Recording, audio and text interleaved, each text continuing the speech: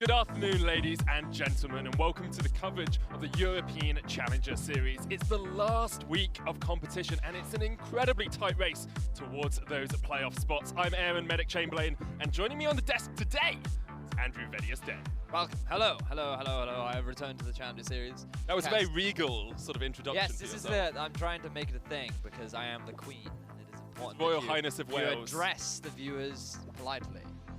One must be kind to the viewers. Exactly. One, Andrew.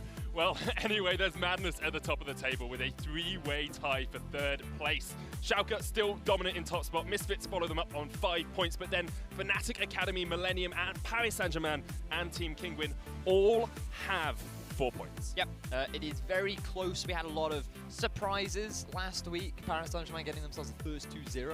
So a lot of great stuff, which does mean that a lot of teams right now are vying for those 4 playoff spots. And it's very difficult for teams because you don't want to be in 4th place to go up against Schalke, but you do kind of want to be in that middle of the pack. You want to, because that would give you the best opportunity, but you also really want to avoid being in the bottom 2 as well, because that's where you end up having to fight against the other teams that are looking to make their way into the Challenger Series. So a lot of exciting, a lot of tense matchups coming into today's games. A huge amount on the line. We have 3 matchups on the card for today, but there is potential for more with tiebreaker scenarios on the cards. Millenium face up against Paris Saint-Germain first, then it's Schalke 04 versus Misfits Academy, and finally Fnatic Academy versus Kinguin.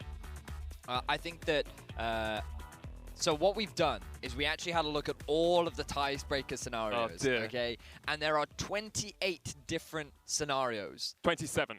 27. There are 27 different scenarios in today's matchups. So basically, if we have a tie in the first game of the or the first series of the day, we are guaranteed a tiebreaker at the end of the day, or at some point, right? So some of the tiebreakers might be played today. Some of them will be played tomorrow, depending on how many teams tie it up at the end. Hopefully, of course, we get through all of the action. But I like League of Legends. I like casting it. I like watching it. So I'm hoping for the possibility of that 5-way tiebreak, which is still in the stars. Our first matchup of the afternoon, though, is Millenium taking on Paris Saint-Germain. On the blue side of Summoner's Rift, we have Millenium. In the top lane is Mimic, their jungler Steel, mid lane Pretty, AD carry Pinoy, and their support Norscaron. Meanwhile, their opponents on the other side of the Rift will be Paris Saint-Germain with top lane White Knight, their jungler Kire, their mid laner Blanc, on AD carry is Pilot, and their support Spraddle. Of course, both these teams tied for 3rd place. You can say that about most of the teams in the league at the moment. Paris Saint-Germain were able to pick up their first win, their first 2-0 last week, and they're looking a lot stronger now. They really are, and when you look back at their series versus Kinguin, they just seem so much more dominant. They had a very quick 24, 25-minute game. They seem to have really good understanding of how to play the map right now. We've always praised them in the past for having a good early game, but the big criticism was always their mid to late game. And I feel like the biggest difference is now that they've got White Knight, they seem to have so much more pressure on the top side of the map. They just seem to have a very vocal individual that seems to be guiding the team in the right direction. And when you can make individual outplays like this, it's no surprise to see why White Knight is adding so much value to the roster. Still gets me now watching that play. It's just perfectly coordinated. It's the sort of thing that you see on Gragas montages and people are like, oh yeah, you do this one time in a million. And White Knight's just like, no, first game on stage, I'm just going to style all over these fools. Did it incredibly well. And he has, of course, replaced Steve. Millenium, on the other hand, 0-2 against Schalke last week. Like, judging against Schalke is very difficult because of how strong they've been. But in Game 2, Millenium actually looked like they were putting Schalke to the test. They were forcing a lot of pressure down onto the Schalke's early game in particular. And Millenium, I think the expectations last week were that they would actually be the victors in that game. They came so close to being able to close things out. But then when it came to this inhibitor push towards the end of the game, they just were not quite able to close things out. Millenium the fact that the enemy team had a scaling comp melt, that any kind of small mistake resulted in the ability for Schalke to pull it back, and that's exactly what they did. But the attitude coming into, let's camp Selfie, let's try and shut down this mid lane carry. It felt like Millenium came in with a really good plan. They acted upon it, and that is good growth for the team, especially considering how far they've come in the Challenger Series. Oh, definitely. We are into Champion Select for Game 1. We've seen Millenium switch up their compositions a little bit over the last couple of weeks. It was quite cookie cutter for the first few... Exactly. For the first few weeks, where they take the Caitlyn, Nami, and then a safe utility mid laner. Last week, we saw them playing the Ziggs, we saw them playing LeBlanc. Do you think we're going to see a little bit more inventiveness from them now? I think that it would be a little risky. I think that you should just stick to cookie cutter compositions, simply because right now we're shifting a little bit more towards carry top laners. You've seen it in the LCS. We saw it a little bit from Kinguin in the top lane last week, where I feel that there's a lot more room for outplay, and I think that when you have Mimic versus White Knight, you're actually looking forward into quite an exciting top lane matchup. And I think that Millenium shouldn't be afraid to invest a little bit more resources into the top side of the map. But right now it looks like the bans aren't heading that way. Yeah, we're rattling through the bans quite quickly. Elise and Tom Kench for Millenium here, and then Rengar and Varus for PSG. So more conventional from PSG. Millenium have decided to pick some slightly odder bans. Well, they want to deny Spraddle that playmaking support. He offers a lot of great peel for Pilot, who has been one of the star players on PSG, I think is fair to say. Now that is unavailable, there's still champions like the Karma, Malzahar still very strong as well. Oh, Jace final ban coming out from PSG, makes a lot of sense. Now, Jhin is available. You could look to just prioritize that champion. He is the best AD carry in the moment right now. And both Pinoy and Pilot play him really well, so I'm not surprised to see that. So Pinoy probably would have gone down to the Caitlyn if they've left it up. PSG now have a few decisions to make. You know, you can look towards that carry top lane that we were talking about, or maybe you just pick something a bit safer. I think you should try and get your jungle early on here. There's no need to really... I'd like to see them get an AD carry relatively soon, because you don't want that pool pinched, arguably. And I think that they should be... we have seen Pilot bring out the Sivir in the past. I think that he can also bring out the Ashe too. Interesting that they actually decide to prioritize on the Lulu.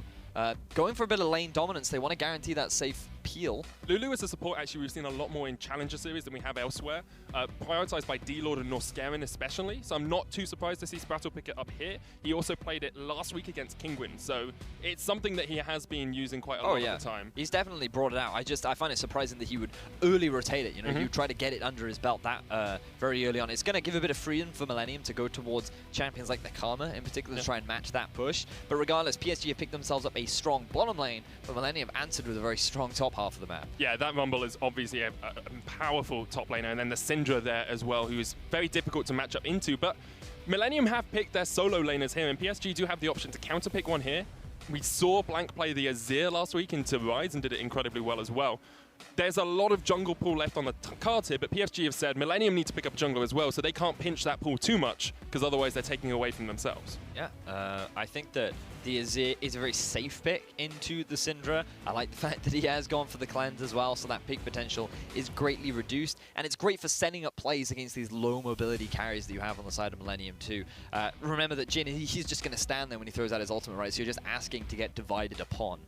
So now we're moving into the second half of the draft. Millenium should look to try and pinch out some of the top lane. No surprise that White Knight are getting a bit of a target. Respect ban, you could argue, in the Gragas. But PSG, fascinating that they're actually banning away junglers, implies that maybe their priority is to get a jungler on the first half. Yeah, it seems a little bit odd to me to ban out junglers, but if they have one in mind, maybe they ban out a couple here and then try and get it, as you say, as that first pick. The Gragas ban moving away from that strength for White Knight in the top lane. We saw him, I mean, Shen's still on the cards here as well. Shen into Rumble isn't the worst matchup in the world. Lee Sin being banned out by PSG, so they're probably going to go towards maybe the Rek'Sai as a jungler here.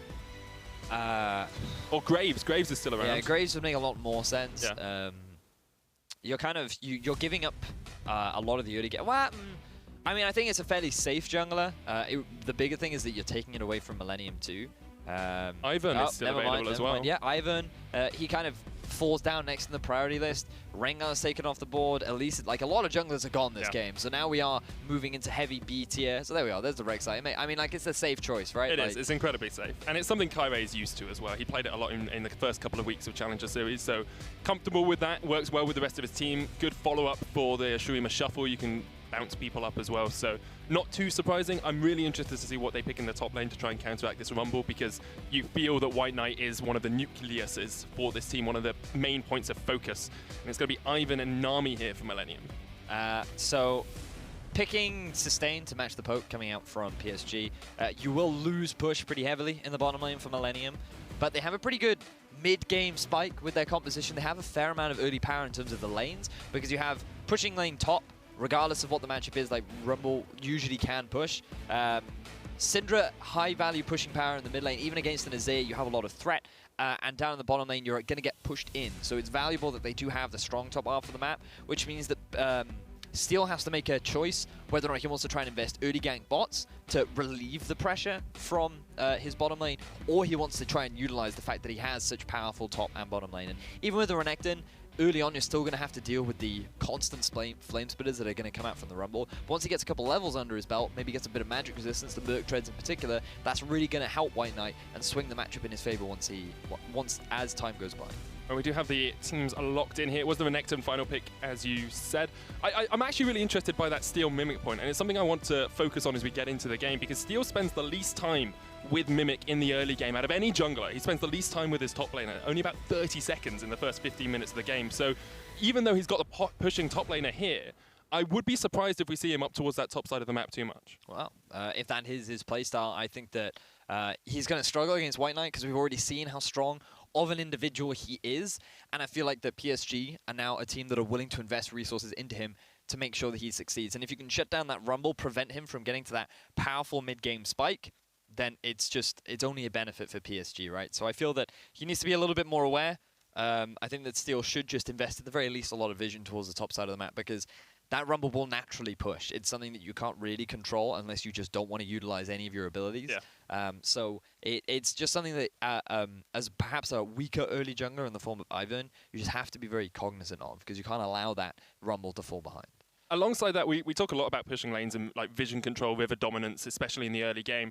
You said that you think the Azir is probably going to get pushed in by the Syndra. Early on, it'll get better as time goes by. Okay, so what is the focus then for Steel? Is he going into the enemy jungle, or is he looking more to try and get ganks off? If he can, you should try and steal away as much of the enemy camps as possible. Denying Kirei will really help facilitate the strong early game that PSG have. And while early on, Millenium will have pushing lanes, the early power spike will actually be hit by... Okay, maybe not from PSG, because I'm looking at this Caitlyn, like, typically you think 3 items is when Caitlyn really turns on. Azir, he wants to have his Rylai's completed, and then Renekton's going to gradually fall off. So I think, like, PSG actually have a kind of a mix and match composition. We can talk more about it as we jump into the game. Well, we are onto the Summoner's Rift for the first game of the day here. Millenium up against PSG. If you want to get involved, make sure you tweet at us with the hashtag EUCS. If you think Millenium are going to win, it's hashtag MILWin. If you think PSG are going to beat their French rivals, it's hashtag PSGWin. So let's backtrack to this comp conversation we were just having, because I think PSG do have a bit of a weird comp. I think that they very much picked towards the lanes. They wanted to get the early Caitlyn in to have the pushing advantage down bot, but now when you look at the composition overall, how do PSG actually start any of these fights, right? Like, the most reliable form of an engage is Kirei coming in from a flank. Maybe you have the Shurima Shuffle come in from the backside. Like, PSG's composition is very reactive, and Millenium don't actually ever have to force a fight because of how easy it is for them to set up a siege. All you have to do, I love the Rumble Jhin combo, where you walk up to a tower, equalize behind the tower, force the enemy back, and then you have the curtain call open up as well. So if the enemy team stick around, they're going to get dived, they're going to die. So I think Millenium actually have just very clear, more reliable win conditions that scale pretty well, largely thanks to the Ivan. So I think that Millenium have really come out ahead of the draft here, and I think PSG, they've drafted a little bit too much towards making sure they have a good laning phase, right? Which I think is a bit of a risk. It's the balance between early and mid and late game that we always see when we come into draft. Like, they've got stronger late game in the terms of the Azir and the Caitlyn, but they needed to try and counteract the pushing lanes that were coming out from Millenium, otherwise they would just lose too much jungle pressure. A lot of it is going to come down to how Kirei and Steel are able to play around each other. And we're actually seeing Kirei start red side of the map to make sure that Steel doesn't get that initial invade that we see from some Ivan. Well, starting Raptors is actually a very common thing to do right now, regardless, because it gives you the early level 2. The small Raptors actually give an insane amount of experience. So it's not too uncommon to have either your mid laner just hit a couple of them or have your top laner help you clear them out so you can get that early level 2. It does mean that you can do reds. Normally the usual jungle path is actually red and then either wolves or blue because you will actually get level 3 off of the wolves. But instead he's just investing into the top side of the map. A little bit surprising because he's actually leaving now a large window. Notice that Steel can... Oh, okay, he's just sending a vision. I thought he was actually going to go for a blue Steel. Decided not to do it. If Steel does go for just an aggressive Steel like that, if Kyrie and Steel face up against one another, it feels very much to me like the Rek'Sai should just win out that skirmish trade. Early on, yeah, it's very likely. Like, Ivan has no damage, so it's very difficult for an Ivan really to win out on many trades early on. Now we actually see Kyrie taking a bit of a creative path here. Both of the junglers have been really slow at getting to that second buff. Kyrie perhaps looking for a gank up towards the top lane. You talked about it in picks and bans, trying to stop this Rumble from scaling up, and that's exactly what he's going to do. But Mimic has a ward there, might have to use his flash to get away. Here comes White Knight, slice and dice. Mimic flashes.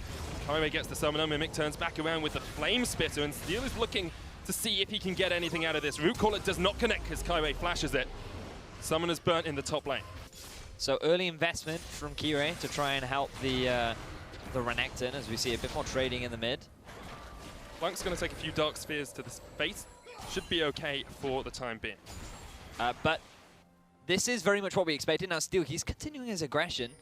Note that Blanc does have the cleanse. He is level 4 though. We saw this happen against Tabasco last week against Kinguin. Blanc got ganked early on, was able to cleanse it. Able to be pretty safe with this Azir. You've always got the shifting sands to get yourself away. Now, so yeah, let's talk about the top lane gank because it's really big for PSG, the fact that now Mimic doesn't have flash. White Knight can afford to be more aggressive. He doesn't have the same sort of vision that he would naturally like. But you can see on your minimap how aggressive that he is actually trading into Mimic. He's diving on whenever he sees an opportunity, utilizing this level advantage, and it just relieves the pressure. So now PSG are confident. They have pushing lane top. Blanc now has a couple levels under his belt, but he needs to be careful. Yeah, has the cleanse, will use it immediately, and then just shuffle his way away. Probably going to go back now to make sure he gets some of that mana back. And the wave's pushing towards the Millennium Tower. Anyway, Pilot caught up here, but Penoy has been whimsy. Exhaust down onto Pilot means that PSG cannot continue their aggression. A lot of trading back and forth all across the map. But look, again, I have to backtrack to the top lane because Mimic is now being forced back. White Knight, he has the level 5. Mimic is going to have to go back to base, likely going to use his teleport just to get back into lane. And it is very important for PSG to be able to get an advantage in this Renekton lane. If you are going to pick it up, you're relying on having a constant pushing lane. You're relying on the fact that you have a stronger spike in the early to mid game. And Renekton, he cannot afford to fall behind this this Rumble. So I like the early investment from Kyrie. So there's a point in the game, especially with Steel, and we have been focusing on junglers a lot, but between about the 5 and the 15-minute mark, he falls behind his enemy jungler in terms of kills and assists and in terms of CS by quite a large margin. And a lot of that is because he focuses on Pretty in the mid lane, spends a lot of time around there, but it's just not effective pathing from him. Against Kyrie, who is actually on the opposite side of the coin, I think we're going to see a massive struggle for Steel and Pretty because they're not going to be able to get ganks off effectively. Well, so far we've seen actually a lot of early pressure from Steel, which you could argue is a little bit unconventional to what we're used to seeing from him. But the fact that Kyrie is tracking him very well is making things difficult for Steel because every time Kyrie is in an area, every time Steel tries to set up a gank, notice that Kyrie is always in a vicinity where he can actually look to set up the counter gank, and he has spotted Pretty. Pretty does have summoners up though, doesn't need to use the flash just quite yet. Trigger Seed comes down, Steel might try and turn this one around, but Blanc gets the damage in from long range, knocked back.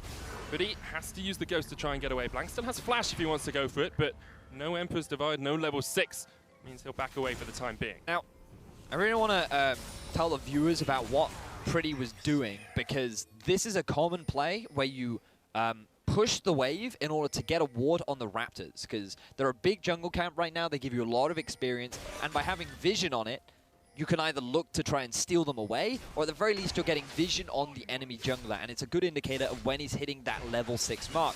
The problem for Pretty is he did not effectively push up the mid lane wave. Blanc was not in a position where he would have lost anything for making that rotation, and Pretty had 0 vision control over the top half of the river. So that play in itself was a mistake because there was not the proper setup, as we see now Kyrie going in for an invade. Steel's going to get taken down to half. Blanc's here as well. Gonna look for this blue buff steal, jumps back in, perhaps didn't want to do that. Mimics here, but there's no equalizer. Spattle's joined the fray. Kirei up towards the top side, will continue to sustain up through the smite. White Knight onto steal though, first blood for him. And once again, White Knight from the top lane helps PSG in the early game. That could have been a completely different fight if Mimic had his ultimate. He'd already used it to clear out the top wave. PSG, they felt like that they were confident enough because he didn't have that ult available. Now Pilot. Pilot's just gonna 90 caliber net out of that. Pinoy used the heal as well, thinking that the Caitlyn would go aggressive, but she's decided just to walk up the river. So, a bit of trading in the bottom lane. Pinoy, though, sitting by himself. The collapse is coming in from PSG. He's pushed up so far here. No teleports for the top laners, but Pilot and Spattle might just try and take him down. Flash away by Pinoy, but he's just dead. Overextends and gets punished by Pilot. I don't know what he was expecting to happen there. You have no support, literally and figuratively, from the rest of your team. You're pushing up alone without heal. Yes, you have flash, but what are you expecting to do? Like, what? I don't know. The play itself was just a massive mistake from Pinoy. He gave away a free kill. It's a tale as old as time for Millenium, though. Pinoy is an aggressive AD carry. Even when he's playing things like the Caitlyn, we see him harassing, trying to take these micro trades against his opposition, getting CS leads, but getting caught out time and time again. But that's like the aggressive part was fine. He'd already forced Pilot back. He had a level advantage, and he was utilizing that, and then he just overstays. Regardless, though, Kirei, he's going to try and put some pressure down top. Mimic does have flash. We'll put the equalizer down. Jump in by Kirei, though. Now White Knight's going to try and take out the Rumble. But just decides to back away. The flash used by Mimic. White Knight, he doesn't have his flash because he'd already used it earlier on. Didn't even have the Dominus. But the fact that PSG are able to get another flash out of their top laner will alleviate some of the pressure in the top side. But you can see, notice that Rumble, he'd already used his ultimate top side. This allowed PSG to go for the aggressive invade. Sprawl had even made the rotation up top. And you'd think, oh, Blanc is in trouble here. But PSG know they not only have the numbers advantage, but they also have the ultimate advantage. So they can look to force this fight. The only real mistake from PSG was the fact that Blanc had no mana. But other than that, it was a clean invade from PSG. It's interesting as well, because in pick and ban, we thought Millenium had the push early on. They had the pressure, especially coming into the mid game. But PSG are the ones doing the invades. They're pushing up the top lane incredibly effectively with this Renekton, and bot lane is in their favor as well. But it's the fact that it's because Kirei invested that early gank up top, right? The fact that Mimic wasn't able to get that free push, the fact that he lost his flash, gave White Knight priority over that lane. Blanc got a couple levels under his belt and noticed that he was always trading aggressively into Syndra. Early on, her damage isn't the strongest, and she has fairly high cooldowns. And the great thing about Azir is you actually don't invest that much mana into trading, because all you do is you summon the soldiers aggressively, and then as the enemy tries to escape, you then chase with the soldiers. So he doesn't actually spend that much mana to trade in lane. So I like the playstyle that Blanc took. He wasn't playing too passively. White Knight was equally aggressive in the top, and then PSG made sure they had that pushing lane down bot, which has given Kirei all this freedom. PSG have taken 1,500 gold lead now, and they're looking to take the Cloud Drake off the map as well. Pretty easy solidification there for them. Getting that. It's not the best Drake to have early on, would have preferred an Ocean, but I'll be happy enough with it. Mimic getting traded on here by White Knight, who goes aggressive with the Ruthless Predator, even going underneath the tower. Mimic puts the equalizer down, has White Knight overstepped, no flash for him. Hex Drinker comes out, but he just can't get the kill, and Mimic takes him out. White Knight, he tries to go for the hero play once again. He thinks he can get the 1v1. But he just misreads the damage ever so slightly. That refillable potion on Mimic, just enough to keep him alive. White Knight didn't have the flash, and he ends up paying for it with his life. I think that he believed that the ultimate was still down. He'd used it in the earlier gank, didn't respect the cooldown had just come up, and he ends up losing his life. So unfortunate for White Knight, no Reddit fame for him this week. Also, Seeker's Arm Guard on Mimic, giving him that little bit extra tankiness into the Renekton, making it a bit harder for him to trade. If White Knight had waited another minute or so, he would have had his flash up. Mimics would have still been on cooldown, perhaps could have dodged around the equalizer. Even then, forcing him out of lane would have meant he'd have to burn the TP to get back, giving you the ability to roam around the map a little bit more, but not to be today, White Knight. Let's have a look at it once again. So note that White Knight had already taken a bit of damage early on. Interesting that he uses the Q. You do naturally max it, gives you a bit of health back, and it's just this slight miss. The slow is enough to take him out of range of the auto attack. White Knight, I believe he thinks that he's gotten the kill with that play, but it wasn't enough. Just the potion ticking over, stopping him from doing it. Means that Millenium still have hope in this game. It's their first kill. Actually going to get onto Blanc here with the root caller, but Blanc will just shuffle his way away. This is the safety that he has on this Azir. In the first few weeks, we saw him getting caught out on things like the Rise, on the Syndra. Now, with the Azir and the Cleanse, he can get out of most sticky situations. Yeah, he's fine. I'd like to see Blanc start roaming around the map a little bit more. Maybe look for a dive top, maybe dive bot. Given that he has the freedom, he has a lot of pushing power in mid lane now that he's picked up his first item, the Stinger, I believe it is called. Yeah. A very shiny sword, used to blind your opponents. Do you think it's based off Lord of the Rings? You have Sting for Bilbo Baggins and for Frodo. Glows when orcs are near. In fact, it glows blue. Oh, that's probably why it's glowing, because you're here, right? You're calling me an orc? That's what I called you. Right, I just called you an orc. One of the hobbits, mate. So I'm an elf, mate, because of how big my ears are. Okay. Or an elephant, often confused between the two. At least can I be an Urukai, because they're muscly. So I'll take that. Now you're just using words, mate. We were just talking about Blanc having push priority in mid lane and maybe being able to roam. Now PSG are starting to deny vision around this river, but up until a couple of seconds ago, they really didn't have that much control around top and bot river. So with this step up by Spruzzle, is this showing us that PSG are perhaps looking for a bit more roaming from their mid laner? Well, I think that the main priority of vision when there's no objective on the map is mainly for security, right? So if you're Millenium, this sort of vision is very much in the top side there to indicate where Kyrie is and where he's looking to gank. And it's very similar for PSG. They want the entrances covered so they can see if Steel is looking for any kind of a gank, because there's no dragon for you to contest. You're not really going to try and fight over the Rift Herald at this point in the game. Towers should be a priority, but for either team, they're more focused on just getting laning advantages for the time being. So a lot of the vision early on is being invested into mainly just security rather than setting up for possible objectives. But now this could change for Millenium. You can see they're trying to get a bit more priority around the river. They're setting up for the future dragon, making sure that they have consistent control.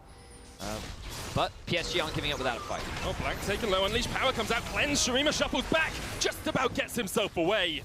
Does have to burn both his summoners. Yeah, so that's Syndra damage, and she does... That's through a Negatron cloak as well. She's super effective against flying types, who would have thought? Regardless, Millenium, they now have strong pushing power onto this mid-tier 1. Kira, he doesn't really have the wave clear, but he's doing his best. Of course, one of the weaknesses of Ivern now is he doesn't regenerate. Daisy doesn't regenerate outside of combat. So as soon as she takes any damage, it sticks. Which makes it a little bit more difficult to keep that Daisy immortal, as he used to be able to. But Millenium, with that pressure, managed to take away the blue buff. Steel was smited, and looks like Pretty's just going to go up and pick up his gift as well. Yep. Millenium, at the very least, they get themselves some chip damage onto that tier 1, as well as stealing away the blue buff. So overall, advantage game for Millenium. Gold, it's still in the favor of PSG, though. A lot of it is actually coming from the difference in jungle farm. Kirei investing a lot of his resources into farming, something that he is very used to, something that he's demonstrated a lot during the Challenger Series. This is something I was talking about earlier on, though, and we were discussing. You know, Steel, between that 3 and the 13-minute mark, tends to fall quite far behind his opponents in terms of CS, and he hasn't. He's got a couple of ganks off. He's stolen away a blue buff, but he's not getting any kills, not getting any assists.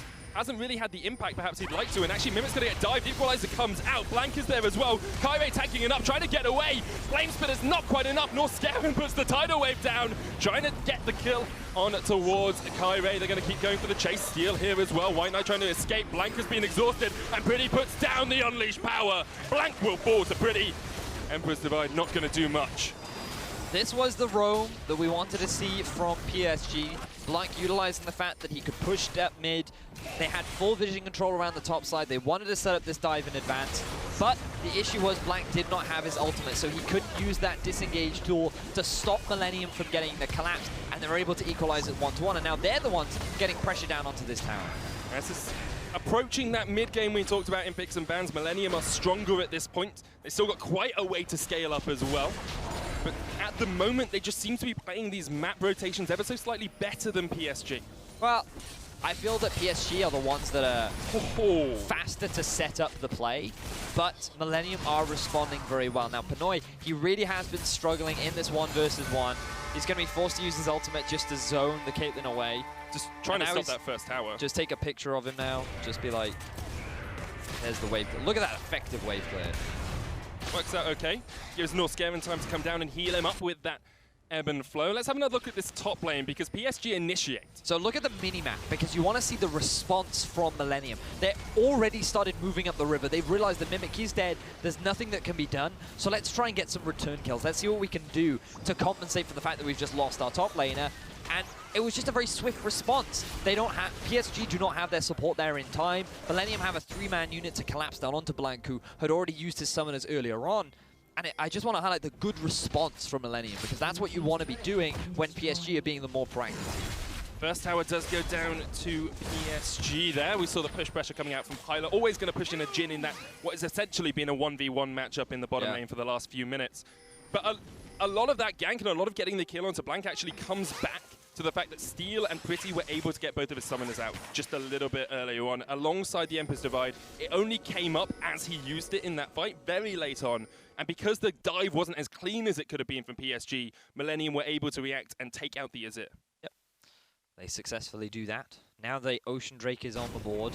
You can see a bit of vision being set up from both parties, but PSG have gotten themselves the Scuttle. So they have lure control. What do you think of my friend? I think it's actually Millenium who've got the Scuttle around the dragon. Oh no, it's not. So for some reason, Millenium were red. Wow. Hey. Always a risky gamble, my friend. It is, especially when you're entirely wrong. Daisy goes in, gets forced back by Blanc. Blanc has got great wave clear on this Azir as well, with those Arise soldiers. Can just stop any pressure that Millenium are putting down, and PSG continue to extend this gold lead, albeit slowly. It's only 3,000, but that's gone up from about 1,000 a couple of minutes ago. Oh, well, the Drake will be started. TP's on both parties, but it looks like that with the Azir push in the mid, the fact that Steel is top side of the jungle, there will be no contest. Free Drake going over to PSG. That's 2 on the board for them now. We're approaching the 20-minute mark, though, Vedius, and we consistently say PSG, great early game. You know, their early game is strong. It's the best part. Millenium, in picks and bans, we talked about it. We think they've got the mid-game pressure here. How do they react to PSG's early game lead? Well, for the time being, they just need to try and force a fight, right? But the issue that they have is that the Rumble is not as strong as they would have liked. He does have the Horning guys.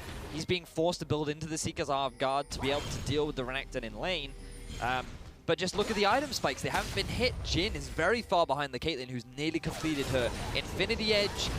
The Syndra has the Morellonomicon, but the issue that Millenium have had is they haven't used the pushing lanes that they should have had initially, right? We've seen a bit of aggression coming out from Steel to try and counteract the Azir, to try and counteract the Renekton, but it has not been effective, and this is what has allowed PSG to be able to just farm up, be the more aggressive laners. Kira has been the one consistently getting the invades off and denying all these camps from Steel, and it just means that they are going to hit their spike sooner, so it's difficult for Millenium to really try and force anything right now, especially when, how do they engage a fight too? Like, neither team have that natural way to force fights. The most reliable thing for Millenium to do is to throw down the Equalizer and follow it up with the Curtain Call, but they're not being given any opportunity to do that.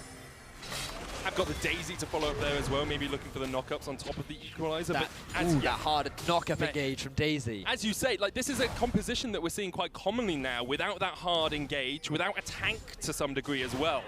And the best teams can make it work. The SKTs, the KTs of the world make it work. Deadly Flourish onto Blanc has to cleanse it away, but I'm not sure if Millenium are going to be able to use this comp as effectively as the teams that can make it work. Well, the thing is, if you want to play these high damage comps with no innate engage, you need to be good at playing around vision and forcing objectives. Like this is perfect for Millenium, right? Like, this is what you need to be doing. You group as a unit and you force these objectives. The ideal for Millenium would have been to advance your vision line into like the top half, so you have a ward in like the Raptor camp, maybe a ward on the bottom side too near blue. So then you have all these angles covered to deny any kind of flank from PSG. But regardless, the play itself was fine for Millenium because they took advantage of the mispositioning of PSG, and that's what you want to be doing when you have no natural engage comp. It's very much a matter of, hey, these guys are out of position, let's try and force something on the map right now, using on them as advantage. But that all comes back from vision, and that's, I mean, it's just a natural challenger thing. Like, you don't get punished for not having proper vision, and it's just something that you have to look, you have to be very aware of and have to actively work on in order to properly utilize it. Battle's trying to get vision around the top side. Mimic could have been caught out because Pilot and Sprattle have switched up to this top lane, leaving White Knight down in the bottom side. PSG playing around towers here. They got bot lane tower, now they say, okay, We'll take Pilot and Spassel, we'll put them up towards top and try and shut out that tower as well. But Millenium have reacted with Steel coming across, Norskeren there, and Pinoy on his way. I think this is a little slow from PSG. Felt like they could have made this move earlier, because then when Millenium were grouping up as a unit mids, that's when PSG could have traded towers. Regardless, they have now made the move. Caitlyn has already demonstrated her dominance over the Jhin in the 1 versus 1. White Knight can keep up pressure in the bottom lane. He has TP to join, and now Pinoy has to flash away. Exhaust comes down. Pilot's going to continue with the chase. Headshot after headshot. The auto's coming out. Infinity Edge completed. He can't get it. He's dived the tower, and he's died for it. I have no idea what these AD carries are doing. Why not just be happy with the fact that you zoned the enemy AD carry away? Like, he's taken so much damage. You can ult him. You can just zone him away from the tower. The objective should be your focus. But no, let us die. Let us believe that we can outplay the tower and the Jhin and fail miserably. So towers have pretty good mechanics. Yeah, very consistent. 100% hit rate, I would say. Never miss a skill shot, bro. Because of that, Millenium will look towards that top tower. White Knight's going to go on to Mimic. Equalizer comes down, just trading in and out, and slicing and dicing his way away. But now we see Millenium hitting this mid-game, starting to spike up, albeit because of some mistakes from PSG, but they equalize that goal to within 2,000. And this is some of the criticisms that we've had for PSG from an individual level. Pilot definitely still as aggro as he was back in week 1, believing that he can take on the world, and the world just slams him down in the face. Just watch the play, right? Because the play onto Pinoy is fine, right? They invest a lot of resources. At this point, you back off. Or at this point, you can't. It's just a little bit too much. Pilot. Both of these AD carries are known for their aggressive plays, though, and you could see Pilot could sense blood. He could sense his second kill of the game. However, because of that, now Pinoy has Infinity Edge and Yumu's completed, so the itemization between the AD carries starts to equalize a little bit. Millenium starting to get towards these spikes. PSG will eventually get the tower down, and they maintain a steady lead, but they aren't playing as well around it as perhaps we would have expected after their last week's performance. Yeah. These mid-game decisions from PSG, perhaps not the strongest. But they still have plenty of time to turn it around. The game is not over. They still hold on to the goal leads. A lot of items being completed. 2 major ones. I like the early Void Staff from Pretty, because there was a lot of magic resistance coming out from the side of PSG. Something that we actually haven't touched much on is the triple AP, quadra AP, you could argue, if you include Nami, from the side of Millenium. Means stacking that magic resistance will be very important.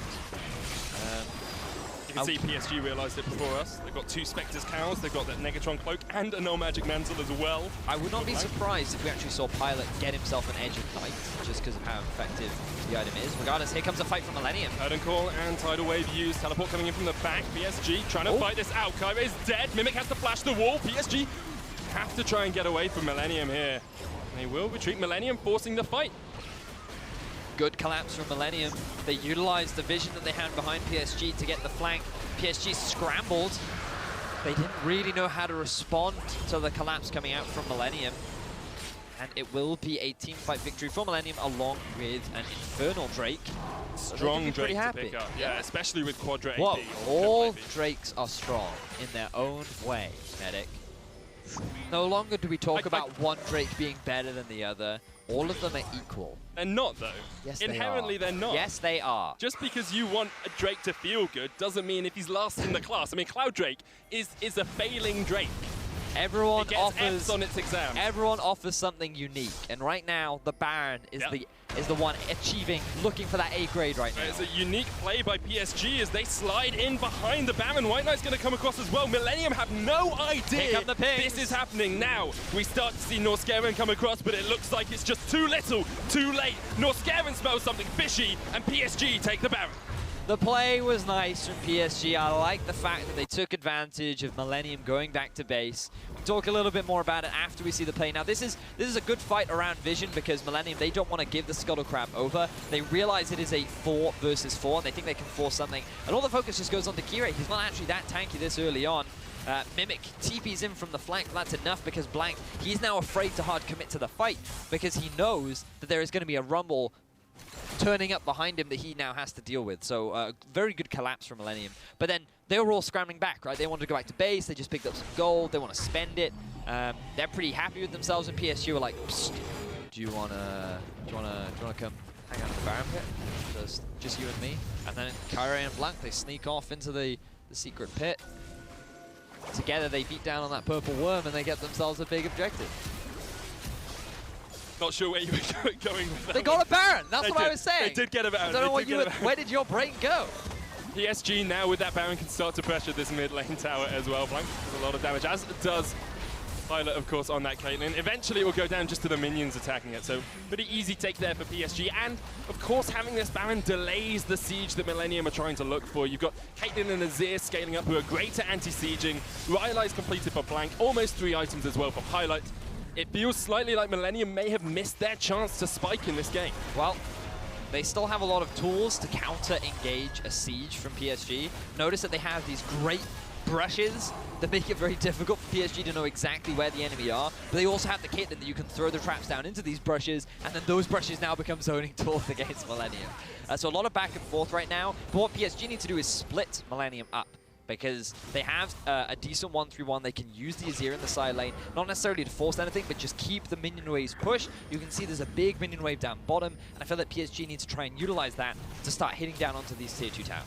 And it feels like they're developing that as well, because they're starting to advance their vision line. Strong vision in the blue side of Millenium's jungle. Now they're stepping down. It's going to be a 1-1-3 rather than a 1-3-1, but they're happy enough to enact this strategy. And this is where we start to see if PSG have cleaned up their late game decision making, because up until last week it looked very weak. Millenium much more a late game team.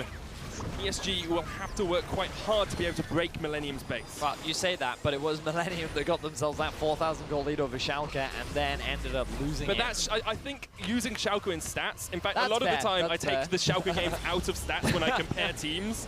So I'm like, if you look at Fnatic Academy, they have one game where they were 12,000 gold behind at 15 minutes because it was against Schalke.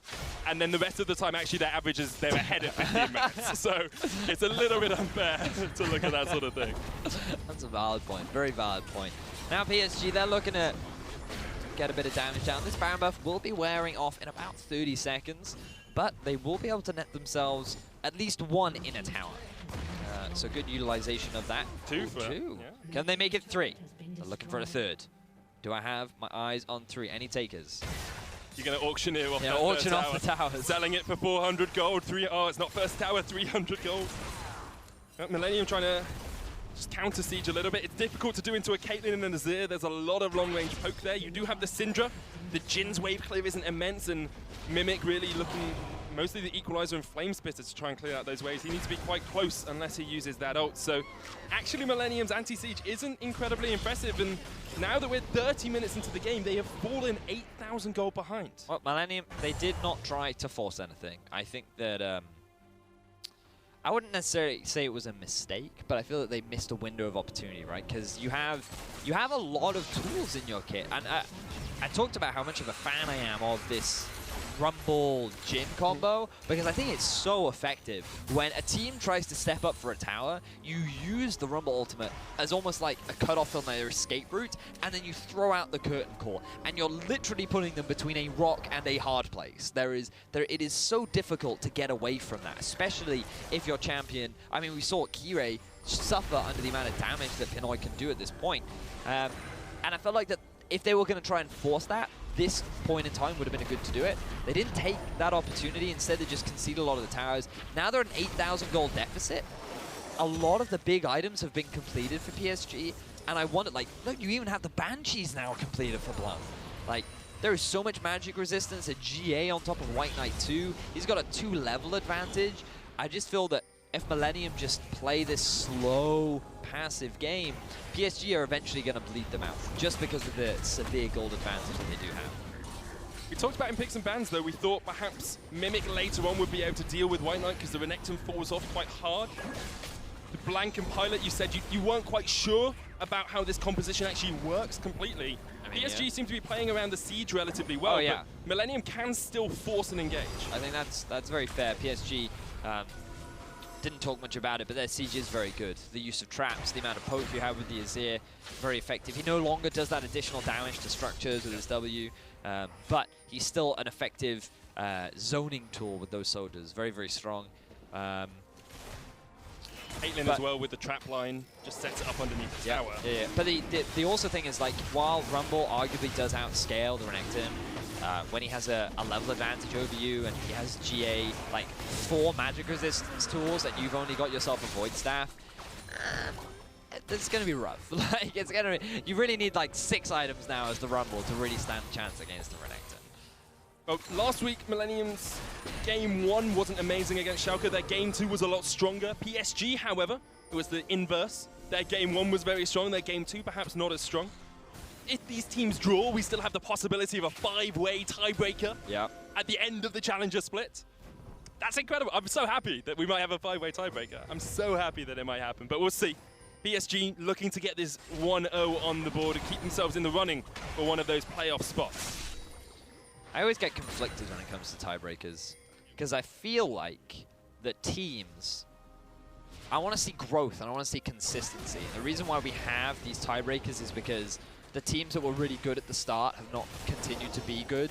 And some of the teams have improved, like PSG, they've definitely gotten better, but at the same time, you would have expected other teams to improve at like, the same rate. And so, like, while it is great, yeah, you get more League of Legends, you get more exciting matchups, at the same time, it's also saying, like, a lot of the teams have had very inconsistent performances, and when you're looking at future LCS talent, I sit there and I think, is this really one of the teams that I think can take games off of, like, Origin, Roccat? Like, if they're just as inconsistent as these 2 bottom teams in the LCS, I mean, Giants and Vitality as well, still possibility of them dropping down. Like, then it's, you know, a lot of question marks. Baron begun, TP started by White Knight, cancels it, and Mimic is on his way up here. You have got the Azir, you've got the Caitlyn as well, but oh my God. So low. Kyve trying to take him out. Now Millenium have to back away. Mimic puts down the Equalizer onto all of Blank and the curtains open up. Kyve the target, he takes 1, he takes 2. Mimic spitting flames pretty off towards the side, trying to get the damage down, just can't get enough. And meanwhile, White Knight continues to split in the bottom lane. Now Millenium, they try to force the Baron. They feel that their counter engage is strong enough that they would be able to win out in that exchange. But PSG, all they did was buy time. They forced Millenium off the Baron. They then very quickly disengage from the fight. Now their priority is immediately onto the Baron again. Mimic, he does have teleport, but he has no ultimate, and PSG, they're doing a lot of damage to this Baron. No tidal wave, no curse and call, no equalizer, perhaps no hope here for Millenium. Pinoy caught out. Blank goes in with the Shurima Shuffle, decides against it, and the Baron has been stopped. No vision on it though for Millenium. White Knight now joins the party. He's going to get bubbled up. Pinoy trying to get that crit down, but just does not do that much to the beefy Alligator, and PSG once again turn their eyes towards the Baron. We've seen them throw here before. Millenium will be hoping to be able to catch out one member of Paris Saint-Germain. A lot of ultimates are coming off cooldown though. Battle over the Baron. White Knight flashes in onto Pretty. Baron goes down. Rek'Sai gets it. White Knight into GA. Mimic in the front line's dead. And now PSG can look for the re-engage. They got the Baron. They got a kill. White Knight jumping across the wall. Ace in the hole onto Pinoy. Gets Pretty instead. He tanked it up. Pinoy now needs to do some magic to get out of this tricky situation. Blank on top of him. He's dead. It's a double for Pilot. Kyrie takes out Norskeren as well. Only Steel left alive as PSG collapse and get the ace around the Baron. Good decision making from PSG, utilizing the fact that there were no ultimates left available for Millenium. PSG knew that the only way Millenium would be able to win out on a fight was if Millenium were able to get this big damage combo down onto the enemy lineup. But with those unavailable, with the big gold lead that PSG have, they are easily able to win out on the fight, and they're going to be able to take game 1 of this series. We asked if their late game was better. PSG answer with a resounding yes. They're going to take game 1 over Millenium and get themselves closer to those playoffs.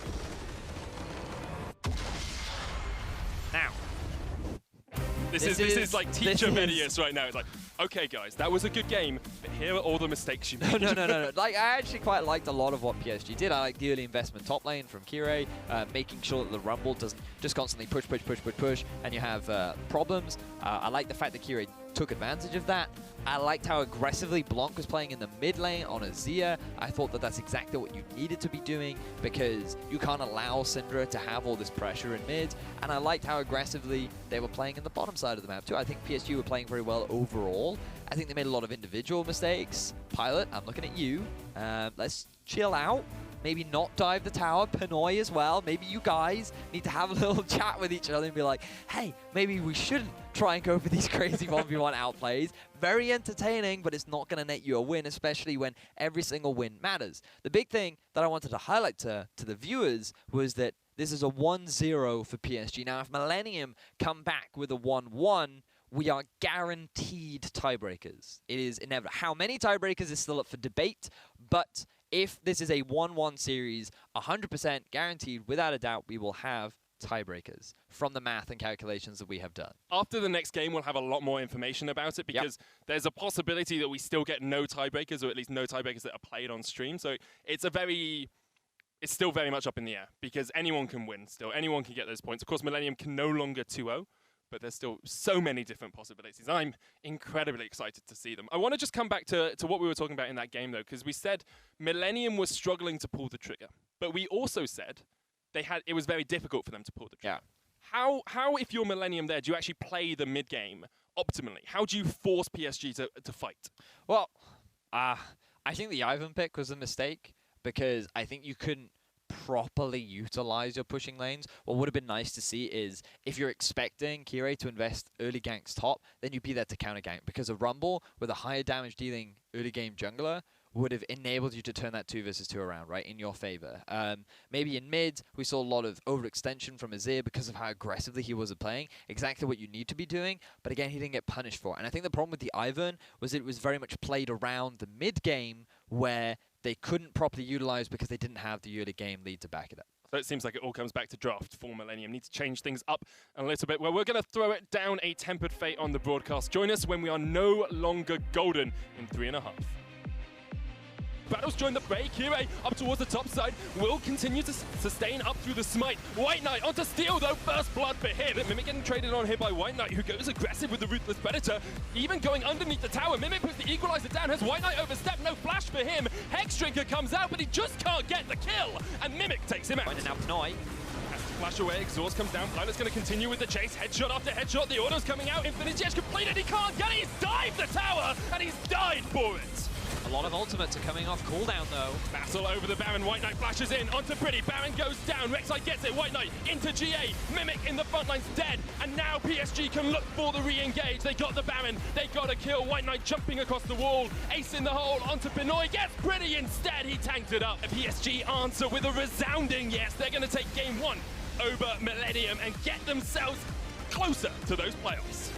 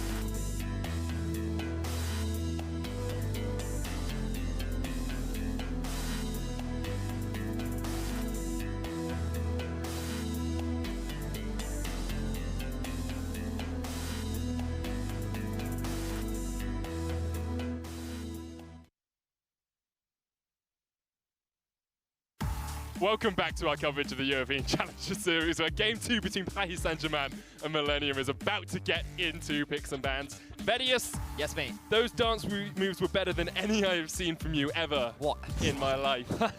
We need to go to the dance floor. We need to go to Boogie Town. You never come out, man.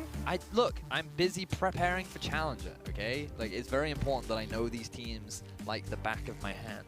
That's the back of my hand. I looked at it. You know it so well, you can't even identify it on your own body. Well, these two teams, I'm sure, know the feeling of getting into Game 2 of a series. It's their 5th time. I always said 4th. The 5th time they've done it this split, and they are still fighting for their playoff contentions. Millenium, not able to win Game 1. PSG were able to take it away.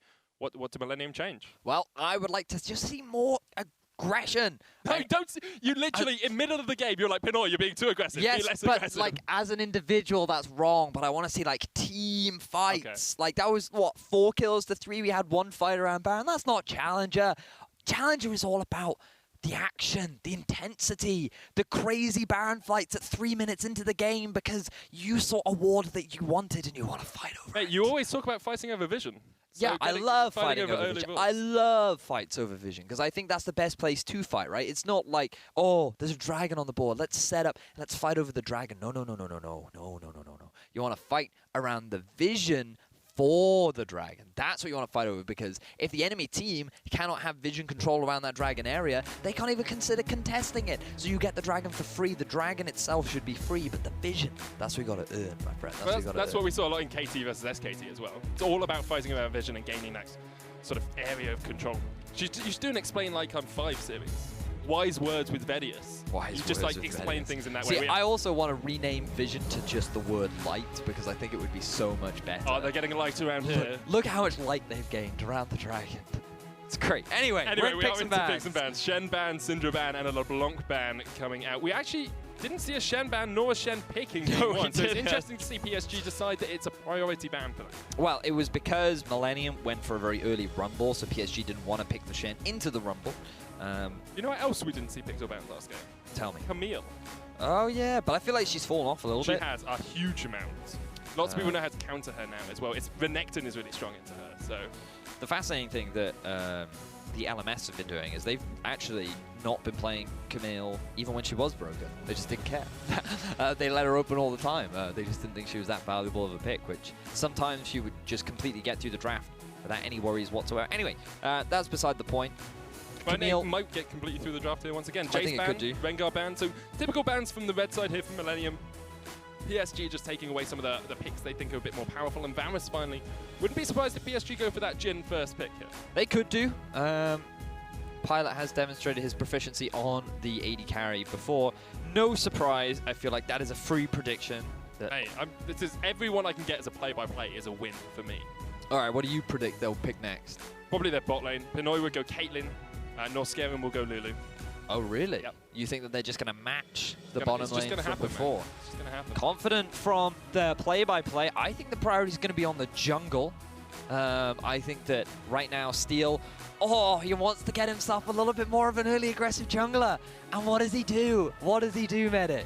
He picks up the Elise, but I worry for this because Steel isn't known as an aggressive jungler. He tends to just play around mid lane, play around vision more than anything else, and does look like it's going to be Caitlyn as well for mid lane. Could be the Ashe. Stop talking about the hovers. It's always a bait. Man. You can't. It's not a hover when it's Pinoy. it's going to be Caitlyn if they pick Ashe now. So just, no! Millenium, why'd you do this to me? Oh, my word. I like this, though, because it shows they're stepping away from the conventional style that we saw them play earlier on in the split. Engage. Look, early aggression from Mimic. It's the engage from the Ashe. This is what I wanted. This is what we're going to be seeing from Challenger. It's more of a bloodbath now. Adopting your Welsh accent for a little bit. Whoa, now. Whoa. No. No, mate. No. Anyway, Graves going to be picked up, I think, is a little bit more of a scaling jungler. Great, actually, into Elise. A bit of a niche reason is because of how effectively he kills her spiderlings, and it's surprising how much damage she gets from her spiderlings. So being able to take them away in a 1v1 duel really is helpful. Also helps you tank up some of the jungle camps on your initial clears. Yeah, Meaning you don't but also just Graves is like, he hurts. Like being hit in the face with a shotgun really sucks.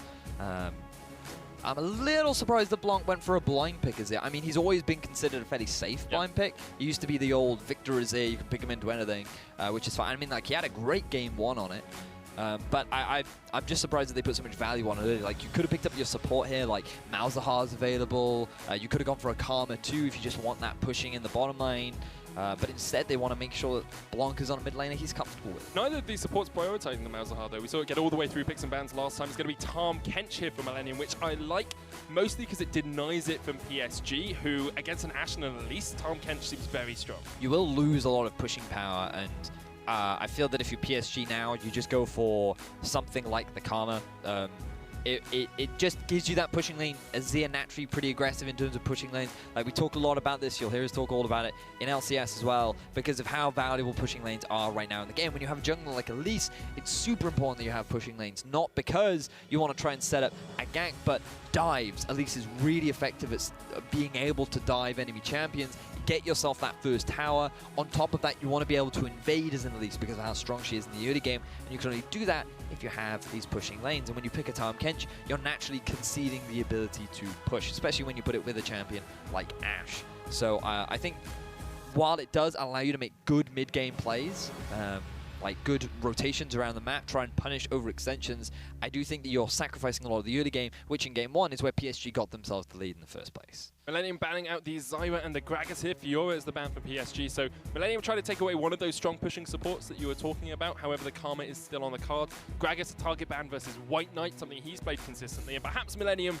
thought White Knight might pick it up this game because of that Fiora ban. Talia getting taken away from Pity as well. Can still fall back on that Kassadin, on that Rise, on that Syndra. Oh no, Syndra's been banned. On the Kassadin or Rise if he wants to. So I actually love the Talia ban because she is one of the few champions that does really well into Azir.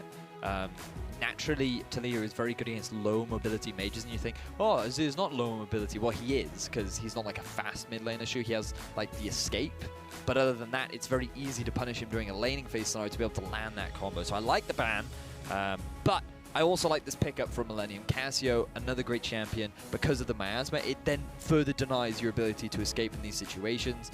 And your early trading is very effective. The big problem you're going to have is you have such low range that it's very easy for the Azir to constantly poke you out, punish you, and it does make your laning phase a little bit difficult if you are the Cassio.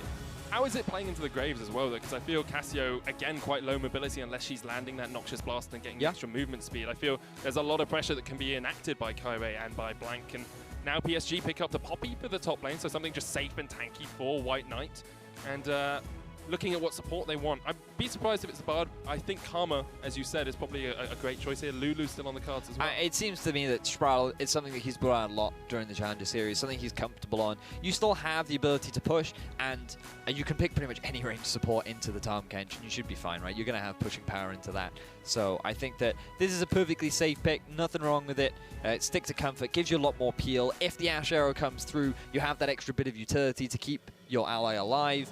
It's great for champions like Renekton as well. Lulu, I'm surprised Renekton actually went into this because of how effective she is at like kiting, right? Because you give the movement speed bonus from the Whimsy, you have the Glitter Lance for the slow, you have the shield. Really good for keeping that Renekton off your carry's back. So Poppy pretty good into the Renekton later on as well. Steadfast Presence, Hammer Shock, very good at slowing him down, knock him into walls when he jumps in. Even got the Keeper's Verdict as well to try and knock him away if he gets into the midst of your team. So I just want to come back to something we talked about at the start of Pick and Ban. It's something you said we're going to talk about a lot, push priority. Yep. Millenium, when they locked in the Elise, you said, okay, they're going to pick pushing lanes and they're going to look for those Elise ganks because she's so good at tower diving. Yep. Have they been able to do that in this draft? Well, they've been able to get it on top side with the Renekton because he will naturally push into tanks very effectively, especially someone like a Poppy. So yes, they've got it on the top side of the map.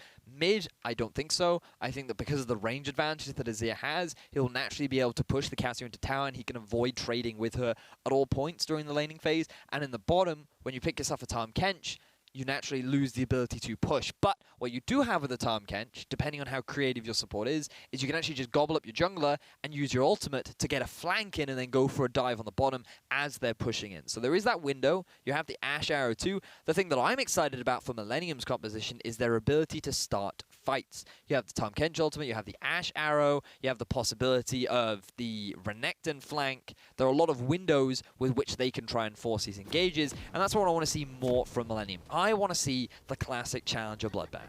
Well, we are into the second game of this series between PSG and Millenium. If you think PSG are going to win, make sure you tweet at us, #PSGWin. and hashtag EUCS as well. If you think Millenium, on the other hand, will tie up the series and keep that 5-way tiebreaker alive, hashtag MIL a win.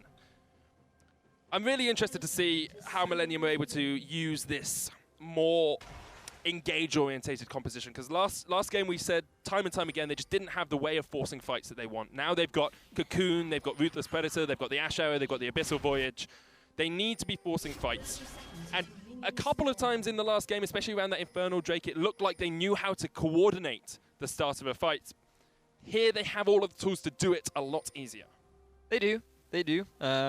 But also for PSG, look at all the disengage tools that they have. You have the Emperor's Divide, you have the Lulu Ultimate, as well as all the CC that Lulu naturally provides. You have the Hammer Time from White Knight. Like, there are a lot of tools to prevent a lot of these engages too. So I think the setup is going to be very important for both teams. For Millenium to get a reliable engage, they want to have that flanking opportunity, which is why this time Kench Ultimate is going to be very valuable. At the same time, PSG need to better control their vision to prevent Millenium from being able to get these effective flanks off. But it's that arrow that's going to be the big determining factor, I feel, in this game. Steel's going to start on his blue side jungle, going to solo it as well, use those spiderlings to try and tank up some of the damage perhaps. Juicy play-by-play of a blue buff take. I love that, man. I was going to move it into a point.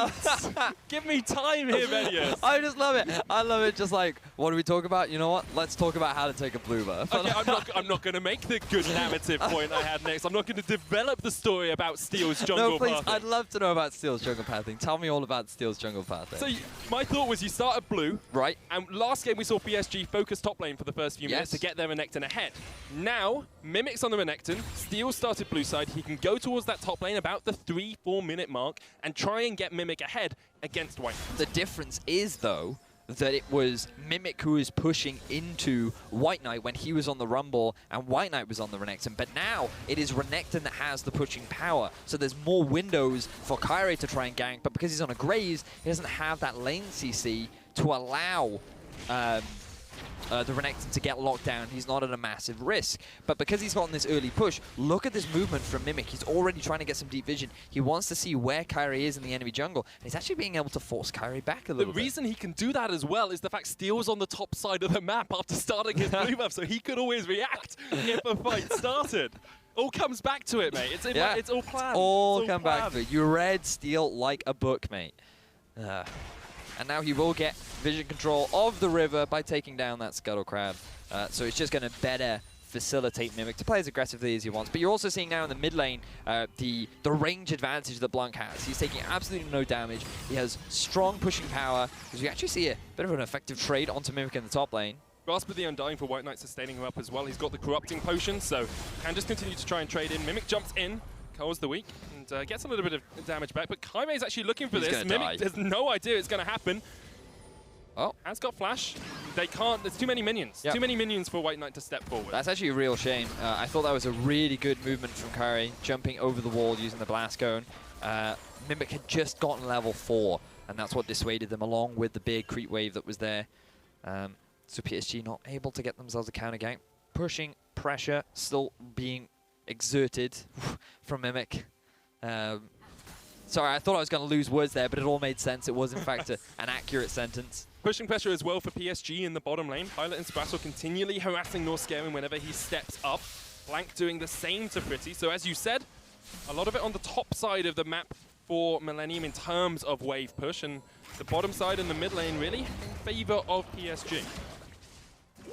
I think it's worth talking about this bottom lane of PSG because we saw in game 1, Pilot really bodying Pinoy in the 1v1. It did help that he had the Caitlyn into a Jhin, but also just the way in which he was playing the game overall. Other than that one mistake that he made in the top side, I felt like the Pilot had a very strong performance. Trade in by Pretty. Blanc actually tries to jump back in, but he has to use the Ghost to get away. Had those Twin Fangs chomping down onto Blanc, but the Snake can't quite take down the bird yet. nothing but respect for Blanc in that trade, because I would have just backed out. Like, oh, I'm going to die to Casio, flash, run away. But Blanc was like, nope, I know I'm going to get the shield on the E. I know that he's in the minion wave, so I can utilize that effective damage. I can actually win out on this trade, and he forces the Ghost out of Pretty. I like that awareness. And now both junglers just moving to the mid. They want to help get the push so that their mid laners can go back to base, buy some of their items. Blanc very likely going to work towards some very early magic resistance once again, because you have the Casio and you have Steel on the Elise. And right now, Kira just investing a bit of priority, getting around control of this dragon. Kira does have the level advantage over Steel as well. He's sitting 12 CS up, mostly because he's taking his Quags once. So that's 10 CS right there. Oof. But he's also got stronger vision control of Steel. If you look, he's got Scuttle Crab around the Ocean Drake. He's got a ward in the river, a ward stepping up towards that mid lane as well.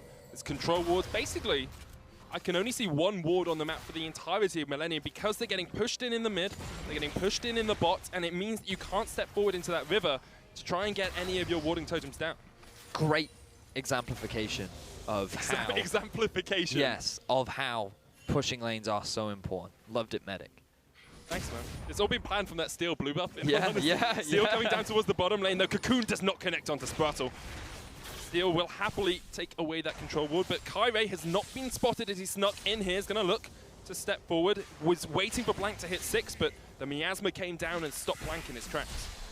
At the very least, they were hoping to try and get a flash out of Pretty, but they could not quite pull it off. And now, Pretty as an individual is someone that Steel often invests a lot of his resources into trying to get him ahead. And on the Casio, he has a lot of potential to snowball this kind of a game, but we haven't really seen much from Steel. And you talked a little bit about it in Game 1, where he's often behind his jungle opponent. Well, it looks like we're seeing that once again here.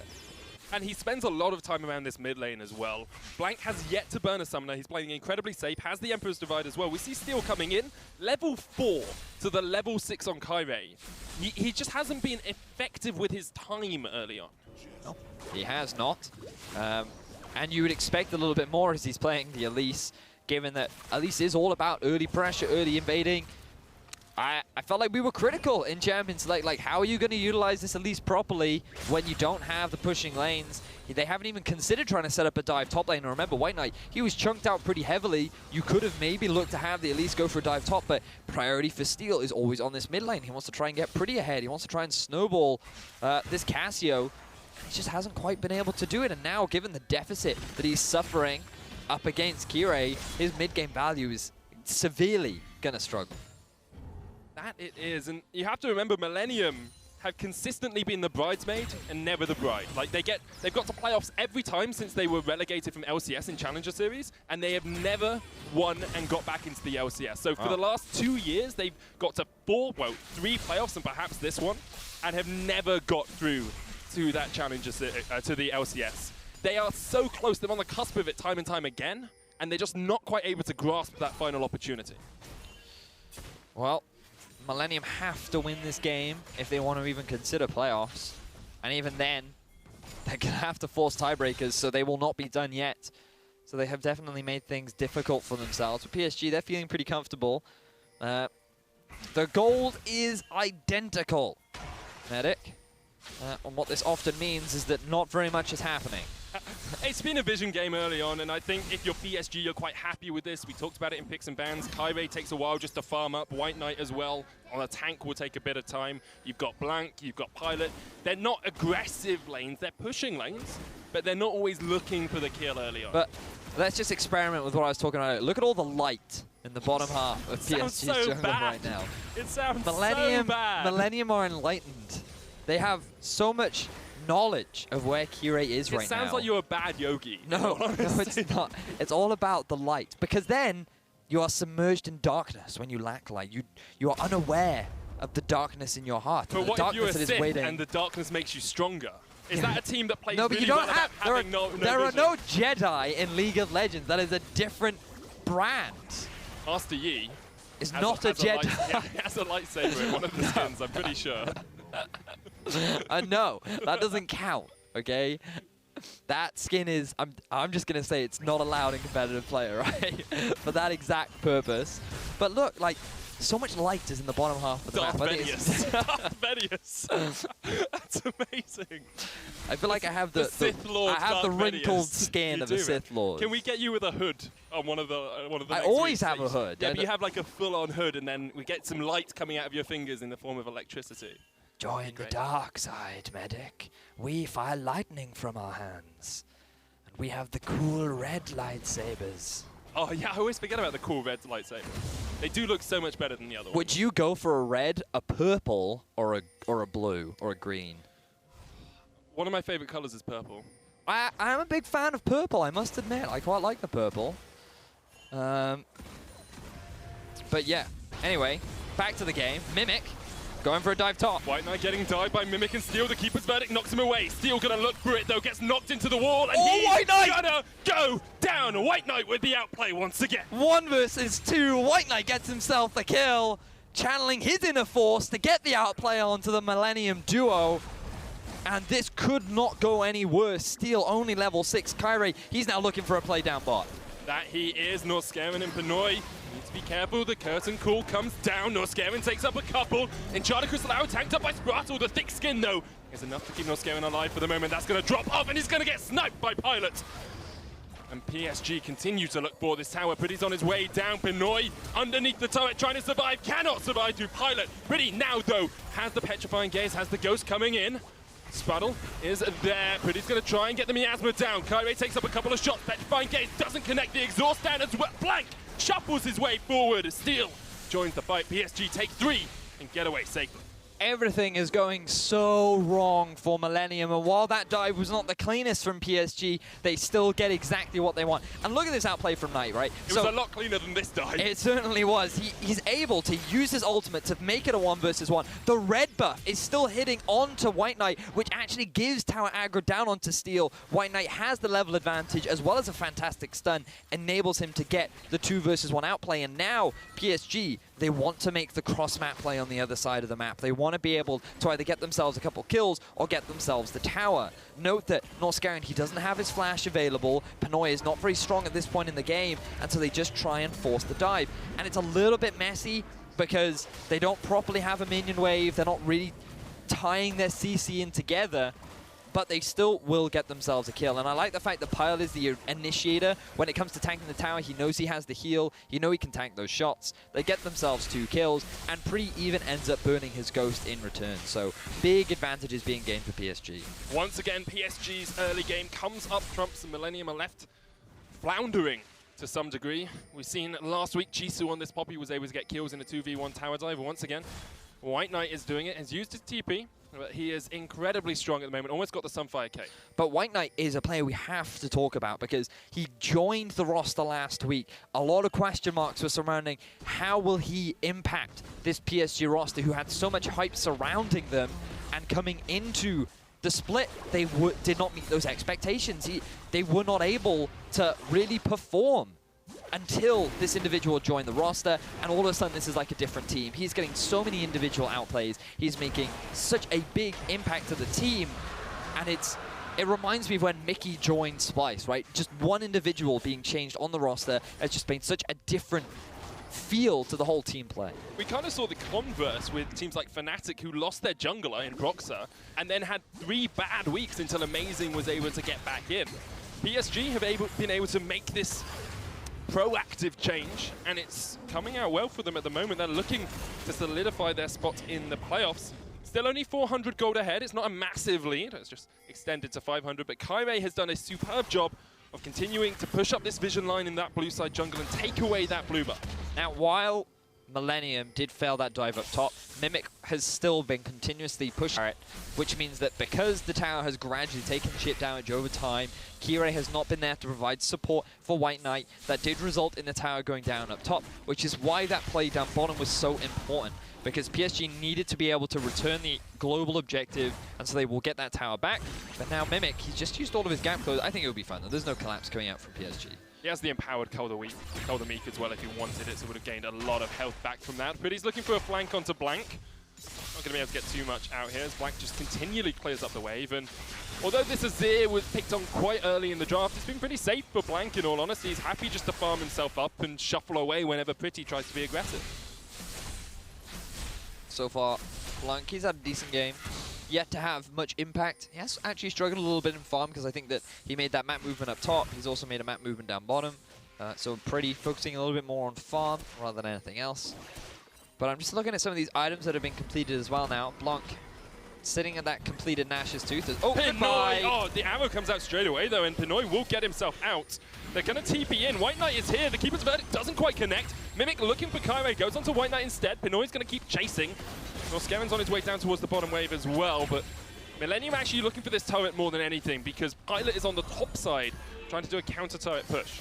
And notice that Steel and Norscaren are making their way through the jungle. They have the 4-man unit. They don't have a minion wave though. This wave is a long way away.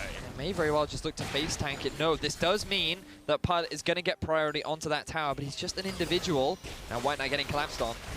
That fast person comes down. He's going to put the hammers out. Looking for the Devour. Norscaren flashes in. White Knight has to flash away. And Millenium will be able to get the turret in that bottom lane a little bit quicker, you have to think, than PSG. However, first turret's already gone down. So it's not the end of the world. I think the trade is fine. PSG make the right decision. Millenium wanted to try and get themselves a kill as well. You can see the intent. They realize, oh, Pilot's up top. Let's not bother trying to match it. Let's just make the cross-map play in the bottom half of the map. And so they will equalize out on the objectives. But it is actually PSG that is sitting very comfortably now in the gold lead. And Blanc is slowly chipping down onto this mid-tier 1 as well. So PSG are actually in a better setup to continue utilizing this gold lead that they have. Scale really well as well with this Azir, but he's looking for the chase. Noxious Blast will get the speed up. Blanc jumps in. Petrifying Gaze does not quite connect, but he does have Flash if he wants to chase this. Flash away by Blanc.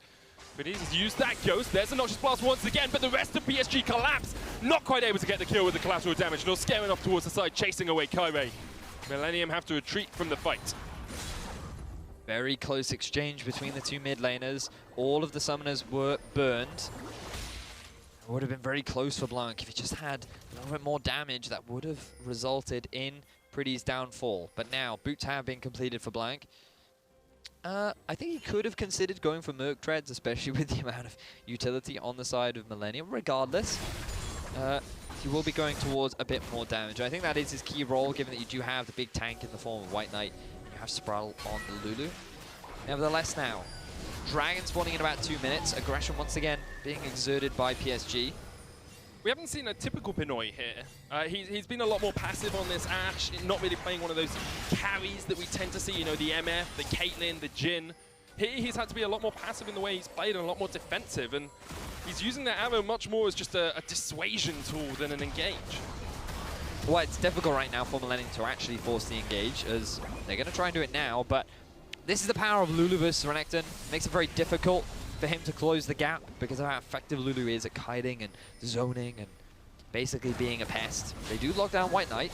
But it's just a helping Lol, shield, and jokes. White Knight doesn't do much at all. It's battled out towards the side, but he's trying to face into Blanc, but Blanc dodges out the Noxious Blast. Twin Fangs out, Petrifying Gaze comes down. Here's the Curtical Pinoy looking for Blanc. He gets taken low, but devoured up by Norscaren. Steel gets knocked back as well. I thought there was a Kha'Zix in the game when I saw the insects jumping across the map like that, but they do get the mid lane tower, and PSG are continuing to chase Pretty up towards the top side. I think he might escape, although they spotted him with the Scryer's Bloom, and Blanc is on the flank.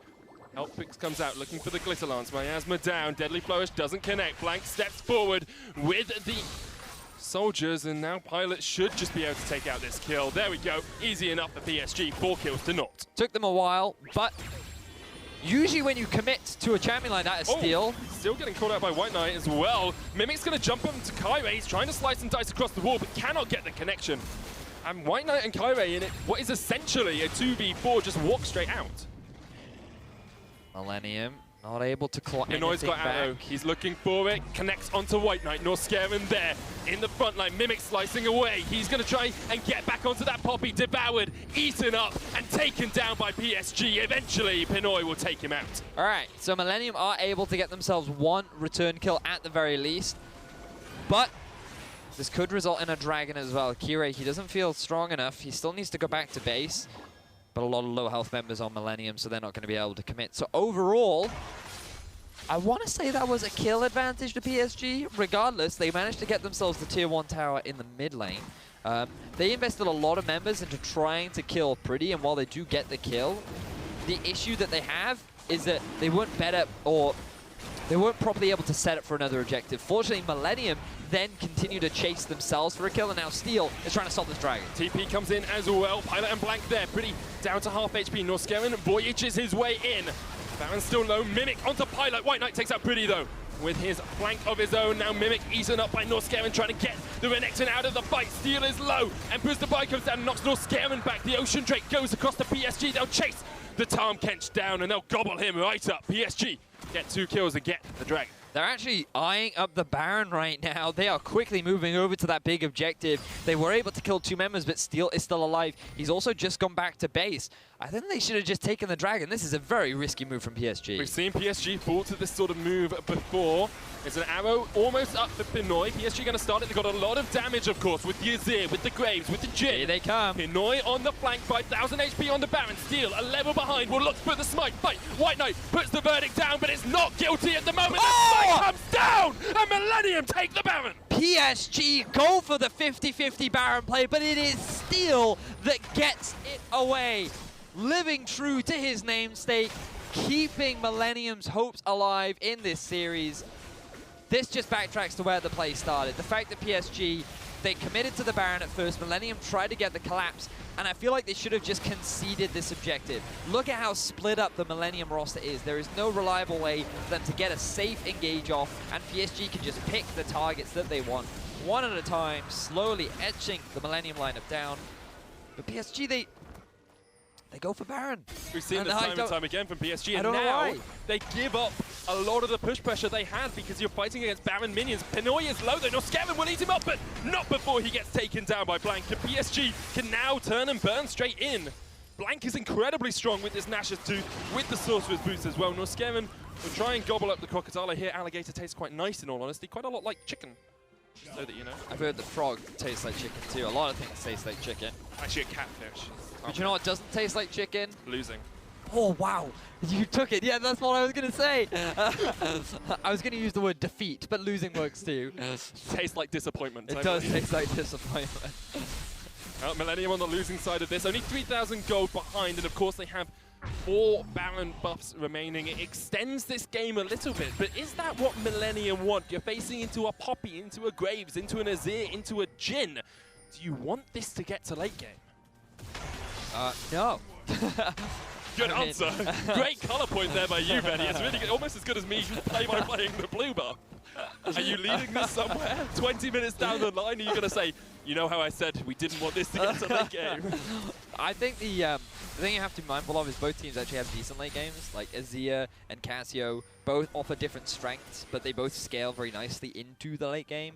Pretty is more like high single target damage, so even if a Poppy's on the front line, the issue with Casio is that she will just shred through you, but so much more value is given in team fights as Blank gets locked out. Arrow onto Blank, Steel there as well, and he's just dead. No cleanse available. Pity's going to ghost in. They're going for the chase. Abyssal Voyage. Used Tarm Kench comes down and gets knocked away straight away. Millenium decide against continuing this chase. Mimic still in the bottom lane, and we'll look for that push on the turret. Has Baron, of course. It's going to be very difficult to deal with on this Renekton. So good pick from Millenium to be able to catch Blank out. He's going to be a lot of their wave clear. And now Millenium can look to set up a siege onto this outer tower. They have the TP available, but ooh, PSG going for the re-engage. Garden Core comes down, Pretty's low. Norskeren just trying to tank it up. Of course, has the thick skin, will use it. Not quite quickly though. Jin's holding this final shot. Oh! Pretty gets taken down. They get a turret in the bottom lane. Millenium will be okay with that trade, but PSG will be very happy they were able to get a kill. So PSG, they still lose the inner tower in the bottom lane.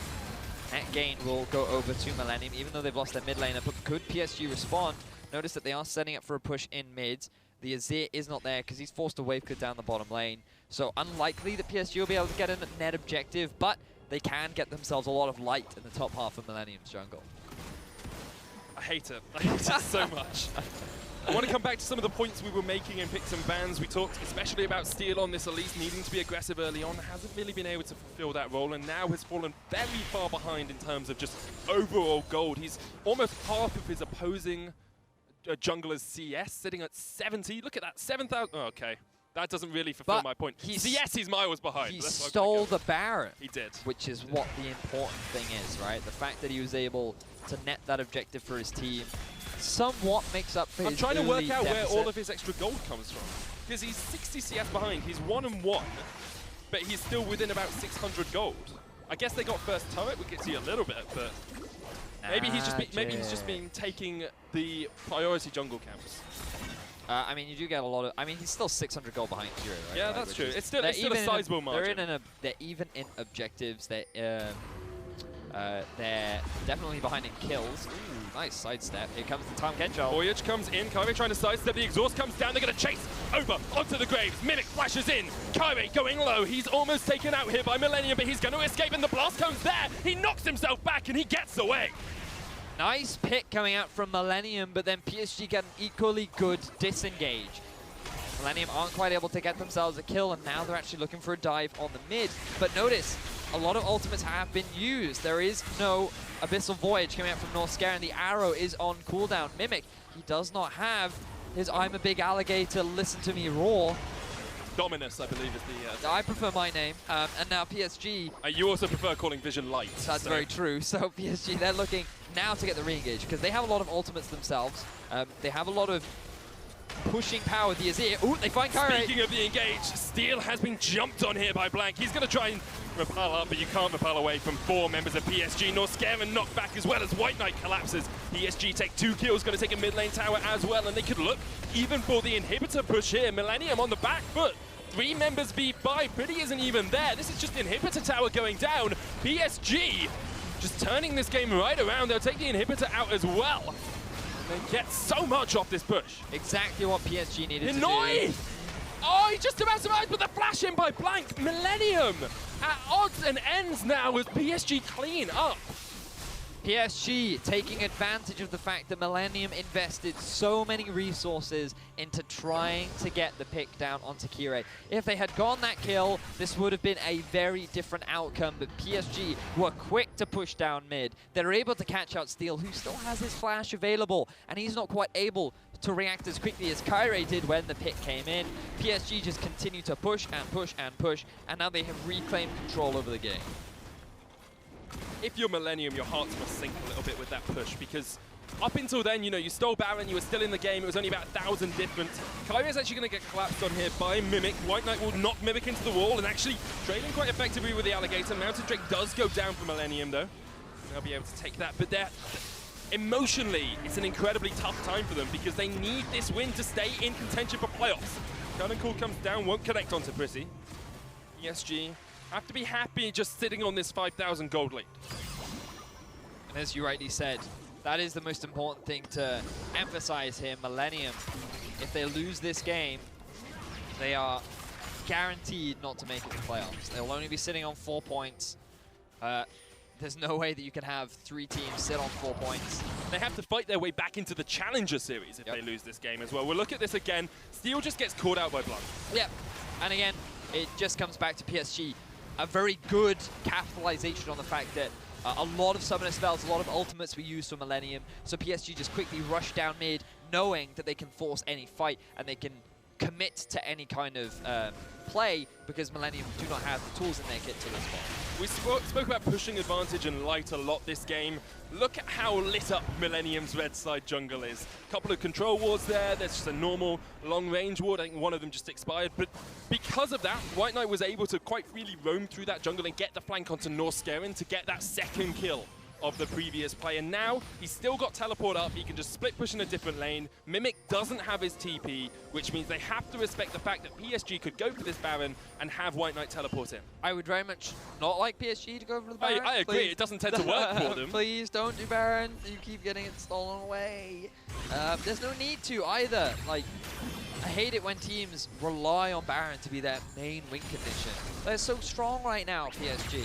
Perhaps use it as a means to force a fight. That is a more effective tool than saying, oh no, what do we do, guys? Let's try Baron and let's try and outsmite our opponents. That's definitely an effective method that'll net us a spot in the playoffs. Especially against someone with percentage health damage like Elise, who could just venomous bite down and take it out quite quickly. But you do sometimes see teams playing around that vision game, as you say, and understanding that the enemy team has quite good anti-siege, so you need a Baron just to help you with that final push. Prissy's got good wave, plays those Pinoy Mimics. not trading effectively into White Knight, but trading well enough just to clear out any wards. I don't think PSG have spotted that ward they're standing on. Oh, there we go. There we go. Spotter's like, oh, guys, Scrying Blue didn't hit this spot. Clear out vision once again and push Millenium into an area of no light, also known as darkness. Deadly Flourish onto Steel. Devoured up by Norscawen, and then the Curse of Cool comes down, so they're looking for the snipe here. Blank going to continue to step forward. Kyrie there into the cocoon. Norscawen had to use the thick skin in China Crystal Arrow onto Kyrie. Pretty can't get the flank though.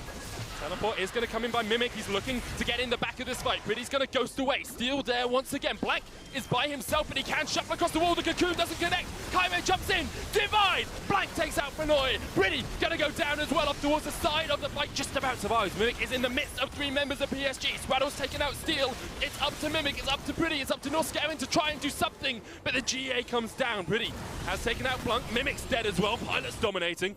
Pretty's going to try and get away from Sprotter. Oh, they're so close! He could follow the auto attack all the way back to the base, but he needs to get back because the Nexus towers were getting pounded down by White Knight. But now is a safe time for PSG to make their way over to the Baron. A very convincing team fight win goes in the favor of PSG. They net themselves the objective.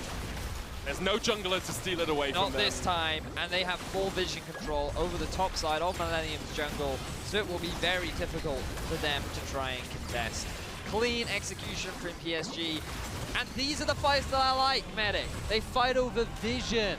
They try light. That light, yeah. They wish to see a brighter future. And Millennium, as they move into their jungle, they say, but it is I that wishes to cleanse the darkness from our half of the map. But PSG say, nay, it is we that shall claim the light. And they force a fight. They come out victorious, thanks to catching Steel out of position, chunking him out. And then they're able to quickly rotate around. They get themselves the Baron. Now they're feeling pretty good.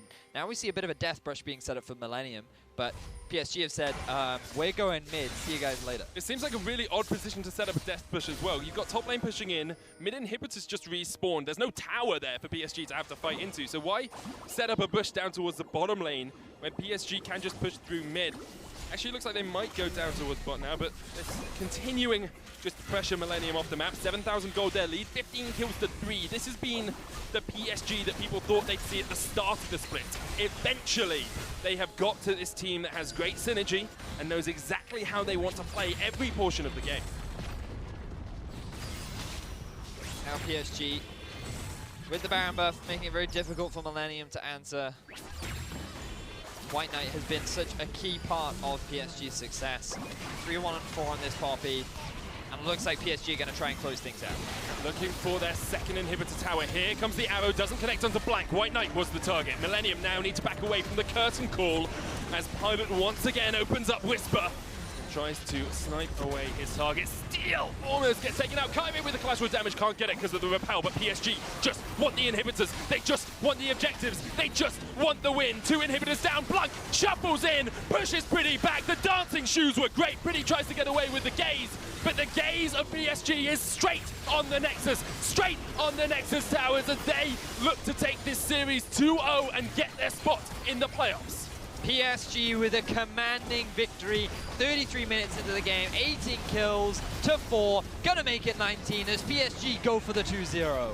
PSG are playing like the machine we thought they would be at the start of the split. They have come to life at exactly the right moment, and they will beat Millenium 2-0. Great game from PSG, great series overall from PSG. They looked very convincing. They had good lane priority, good vision control, good cross-map plays. They fought over vision. There was some fighting over vision. And overall, I thought it was a great game. There was a couple of good answers from Millenium. The Baron steal was great. I want to give every props to Steel for stealing that one away. But also, PSG, let's not do that again. Let's not. It's a trap they've fallen into time and time again, though. And they need to stop doing that. You'd think that they would learn from how many times it's failed in the past, but they're like, we'll get it this time, surely. No, what could go wrong, you know? It feels to me like they understand that sometimes starting a Baron and drawing the enemy in to play around, like if you get them close enough, you can then kill them. And instead of, so it's the bait Baron, they understand that point, but they forget that you need to stop doing the Baron to be able to have that happen. But Millenium's woes compounded by that 2-0 means they can't make playoffs. It means that PSG are guaranteed through to the playoffs, and it actually sadly reduces the amount of tiebreakers we can have. No longer that 5-way tie that we were all hoping and praying for. But Millenium, it comes back to draft, in all honesty. We talked about it earlier on. Elise, strong early jungler, and then not really picking lanes that work well with it. Yeah, I think that when we look back at PSG moving into playoffs, this is not a team that could beat Schalke. They now need to keep their eyes onto making sure that they do not sit in that 4th place spot.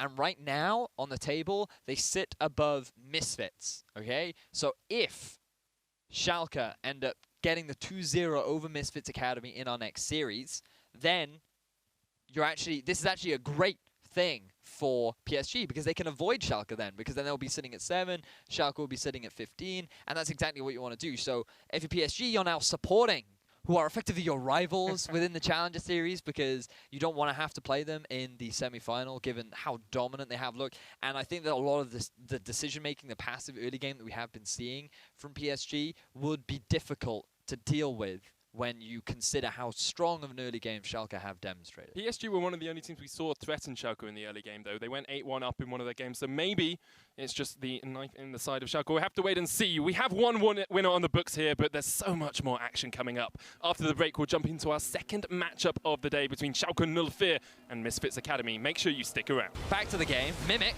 going for a dive top. White Knight getting dived by Mimic and Steel. The keeper's verdict knocks him away. Steel gonna look for it though, gets knocked into the wall, and he's White Knight gonna go down. White Knight with the outplay once again. Norscarin voyages his way in. Baron's still low. Mimic onto Pilot. White Knight takes out Pretty though, with his flank of his own. Now Mimic eaten up by Norscarin, trying to get the Renekton out of the fight. Steel is low, and Booster Bike comes down and knocks Norscarin back. The Ocean Drake goes across the PSG. They'll chase the Tarm Kench down, and they'll gobble him right up. Here they come. Hinoi on the flank, 5,000 HP on the Baron. Steel a level behind, will look for the smite. Fight. White Knight puts the verdict down, but it's not guilty at the moment. The smite comes down, and Millenium take the Baron. They get so much off this push. Exactly what PSG needed Hinoi! to do. Oh, he just about survived with the flash in by Blank. They have come to life at exactly the right moment, and they will beat Millenium 2-0.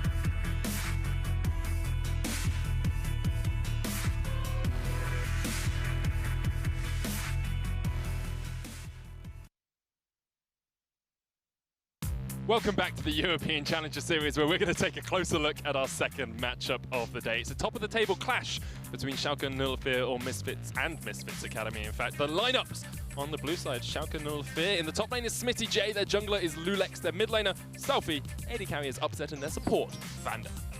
Meanwhile, for Misfits Academy, their roster will be Jisoo in the top lane, their jungler Pride Stalker. In the mid lane will be KOZQ, their AD carry Yuki, and their support Prius. And you have to think Schalke are just a shoe-in. Like, they get through to playoffs. A shoe-in for victory. That was your implication, right? Yeah. Yeah. I love shoe-ins. I love them. And I think you're completely right. I think that right now, throughout the split, they have looked like the dominant challenger team. They're looking to have an unblemished record, and they will be the first team throughout challenger history here in Europe to have a perfect split. Well, they will be if they can defeat Misfits Academy. They're very good at snowballing a lead. We saw it in Game 1 last week. However, when Selfie falls behind, sometimes they struggle. They went 4,000 gold behind Millenium in that second game, and they are actually only the second team out of 28 games in both LCS and CS this split where they've been able to win a game after being 4,000 gold behind. Is that pretty good? Yeah. Pretty good. They're very good at punishing the mistakes that you make as an individual, and while sometimes they have looked like they have struggled a little bit, it does feel like that as a team they really understand very clearly what they need to do to come back into a game, how to work as a team, and I think it's expected when you look at their roster as a whole. Like, there are a lot of LCS experienced individuals there that we talked a lot about in the first few weeks and have just continued to display their aggression. Now in Game 2, Selfie did really struggle. He did get camped pretty heavily, and this does seem to be a regular strategy that teams have taken to try and shut down Schalke. It just seems to be that if you do make that slight overstep, they very quickly come back. He went from 0-4-0 to 9-5 and 9 on that Kassadin. Just absolutely dominant in that lane as well. Misfits Academy, on the other hand, have looked a little bit odd at times over the last couple of weeks. They played against Fnatic Academy last week. They lost Game 1 after Amazing and Kickers were able to play incredibly well early on. And then Game 2, they won, but it was not a convincing win. It was one of the bloodiest games of Challenger. They had the highest number of kills that we have seen throughout the regular season, and it was very back and forth. It was a little bit all over the shop. So let's hope coming into this game, they have cleaned up their playstyle, because they are going to need to do it with Schalke being their opponents. We are into picks and bans. Schalke have banned out the Jace to start us off. It's the Shen going away for Misfits Academy. Now, I was looking through this, and Schalke have the most unique champions played of any team in the Challenger Series at 23, 5 more than any other team chasing them down. So my worry was, for Misfits here, how do they counter Schalke in the draft phase? Because it seems like an impossibility. I think you just you stick to comfort picks. Jisoo had a phenomenal performance last week on his Poppy, and I feel that as a team, they just need to not rely on Pride Stalker as an individual, because he seems to have good days and bad days. He seems to be very swingy in terms of his performance. But I think that if they put a little bit more emphasis on having strong individual laners and just prioritize on getting through the laning phase, transition into the mid and late where you can then group up as a team, work as a unit, that is a better opportunity for Misfits to take advantage of. But when you look at Lulex, I think that given his early game dominance that we've seen throughout the split, it's going to be difficult for Misfits to get what they want. Especially when he gets someone like a Rengar as the first pickup. That is an incredibly strong jungler for him. We've seen Pride Stalker play that once before. Didn't have the best of times on it. Ivan ban, LeBlanc ban, Renekton and Graves. And now Misfits Academy are deciding which of the 2 power AD carries they really want to select. The fact that Varus made it through the draft and Schalke did not prioritize it is a little bit surprising. You'd expect Misfits to just lock that one in right now. Upset doesn't tend to go for the Varus. In fact, Schalke have banned it out a lot of the time, even when they could have first picked it. He looks more towards the Jhin and the Sivir. So I'm not actually too shocked to see Schalke prioritize the Rengar over it. I mean, fair enough. I'm glad you're not shocked. I think that it is a surprising fact that Schalke as a team don't put much value on their champion, even if they haven't on the past. They feel like Varus is way too strong right now to allow him through the draft phase. Interestingly, it's also Yuki's best champion as well. It's the champion out of which he gets the most damage per minute, and he leads a lot of the scoreboards in those sort of stats because he gets this Varus a large amount of the time. They're going to pick the Kha'Zix as well for Pride Stalker, looking to try and get him rolling on that. He's not really had a superb performance on Kha'Zix thus far. Graves, the only champion he's really shown up on. And it is because they tend to prefer scaling into this mid and late game, right? They're more about skirmishing rather than snowballing their early laners. But But the fact that he's playing on this Kha'Zix now, you are looking at maybe a little bit more early aggression. Yep. Maybe you want to be trying to set up these early ganks, try and get a lead during the laning phase, which will be difficult, but with a Jhin and a Tahm Kench in the bottom lane for Schalke, that will enable Misfits to guarantee at least a pushing lane bottom. You already have the Varus. If you pair it with something like a Karma or a Zyra, you really are setting up your bottom lane for success. Dreams, of course, also has that Thresh he can fall back on if he wants to provide a little bit more utility to the team. It's going to be Gragas here, probably for Jisoo. That's where we tend to see it played. Another comfortable pick for him, although we've seen more of him out of on the Poppy and the Maokai thus far. Maokai actually not being picked up at all here in Challenger Series, even though we saw it in the LCS a little bit on 7.4. Yeah, it was due to the nerfs to the saplings. It really did put a lot of people off him because he lost a surprising amount of damage in wave clear. So now top laners are moving more towards Nautilus as a priority, but we haven't seen it in our first series of the day with the Gragas lock-in. I'm expecting not to see it, at least from the side of Misfits, but Schalke could still lock that in. The problem you have is you're actually sort of running low on damage. So if they do go for another tank, I suppose Rengar, he doesn't really run low on damage, but I would say it's not as reliable damage in team fights because it is a little bit harder to execute. But early laning phase, roaming, skirmishes, that's where Rengar can really shine. So Misfits trying to pinch out that top lane pool a little bit with the Rumble ban. We see Schalke focusing more on the support role with the Lulu. Of course, can ban out Karma next. Misfits trying to decide exactly what they want to take away now, and it's going to be the Swain, which is something we have seen Smitty J play before into a commit. So, bit of a target ban towards Smitty J, being like, no mate, we know you want to look towards a damaged top laner, so I will take all damaged top laners away from you. It will narrow the pool. I wonder if now we're thinking maybe Jax, maybe I thought it was Gangplank, Fiora. possibly. Gangplank too, also viable. The supports are being pinched from the side of Schalke. We're seeing so much more Lulu priority in the Challenger Series. You talked already about it, that Lulu is a champion that's very popular here in Challenger, for Europe at the very least. Interesting to see the Bard ban instead of the Karma ban. Of course, Bard does give you a little bit more against the Jhin because you can Tempered Fate whenever he, you know, puts down that Cursor Call, and you. But can it's try and also shut people Dreams, out. right? Like as an individual, he has been known for playing that Bard as well. You talked about it, the Thresh, another Dream special. Do I get this prediction? Is this you an definitely actual, get that one. counted Good job, good sir. You. Great job. Into the matchup. You're always going to have the push anyway because you have Varus, who naturally is pretty powerful. This just gives you a little bit more engaged tools, gives you some pick potential. His peel is pretty good as well. So I think that it's definitely a Dreams champion, and you're going to see him roaming around the map a lot. And I think that with Vander on this Tahm Kench, we're actually going to see a lot of 1v1 AD carries once again. Seeing a lot more at least this patch as well coming out, especially in the Challenger Series. Lulex is going to get his hands on that early game jungler looking... Wait a second. Oh, Rengar top, cool. Yeah, that's what I looked at the Rengar, I was like, Rengar top, cool indeed, and then the Rise as well for Selfie. So I want you to, after we get the last couple of picks in, and when we're getting into the game, we need to talk about this Schalke composition, because Rengar top is something we see so rarely that I really want to work out how it's going to deal with this Gragas, well, we expect the Gragas for Misfits. I'm not 100% sure, but I'm pretty sure this was picked in North America. There was a Rengar top over in North America picked Maud Blitz bot lane though, so I'm not sure how much we can take. I don't know how reliable. It's going to be the Cassio finally locked in here for Cosq, and Cosq is someone who he's always been known as, you know, high challenger, low LCS sort of tier of mid laner. It's a little bit unfortunate there's such a glut of good mid laners in Europe. But I haven't really seen him over Challenger Series step up to the plate. He's never really performed as that single-handed carry that sometimes Misfits Academy need him to be. Yep. It will be a difficult road for him to climb, but he needs points here, right? Because so far he has been making it into every single playoff that he's been in Challenger. He wants to maintain that reputation, and while as an individual he may not have been having the best standout performance, I still think he's had some good performance. Like I think back to his early weeks on Katarina in particular, he definitely has been able to make a lot of good plays. I think that Assassin's an aggressive mid lane champions are champions that suit his style. Because he looks to be proactive, he likes to make the outplay, he wants to try and kill you.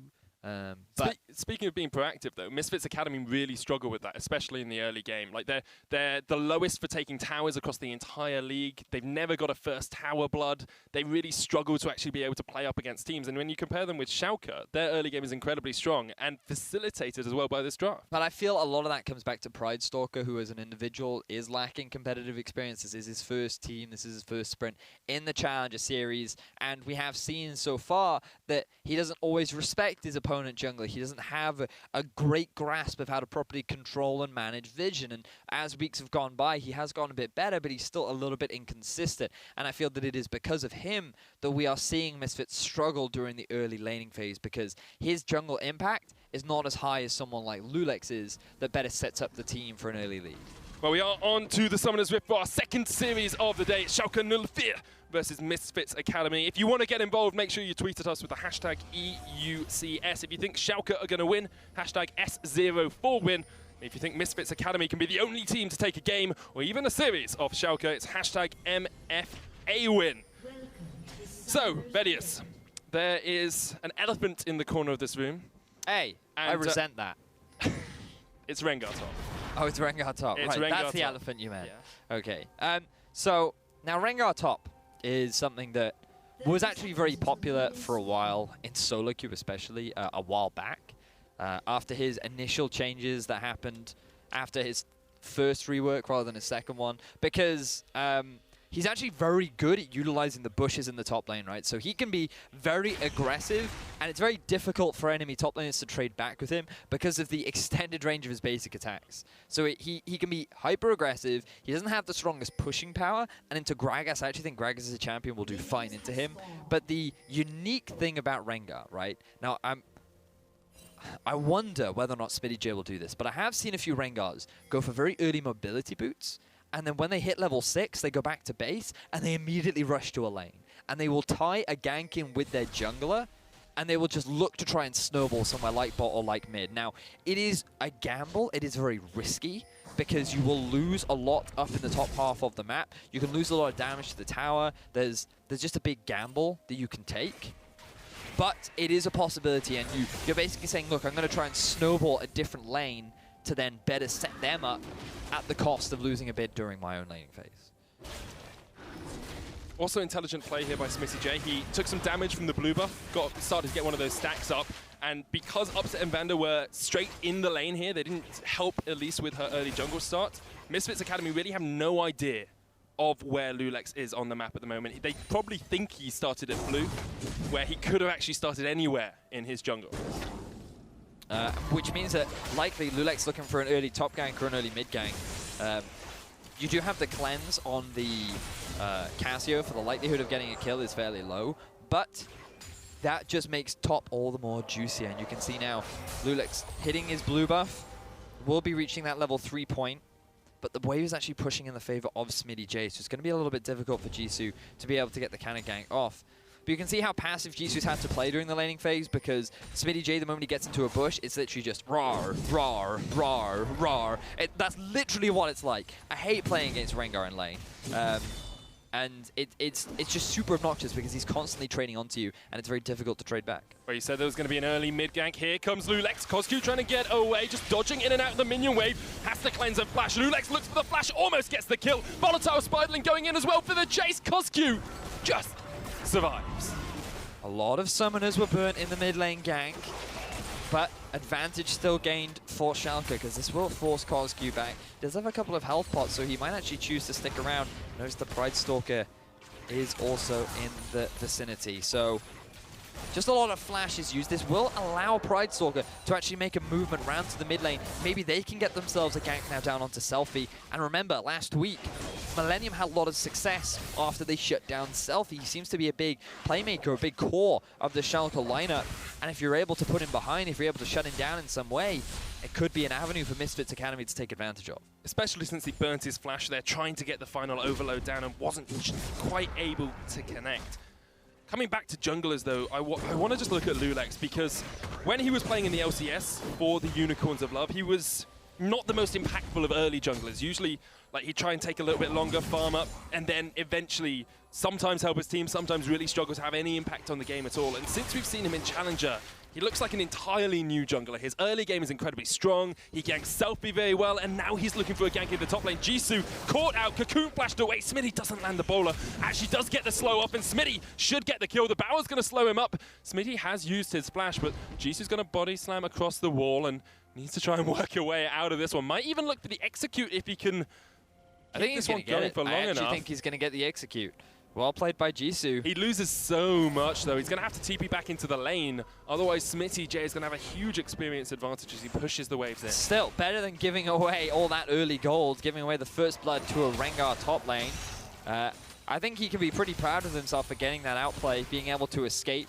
Jisoo was an individual who, when looking back at his games from the week before, he was actually a big part as to why they were able to take that second game over Fnatic Academy. He had so many clutch outplays, 2v1 dives that Fnatic tried to set up. He was able to just win out on that Poppy, and I felt that he, as an individual, has really grown and has had so much more of an impact as now Coscu.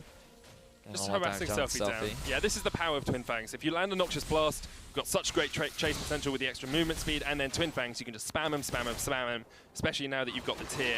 And it's a 10 CS lead. Vanda's actually going to get hooked in here as well. Upset's not quite in a position to help his support harass, and Schalke on the back foot slightly here. They're 400 gold behind. The early ganks haven't worked as well as they would like them to.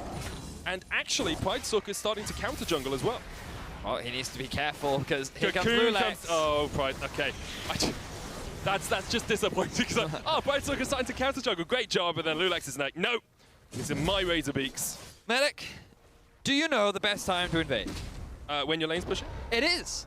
Did you know where Coscu was during the time of invade? Was he pushed back towards his tower? He was pushed back towards his tower. Did you know where Misfits Academy had vision in the bottom half of the map? You mean light? Light, regardless. Do you know where they had it? I don't. They didn't. Oh, well, is the short answer. So Pridestalker, he went into the enemy jungle, he tried to steal away the camps without having his lanes pushed up and without any relevant vision or knowledge of where the enemy jungler was. He ends up getting punished for it, but now Lulex, he's making the same mistake. Yeah, he's done exactly the same thing here. Yuki will take him out with the piercing arrow. That's not the position you want to be in, Lulex. Both the junglers trading early kills, and Misfits still keep the lead, albeit a very slight one. I'm actually gobsmacked. I cannot believe Here's the problem, Lulex did that. What happened? It's the caster curse, right? I praise Lulex. I say his early game is so much stronger now. I praise Pridestalker. I'm like, yeah, he's invading really well. And then both of them make really bad misplays and just die.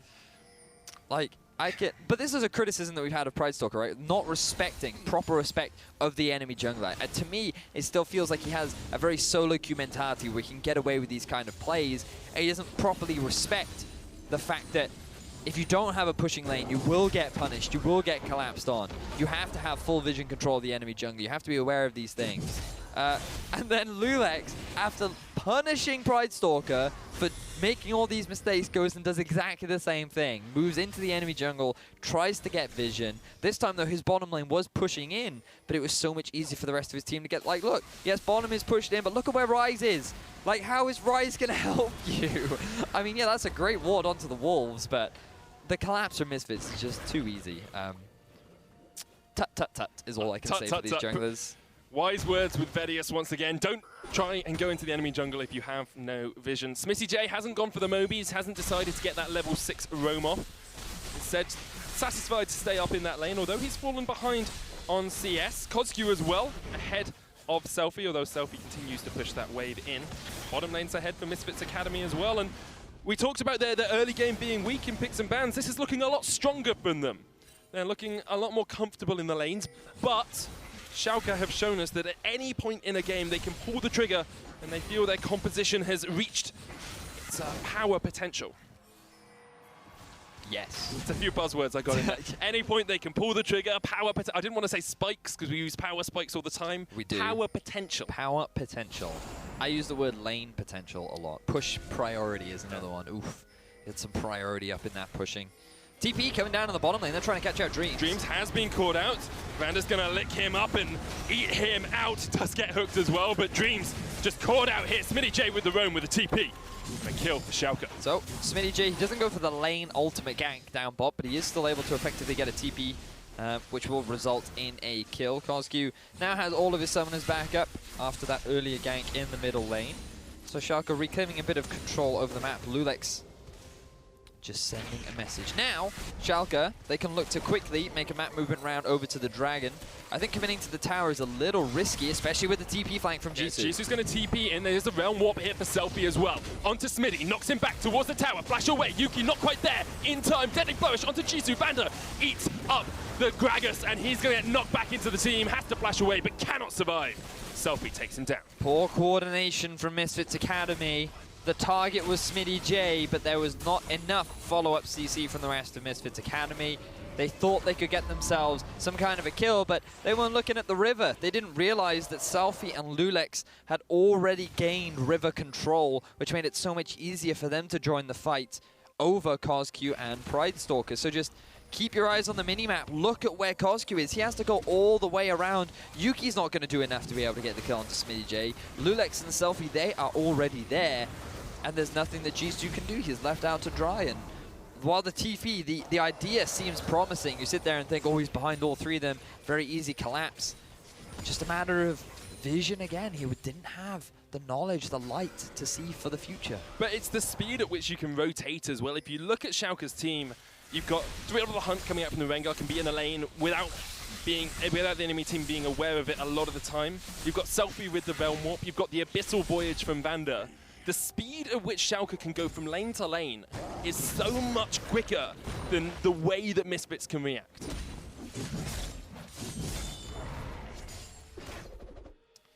And now we will see Smitty continuing to push in that top lane. He's now extended that CS advantage, although Jisoo's struggling a little bit. Earthdrake is on the cards as well, and Schalke have actually started to take a gold lead in this game. Almost 1,000 up with those couple of kills. Composition is beginning to come online. Now, what we want to see is more map movements from Smitty J, the Rise ultimate 2. Oh, Vander actually is going to be the target. He has no flash. Hook from Dreams doesn't connect. Lulex has caught out Jisoo. The Realm Warp coming in as well as Selfie joins the fight. Lulex will take him out. The Herald on the cards. Petrifying gaze onto Vander. Tries to survive, but he's going to get taken out. Dreams getting the kill is not the ideal target for Misfits, but they will take anything they can get at the moment. A classic medic move. He believes that he needs the kills, so he will secure them for himself. And now Misfits Academy, they have pushing pressure down the mid lane, but they ended up losing their top laner, so there's no possibility of him coming in for a possible flank. Yuki is coming in as well, though. They're going to continue to try and pressure this out. Brightstalker's caught, though, and he's just dead as Upset takes him out. Now KOSQ's the target. Yuki trying to stand in front of him. Dreams is coming for the flank as well. Selfie may have overextended as KOSQ's going to chase him into... He flashes away. Misfits lose a member, but continue to put the pressure down in mid. Now Misfits Academy end up getting punished from the two-man unit of Selfie and Upset. Really good binding onto Pride Stalker, using him as a primary tool to then get the rest of the wave clear off. Let's have a look at what Jisoo did. He just goes over the wall, aggroes. Barmy Cinder aggroes. Just walks around a little bit. Yep, yeah. I don't know if there's much analysis for that. No, there is analysis for this, though, right? So Vander ends up getting caught, right? He's just trying to get some vision over river, which was, oh, we don't even get the actual Tau dive. Okay, that's fine. But good color, good color. Good color, yep. You can see TLDR, people not in the right places. And Vander was mispositioned there as well. He was. It's odd to see from him because he's had the least deaths of any player, apart from White Knight, in the European Challenger Series. He has been performing at the level that you would expect from someone who went to Worlds last year. And Schalke, you have to think as well, you've got 4 members there who played in the LCS. Only Upset has not played at the sort of LCS level. They can taste the fact that they're already into playoffs and they're looking for that promotion spot. And now the question is, how clean will they be able to do it, right? Because if you are guaranteed to first place, what your goal should be for this series is to clean up your play as much as possible, because you want to be as strong as possible when factoring in the semifinals and factoring in the possibility of being able to challenge one of the bottom LCS teams. Especially since the bottom LCS team stepped it up this last week. Origin, especially with Peke coming in, looked a lot stronger. They still lost, but they looked a lot stronger, especially their early game plays and their decision making.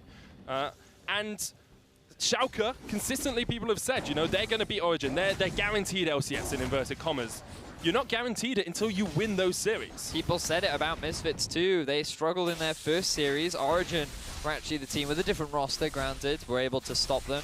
And then it was actually Misfits that beat Schalke and sent them down to what is now the Challenger Series. But Schalke, they rebuilt, they reinvested, they restructured, and they have come in with quite the bang. That they have. And you look at it, you look back a few months, and all of the hype was around PSG, saying PSG have got such a strong lineup, they're so incredibly good.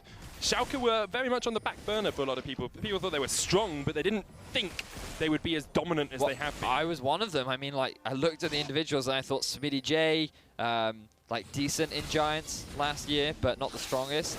Lulex, we haven't seen him for a very long time.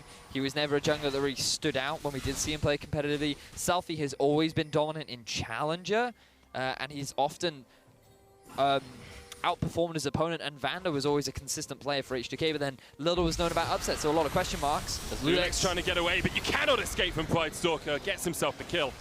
Misfits Academy able to play around that vision a little bit better. However, they have lost their second turret of the game and still maintain that record of having the least towers of any team in Challenge. But it's plays like this that remind you why Schalke is a good team, right? Because yes, Lulex, he ended up getting caught out of position again, but the cross-map play is there from Schalke. They realize, hey, we can get this tower in the bottom lane because so many members are in the enemy jungle of Misfits Academy.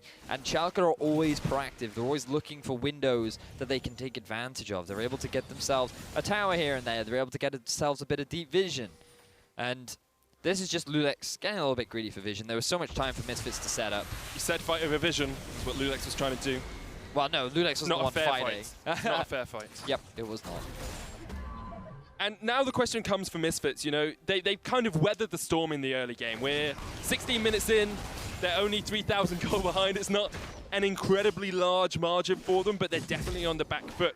They have been so much stronger when they start to get into the team fighting stage, when they start to have skirmishes around objectives. That's where their true strengths lie.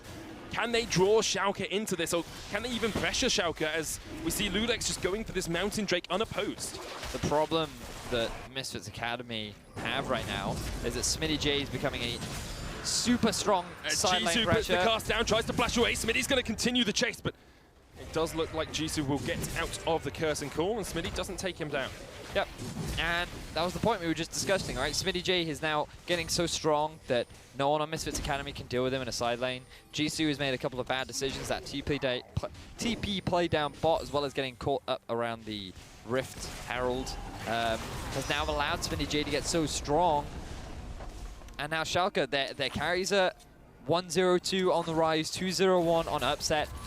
Misfits Academy is just running out of options. They can't really match the 1-3-1 that Schalke is setting up for themselves. And so, like, Kozgu pushes in top lane, and then Selfie's like, okay, that's some free farm for me, I'll just realm warp up there. They've got such speed around the map that it's very difficult for Misfits to actually set up any 1-3-1, or even, as you say, match it if Schalke are the ones to initiate it. But they can try. At the very least, Cassio will be pretty strong. Kozgu's done very well himself, 0-0-3, not netting himself any kills. At the very least, he's relevant.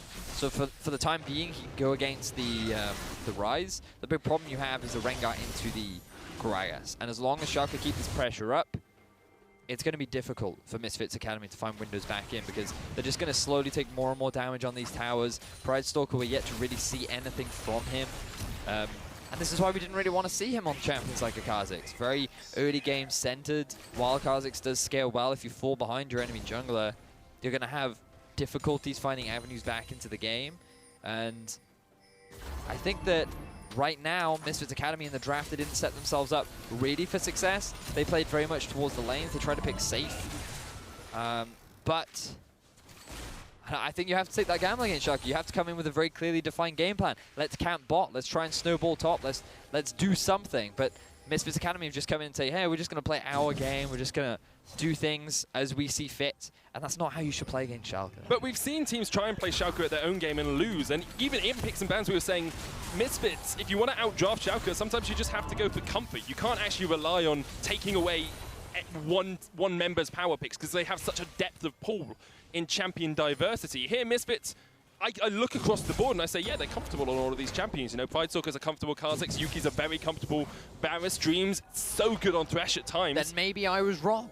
Maybe comfort isn't what they should have gone for. Maybe, well, maybe it's not about comfort. Maybe it's just about the game plan coming into the series, right? Like, when we look back at how Millenium were able to get their advantage over Schalke was because they just camped Selfie. They put him at such a massive deficit during the laning phase that Millenium could then transition that advantage to the other lanes. They could start gaining control over the map through the mid lane advantages that they had. But Misfits Academy have just played standard lanes. They've given Lulex so much more control over the jungle. Misfits have just kind of played Schalke's game, and as you can see from the gold deficit, Misfits Academy are not making it work. They just feel like that they have not come in with a plan in order to beat Schalke. They've just come in to play some League of Legends. And what we're seeing is Schalke are better at League of Legends for the time being. Missile Voyage comes in, TP used as well, Realm Warp by Selfie, trying to get behind Coscu, and now the counter TP. This is going to be a 2v4. Coscu exhausted, Jisoo tries to get onto Upset, but just can't take him out. Coscu running away, Jisoo's dead. Dreams looking to see if he can get out of the curtain call, cannot escape it. Coscu chased down by 2 members of Schalke. 3 easy kills for Schalke, and they lose no one. Great collapse coming in from Schalke, utilizing the fact that they had the teleport on Smitty, the Realm Warp on Selfie, and the Abyssal Voyage on Vander made it so easy to collapse onto Coscu sitting in a side lane. Now, the Baron is being started, Pride Stalker is still alive. This is the hero play he made last week against Fnatic. He stole it and it meant Misfits could get back into the game. He dodges away from Smitty J, needs to get back in there, has the flash. If he wants to go, he decides against it, and the Baron will go down for Schalke. 20 minutes in, they are 7,000 gold ahead. Good way of playing around the Baron for Schalke, but let's see how that all originally sets up. So the Abyssal Voyage comes in to try and cut down Coscu. The ultimate from Ryze then cuts off the escape from Coscu. So now you're in a 2 versus 3 right from the get-go. Look in the jungle. Lulex is zoning off the other members of Misfits, allowing time for the rest of Schalke to just close down the primary targets. Schalke can then continue the chase. They end up losing absolutely 0 members, and they can directly translate their focus onto the Baron. Smitty J then does a great job of zoning away Pride Stalker, preventing him from getting anywhere near that objective. And now that they've got it, they can begin their siege. This early game weakness is something we've seen from Misfits time and time again. The last time they were impressive was in Week 1, and in fact that was the last time they had a gold lead at 20 minutes in as well. The thing I would argue though is this isn't the early game anymore. This is the mid game, right? Like this is just proactive decision making from Schalke. Misfits though are not doing anything. They're just conceding everything, and I just I don't want to hate on the guy, but I have to just come back to Pride Stalker because where has his impact been? He's been on Kha'Zix. He has windows where he could have ganked. Selfie had no flash in the mid lane. Throw down the Miasma, easy gank mid lane, right? At the very least, you're going to get his cleanse. You're going to force him back. Then you open up for Coscu to look around the map, maybe get a roam off. The reality is, I just feel like as a jungler, he's not offering as much impact as what his team needs in order to snowball another game and transition that into a solid mid game. Jisoo as well, last week had some standout performances on the Poppy. This week has looked pretty weak on the Gragas. The curtain call comes down once again as Schalke look to force Misfits back off this turret. Redemption is going to be used. They heal them back up. Coscu caught with the Rune Prison, almost goes down, just about survives. Smitty tried to jump in, but was hooked straight away. Jisoo's going to knock them back. This is a dirty fight underneath the turret for Schalke. Vander's low, they get the kill on towards Pride Stalker. Jisoo's going to die as well, but Selfie's hooked in. Dreams doing work on this Thresh, but just can't take the kills down. Deadly Flourish connects onto Yuki. He's going to try and charge up the piercing arrow, but he cannot get onto any members of Schalke. It was an incredibly dirty dive, but Schalke managed to take out. That was dumb. Oops. Yeah, sorry. Schalke. Sorry, Selfie. They still come out ahead of the fight. Misfits are able to keep their turret alive. Dreams just barely making it away with his life. Oh, but look, Schalke, they get themselves a turret in the bottom lane regardless. So Schalke, they tried to force a dive in the mid. They think that their gold advantage is big enough to be able to just cleanly go for the dive, but it's a little bit greedy because Upset, he's on the back line. Like, he's putting all of his bullets onto no real primary targets. He is able to land his 4th shot, but you can see the coordination isn't quite there from Schalke. Really good hook from Dreams to interrupt the jump. But then Vander, he has to save his top laner. He ends up getting stuck underneath the turret, but then Selfie and Upset, they're not tanking the tower anymore. They can choose to play as aggressively as they want. They're able to get a lot of damage down, but you can see how messy this is. Just so back and forth. Schalke, they didn't need to play like this. They could have just played the side lanes. They have the Baron. They set up for the 1-3-1. And I just think that just a little bit too greedy. It was too greedy. You could see, and we talked about it a few minutes ago, you know, how clean can Schalke play the rest of the game? If they just set that up and then backed away when they knew they weren't going to get the full engage they wanted with the Curse and Call. It could have been very clean. They've still got Baron buff on a couple of members, so they'll be happy enough with that. But even you look at Selfie getting sniped off at the end of the fight as well, and you have to say, Schalke are better than this, you know? Misfits Academy are putting up a fight. That's all they can do at the moment. Realm Warp coming out, Jisoo's low, Lulex just fighting against 3, takes one down. And now Selfie's joined the fray. Bandit there as well, Dreams jumps away but cannot escape the Curtain Call from Upset. So it looks like the Lulex is out of position, but he actually buys enough time for the rest of Schalke to respond. Now, as a 5-man unit, they might not have the Baron, but they certainly have the gold to try and push down onto this objective. An 11,000 gold lead for Schalke, and they're looking for inhibitor towers only 25 minutes in.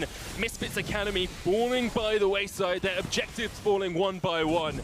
And Schalke will be very happy just to continue this push in. Look at the bottom lane, there is a big minion wave. SpinnyJ did use his TP, but now they do not want to commit to the objective. Misfits Academy, they're going to be respawning soon. But this was a bit of a misplay from Lulex, overextended once again. Fortunately for him, he has a lot of damage, especially with the support from his AD carry, that he is able to just buy time, wait for both Selfie, Vander to join the fray. They can then keep on pushing. Misfits Academy have no answers. Nice to see that Misfits are at least trying something, but I feel like this whole game has just been Jisoo just looking for plays. He's like, hey, maybe I can force something here, maybe I can get a pick there. He's got White Knight syndrome. There's no team to back him up. There's no follow-up.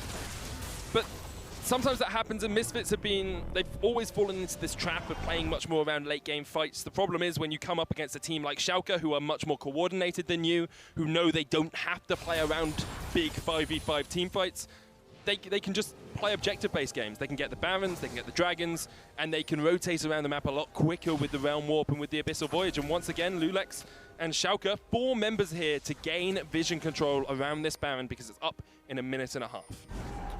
Well, it's an easy objective for Schalke to set up for. Question is, how clean will it be?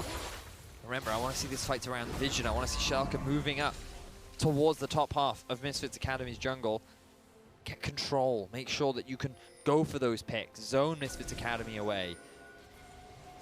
And now Schalke. Right now, things are looking pretty promising for them. They have a pretty solid gold advantage. They have a very well-rounded... Pretty promising. Yeah, pretty promising. This is like a prophecy that says tomorrow it's either going to rain or be sunny. You're guaranteed at this point for Schalke to win the game unless they make absolutely devastating mistakes, which is not something we've seen from them. Or Jisoo gets the Gragas ultimate of his life. It would have to be like an AR Earth ultimate, and he just like able to like chain ultimate people back into his fountain for them actually to be able to take him down. No, I mean like Cassio has a lot of damage. 3 items are finished. That's true. And you have got the Jhin as well, Chain of Corruption. You've got a great combo there if Misfits can get it to work. Their team fight is strong here. I'm saying. Okay, see, well, like, it's not completely done yet. It's when Schalke get the Baron, that's when you have to start filling out the forms for, I don't know, retirement, I guess. Like, probably not retirement. You're just gonna have to move on to the next game. Hopefully you can claw some points back. Jisoo looking for a flank, Upset laughing at him. Jisoo just hasn't had the best of games thus far, and a lot of it comes down to jungles again. Lulex has been dominating, a couple of times caught out because of misposition, but he's an entirely new jungler, a new man it seems, on this Schalke roster. Great synergy between him and Selfie and him and Smitty J. In fact, the entirety of Schalke just look a step above anything else we've seen in Challenger Series for a long, long time. They're going to get the Baron off as well. It's an easy take for them, and perhaps this is the death knell for Misfits Academy. Very clean Baron. Very, very clean Baron. They gained control over Misfits jungle. They used the Realm Warp to sneak in. Misfits Academy had no idea that the play had even been started, and because of the gap that had been closed by Schalke, there's no way that Misfits would have been able to respond in time. Very, very clean. And now they have everything that they need. This is where things will be very difficult for Misfits. Their wave clear is decent, but all Schalke need to do is set up a clean 1-3-1. Look to try and round things out. Now, in terms of what this means to the bracket, Schalke have already solidified themselves in first place. Misfits Academy are on 5 points. And if they had been able to, if they go 1-1, then Misfits Academy should actually secure themselves a playoff spot. Maybe not even guarantee. Yeah, no, Misfits Academy will secure a playoff spot if they actually go 1-1. But if they lose 2-0, then that's where things get a little bit more complicated, which is why I'm not going to talk about it anymore. But Schalke, they're just trying to close things out. They don't want to blemish on their record. They want to be the first team in Challenger Series to go through our entire split undefeated. Misfits Academy still looking for it here. In fact, because they're on 5 points, I'm pretty sure they have a playoff spot, or they're in tiebreakers at least. Right. Because the maximum anyone can get is 7. Only have 2 teams on 7, 1 team on 15, and then they would be sitting on 5 in that 4th spot. However, it would mean they'd have to face up against Schalke once again, which is a very difficult proposition for them, as we've seen in this game. Maybe you need to change away from the comfort and have a little bit more of an early game strategy. It has come down, as you say, to Pridestalker. Lulex has looked strong. All of Schalke have looked strong, and they open up the curtain call. Just looking for the turret here. They have the Baron. 5 members in the lane. No 1-3-1 here from Schalke, just forcing it down mid. They're going to jump onto Dreams. The turret's still alive. However, Upset corrects that for them. Jisoo caught out by Schalke. He just about escapes. Kozku, though, gets destroyed by the final shot. Now Bando hooked in. That's not the target you want, Dreams. It's a double for Upset. Selfie onto Yuki. He's dead. 3 members of Misfits fall as Schalke look for the win. Schalke with clean demolition of Misfits Academy. They have nothing left, only the base remains, and Schalke are looking to destroy it and secure themselves their first win of this series. Schalke still looking for that perfect series. They have been dominant, they have been devastating, and they have demolished Misfits Academy to go 1-0 up. Clean game from Schalke. It was incredibly clean from sloppy them. Dive on the mid tower. Perhaps just a little bit overzealous, I would argue. But I'd still say very clean game, right? But I think a large part of it came from the fact that Misfits didn't do anything. Again, I want to backtrack to Pridestalker. I don't think he's playing badly. I mean, definitely there are a couple of mistakes that he's making. But I really want to emphasize that he's just not doing anything. Like, there's no proactivity. There's not like him trying to force plays. Like, it's not like him, you know, like sometimes what you'll see is you have pushing laners, so then you say, oh, come with me so I can get some deep vision in, right? Then I can go for that invade at level 4 to steal away the Raptors. But he's not, there doesn't seem to be that level of communication. There doesn't seem to be that level of teamwork. And if Misfits Academy can get through the laning phase without a severe deficit, that is when we actually get to see some of the real strengths of Misfits Academy. But because we're yet to get there, because they cannot get through this early game, they're just kind of collapsing under the Schalke, who have demonstrated time and time again that they are just a cut above every other team here in Challenger. I think the problem is you're asking Misfits Academy to get through the laning phase without any deficits when they've only done that once in week 1. Right. And Schalke have been ahead in almost all of their games as well. So it's basically asking the team that's worst at early game to beat the team that's best at early game in the early game. It's not always something that's going to work for them. Yeah. I think with Misfits, you have to feel a little bit sorry for them with Kadir leaving so early on, because with Kadir, they looked an entirely different roster. It was incredibly strong. Pridestalker, as you say, tries to step into those boots, but just doesn't quite have the understanding of this level. He has had good games, he has had bad games, and it's not like Pridestalker has demonstrated zero growth. Yeah. It's not like that he is the main reason that they're losing per se. Like, it's a difficult one to explain, because the reality is, like, when you have a team that's not doing anything, there's no one really at fault. It's like a team thing, right? Like, and we don't know what the communication is like within the team. We don't know how they properly operate or where they put their focus. But I think that what I've seen from Misfits is that their bottom lane is good enough that you can just leave them to their own devices, right? They're going to get through that laning phase. They're not going to suffer severe deficits. Jisoo seems to be a big carry, and I'd like to see a little bit more investment put onto him. Gank that lane. Like, that Rengar had an early push. With Kha'Zix, path topside, maybe get yourself an early kill. Maybe just get an early gank. Mid lane, Kozku playing the Casio, try and snowball Kozku. Just go into the game with a focus, with in mind. Think about, like, what do we want to do this game? I want to snowball Kozku, or maybe I want to shut down Selfie. Whatever it is, just come into the game with a very clear idea in mind and then act upon it. That's what I want to see from Misfits. I have to see if they can do it in game 2. We've been hit by a Morgana binding. We'll be back when we can move again in 3.5 minutes' time. Summoners with our second series of the day. Schalke 04 versus Misfits Academy. If you he needs to be careful, because here comes Cocoon Lulex. Oh, right, okay. That's just disappointing because I can continue to try and pressure this out. Brightstalker's caught though, and he's just dead as Upset takes him out. He tried to jump in but was hooked straight away. Jesus going to knock them back. This is a dirty fight underneath the turret for Schalke. Bander's low, they get the kill on towards Brightstalker. Jisoo's going to die as well, but Selfie's hooked in. Dream's doing work on this Thresh, but just can't take the kills down. It was an incredibly dirty dive, but Schalke managed to take out. That was dumb. Oops. And 5 members in the lane. No 1-3-1 here from Schalke, just forcing it down mid. They're going to jump onto Dreams. The turret's still alive. However, Upset corrects that for them. Jisoo caught out by Schalke. He just about escapes. Coscu, though, gets destroyed. They have been dominant. They have been devastating, and they have demolished Misfits Academy to go 1-0 up.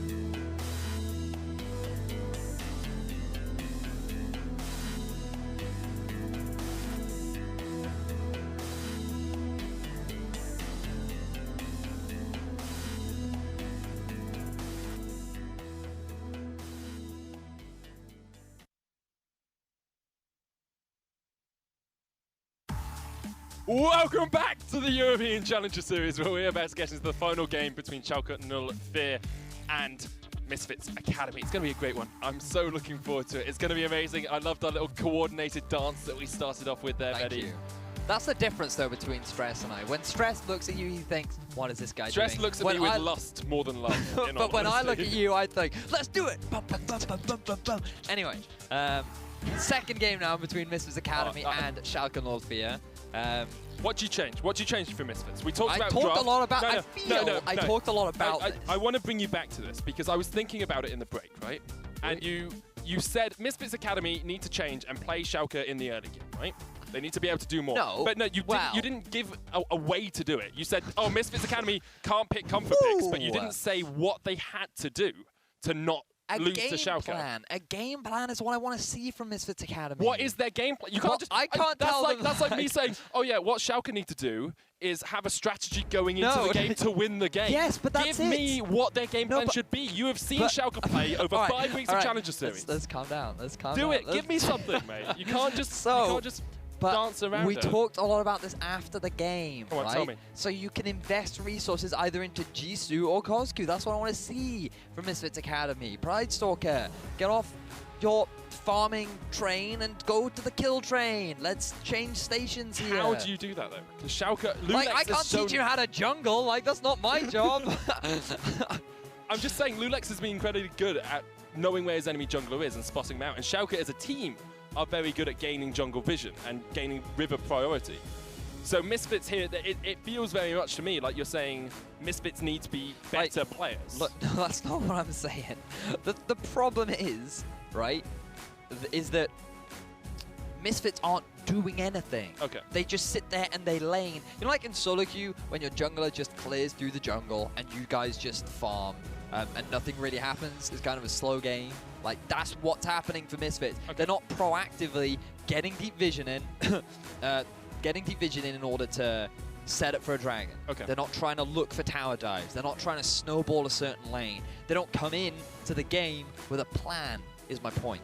Like, you know when you and I duo queue, I sit there and go, forget your bottom lane, just roam mid and camp me, because I will carry us, right? That is our strategy, and we come into the game with this in mind, and that is what you do. You camp mid with your Thresh, we kill everyone, and it's all us, because we come in with a game plan. And that's just what Misfits need to do. They need to shift their priority. Like, let's look at Kozku. What can he do on a carry? Maybe he can be the guy that can swing the game in their favor. Quite possibly. Well, they're going to pick the Jhin for Yuki, Shen, LeBlanc, Jace Spans alongside the Varus, Rengar, and Graves. And we have seen that camp selfie strategy work out before. Yes. Last week, Millenium were the only team really to force Schalke onto the back foot. Now, once again, we're going to see Schalke prioritizing that Tarm Kench, possibly. And that's something we haven't seen really up until this week. Vander's been very much more about the Karma and the Lulu picks.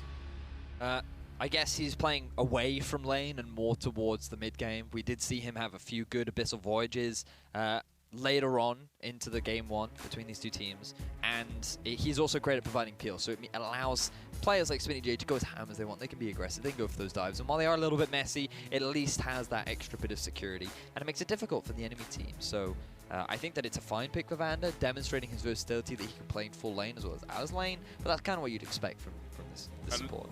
Lulex will get his Elise once again as well. Didn't actually see as much from him as in the early game as we expected to, in all honesty. It was more Schalke just waiting until they could get more skirmishy fights than having a lot more aggression. This is cool. Lee Sin is cool, in fact, for Pride Stalker here. Yeah, I don't think we've seen him play it yet. He's been more about the Kha'Zix and the Rengar and the Graves, but Lee Sin works well for him, and Jisoo's going to get the Gragas once again. So, I think this is fine. Jisoo, I think, plays a good Gragas.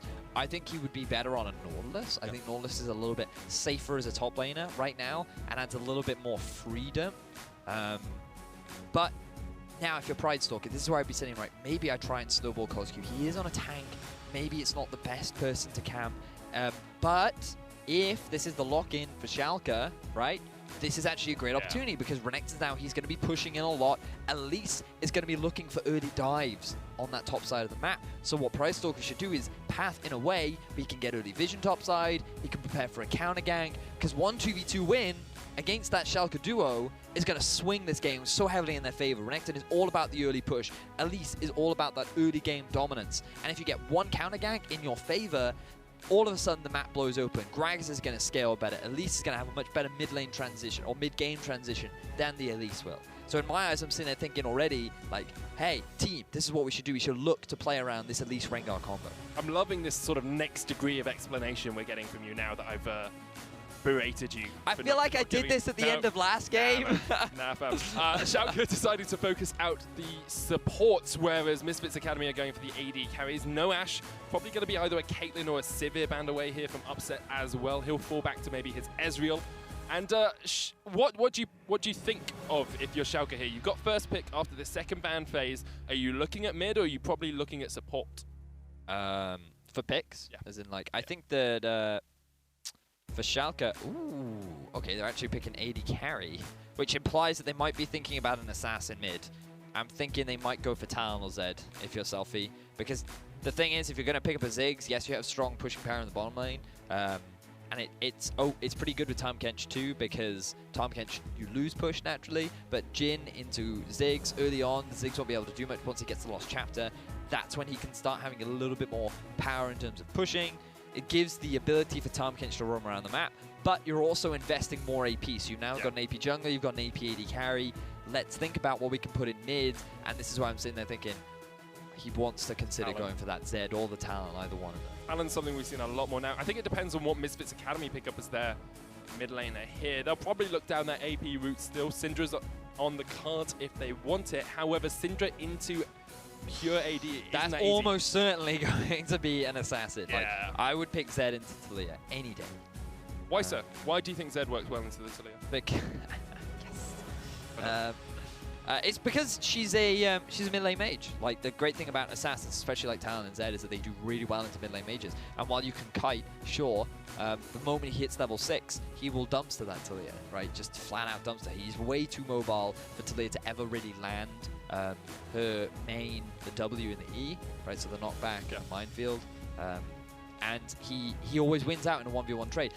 Taliyah will definitely push him in early, like constant shove. She has great ability to roam around the map. But now, again, I want to backtrack to what we were talking about earlier. Pridestalker, his goals for this game.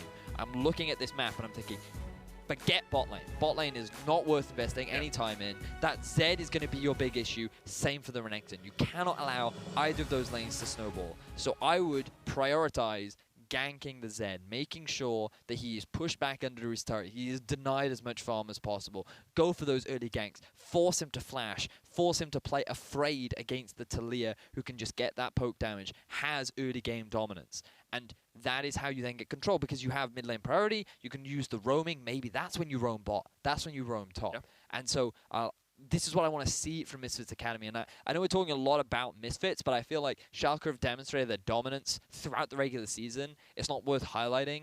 Just continue being dominant, right? Like, but for Misfits, a team that is already guaranteed in playoffs, if they don't get a win here, I think that they're almost guaranteed to play against Schalke again coming into the semifinal. That's not locked in just yet. It depends on the outcome of this game and the series after this one. Yeah. But there is still the possibility of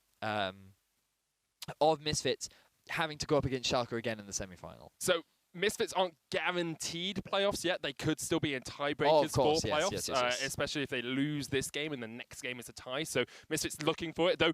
Make sure you guys get involved. If you think Misfits Academy are going to take the win, hashtag MFA winner. If you think Schalke are going to go undefeated in their first and perhaps only split here in the European Challenger Series, it's hashtag S04 win. Use the hashtag EUCS as well to make sure that we see all of those juicy, juicy tweets.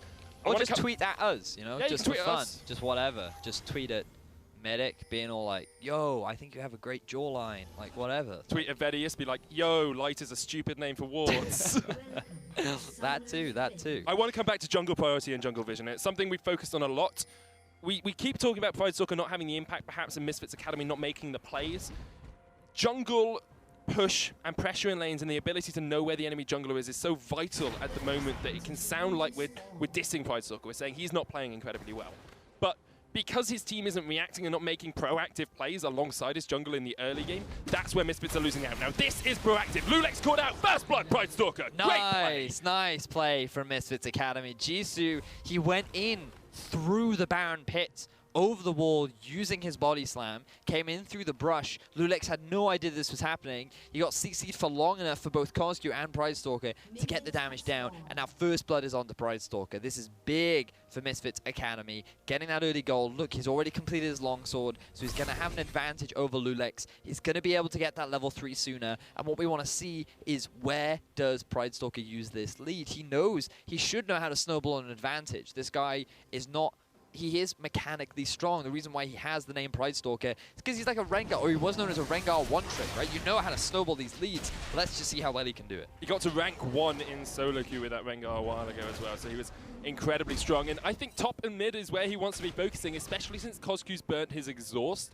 I'm wondering how much pressure Schalke might force towards that mid lane, knowing they've got a summoner advantage. Selfie on his Zed has been... He's been incredibly strong the entire split. He's been one of the main carries for Schalke. And now he's on a mechanically intensive, high-damage champion. I'm really looking forward to see how Selfie can show up in this game. I can see your face is like glued to the screen, riveted by Selfie on the Zed. But the matchup early on is not quite as exciting as you would like. The cooldown on that Shadow is 22 seconds at level 1, depending on runes and masteries. But it's really difficult to play hyper-aggressive in the Zed early on in the laning phase.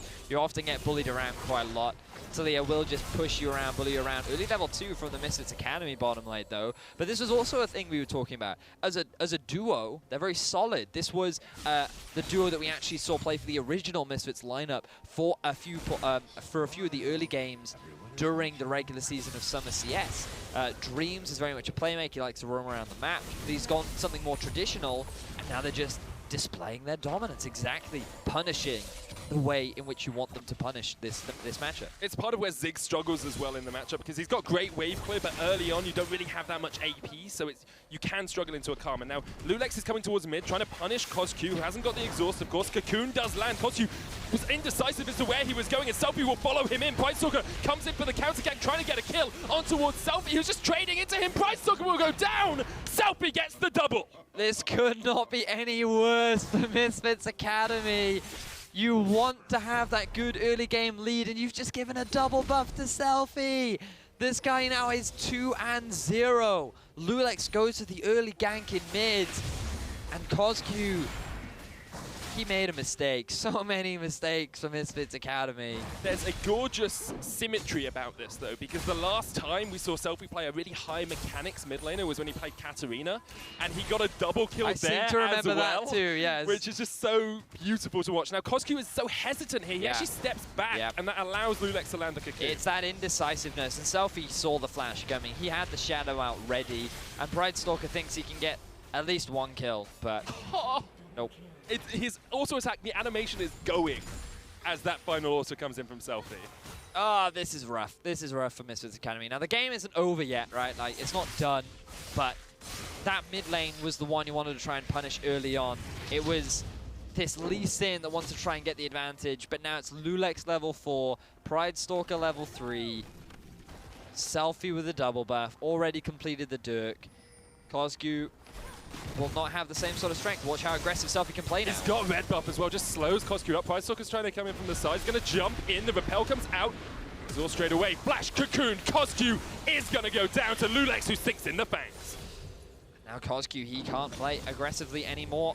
Every time he steps up in the lane with no flash, it's super easy for them to punish. Smitty J and Jisoo going at it. Jisoo actually winning out on that trade. Oh, that's because he's already gone back. Uses TP to get back into lane.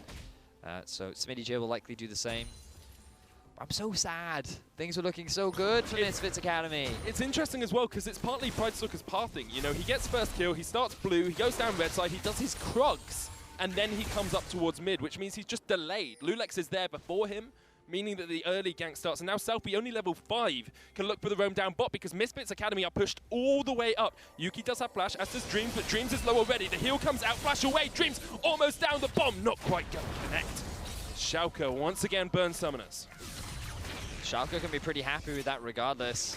Even though they don't get a kill, it's going to alleviate a lot of the pressure for Upset and Vander. And this is the risk that you have. This is exactly what we were talking about. We wanted to see from Misfits Academy. Coscu had a great opportunity early levels to punish the Zed, push him underneath the turret, and then he could be the one to look for these roams. He could be the one trying to set up a dive onto that bottom tower. But now because Selfie has priority, because he's gotten all these early kills, all this early gold, he's the one that's being given the freedom, and the communication within Schalke is so strong that they are making these proactive moves in the early game, making this map movement down bottom to get themselves a couple of summoner spells, setting them up for another play later on. Like this from Coscu though, he's going to get some vision around that mid lane. Not yet 6, doesn't have that Weaver's wall to try and perhaps weave his way up towards the top lane. catch out Smitty J. Selfie is 6 though. Almost has the ignite up. Coscu has no summoners, but can rock surf near those walls. Just surf his way away. Coming back to Selfie though, he's always been on the cusp of greatness as a mid laner, you know? He's always got into teams and not quite being their starting mid laner, not quite being able to perform at the highest level. A Challenger Series stalwart, but this season he has really stepped up to the plate. Mechanical players, utility as well. He's got a death mark onto Coscu, Ignite comes down, and Coscu is just dead to the mark. However, Selfie gets taken out by Pridestalker in return. 1-for-1 trade in mid, but the damage is already done. Coscu's being put even further and further behind. I want to echo what you were just saying. Like, Selfie was one of the star players for Misfits last season in Challenger Summer. He was able to... He was a big part of the dominance that Misfits Academy, or Misfits had back then.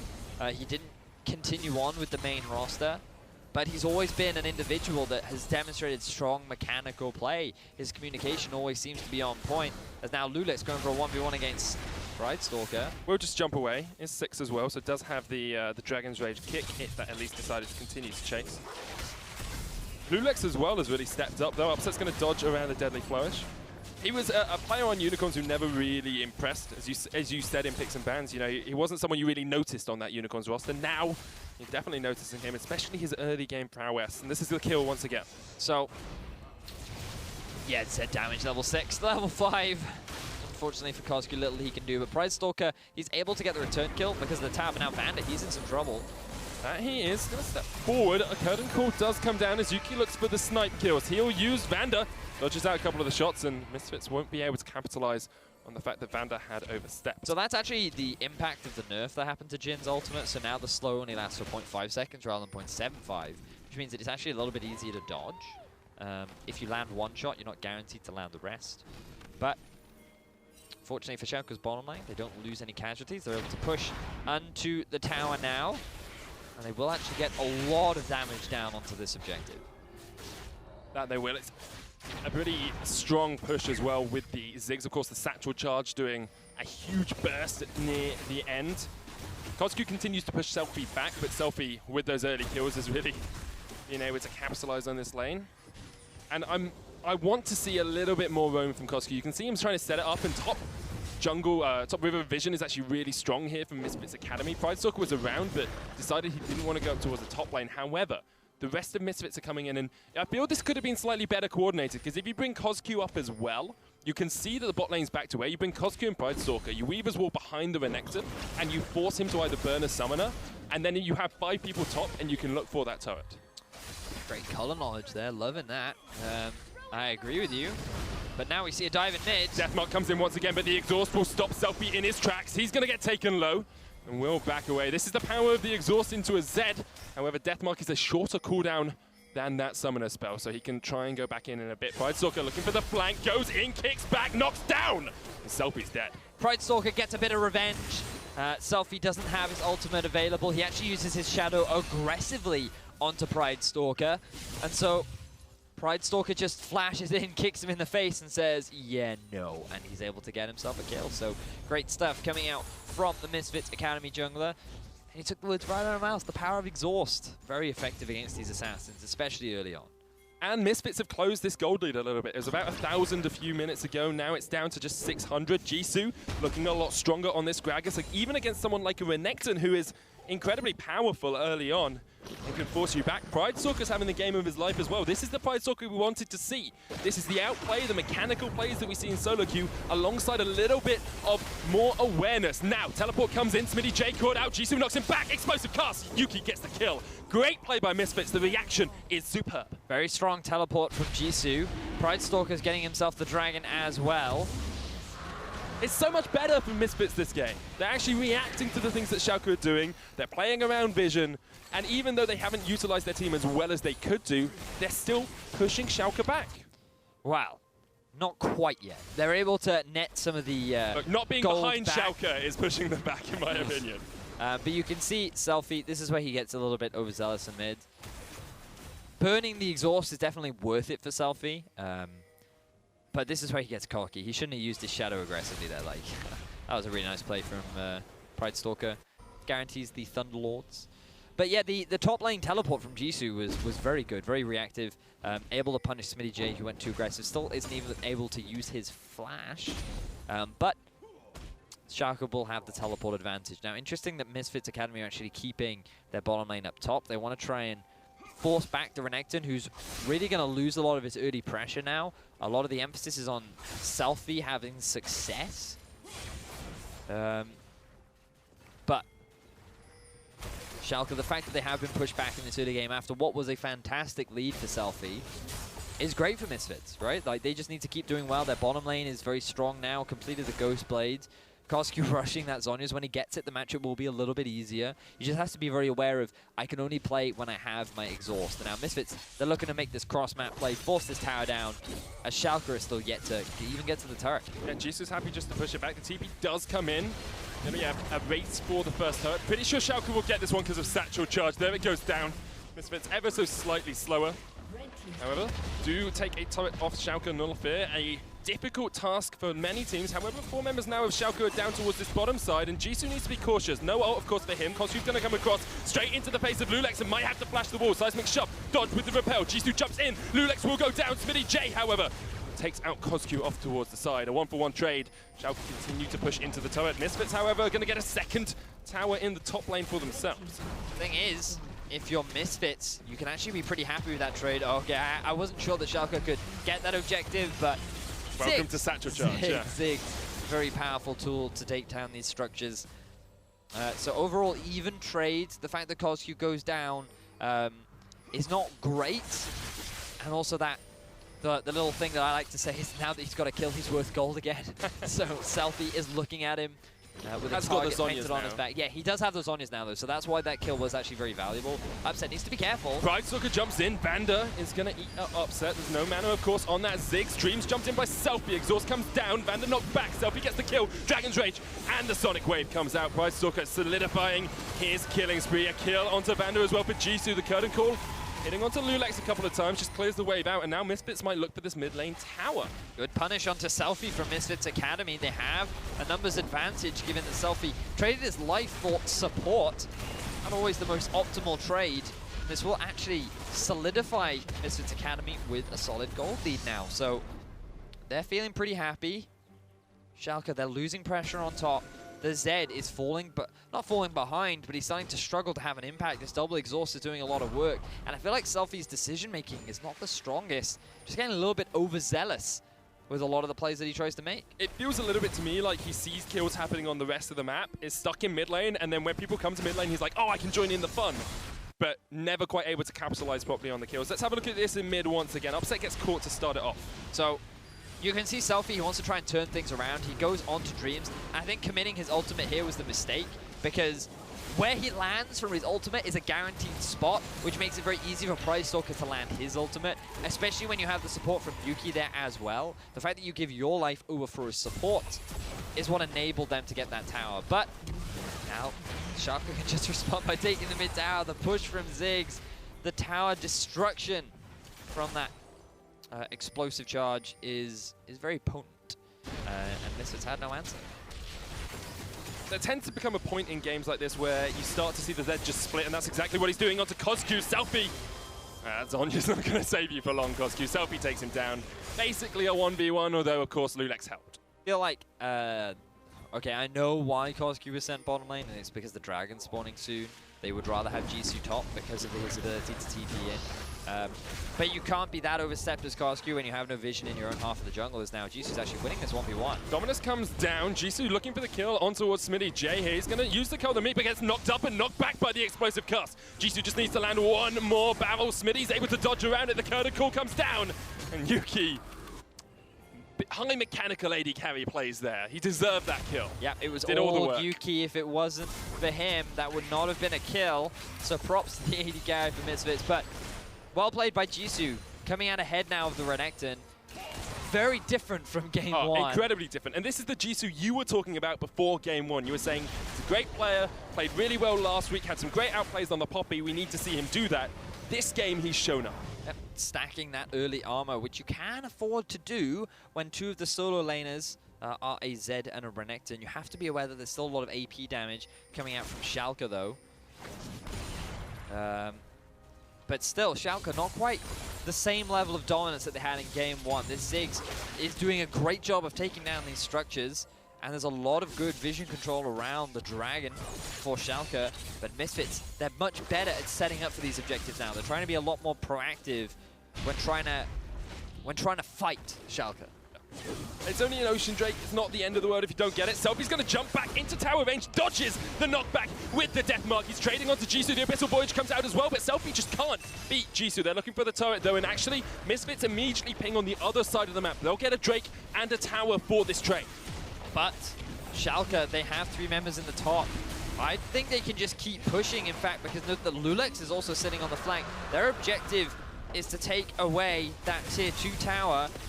And Misfits Academy probably cannot respond, so it will be Schalke the ones that overall come out ahead. Jisoo has to flash away. Lulex tries to sink the bangs in. The kill will go over to Lulex. Mega Inferno Bomb wasn't there in time, and now the turret's going to fall as well. It's the power of Upset with that satchel charge. Just melts through the towers incredibly quickly. And although Misfits may have thought they had the winning side of that trade, it looks actually even like Schalke might give the Rift Herald over to Selfie here to make his split push even more effective. Vanda using this ultimate very effectively to make all of these plays happen. The fact that it's so easy for Schalke to move around the map enables them to quickly shut down these objectives and utilize Ziggs properly. Lulex dodges around. Brightstalker can look for the smite here. The Weaver's Wall comes out and Brightstalker steals away the buff and forces Schalke to jump out of the back of the pit. Small victory for Misfits Academy. Rift Herald, man. It's the biggest buff in the game. But here's the dive down bottom lane. Not really a huge amount to talk about. Simply just a good flank from Lulex, really, guaranteeing the objective as well as a kill. A little bit of a mistake from Jisoo as well, because I don't know if it was. With 3 members there, I think he dies. So I don't know why he's saying. Even I if he just wanted to try and slow down the tower take, right? Like, as long as he's there, then it's difficult for Schalke to just hard commit. They always have to be aware. Yeah. But you're right, you could argue that Jisoo, he should have been aware of the fact that he had no vision inside half of the jungle. No one knew where Elise was. Didn't respect it, ends up giving his life. But I try to look at the bright side. Jisoo, he's just trying to, he died with honor, in my eyes. Well, died protecting what mattered to him. Speaking of the bright side, great vision control from Misfits Academy at the moment. Lots of ward peppered around that red side jungle and some in their own blue. And this is actually a weakness we've seen from Schalke. And up until the last couple of weeks, it hasn't really been as much a weakness as previously. They have the lowest ward count of any team per member. They've got the lowest wards per minute, and they kill the least wards as well. Obviously, some of that comes down to the fact they're usually dominating the game, and so the enemy team has less chance to place down wards. But when you're not that far ahead, you need to be very aware that you have to try and place more wards than you're used to. Warding is always an important thing. I think that people should always invest time into vision. Unless it's you, because sometimes last night in our duo queue games, well, that was like 2 o'clock in the morning. To just walk in and just put vision down that wasn't getting us anything. I just like light, mate. I just like light on the map. I like to see. I believe that with the more vision I have, I can become more enlightened as a person. Midichlorians, man. Vision is midichlorians. What is a midichlorian? It's a Star Wars thing. Oh, I actually have heard the word The more before. midichlorians you have, the more at one with the Force you are. Ah. Yeah. So like Anakin had the most midichlorian count that Obi-Wan had ever seen. Wow. I know, right? A stack of midichlorians. Sounds like a cell to me. You know, like, I don't know, like a type You're of thinking cell. of mitochondria. Oh, I am! Powerhouse of the cell. Selfie's the powerhouse of Schalke at the moment. Has used that shadow though and now needs to try and escape. Deathmark onto Brightstalker, jumps into the bush, but the exhaust from Kozgu will stop him doing too much. The rest of Schalke have collapsed and there's no tower there. Brightstalker caught off on the wrong side of his team, but so is Lulex. Does get the kill. Kozgu oversteps, the Zhonya's comes out. Vanda eating up, Jisoo up towards the side. Dreams is going to go down as well. Schalke have collapsed perfectly onto Misfits Academy and might even get the ace. Jisoo chased away by Vanda, taken out by the tongue lick, and Schalke get away with 4 kills without losing a man. It was Misfits that thought they would be the ones getting the collapse down onto Schalke, but it is Schalke that turn it around in their favor. There are a lot of blanking health bars. They cannot get any big objective off the back of it, but the fact that they won the fight is good enough for them. 3-0-1 on upset right now. Please don't go for this Baron. I think it's very risky, but they're going to try it anyway. They do it so quickly, though. It's already down to half HP. They're going to look to just melt it through. There's no curtain call for Yuki, and I'm not sure, actually, Misfits can do much about this. Maybe try and fight on the backside. Deadly Flourish comes out, doesn't connect onto Lulex, snipes it away. Lulex is so low, though.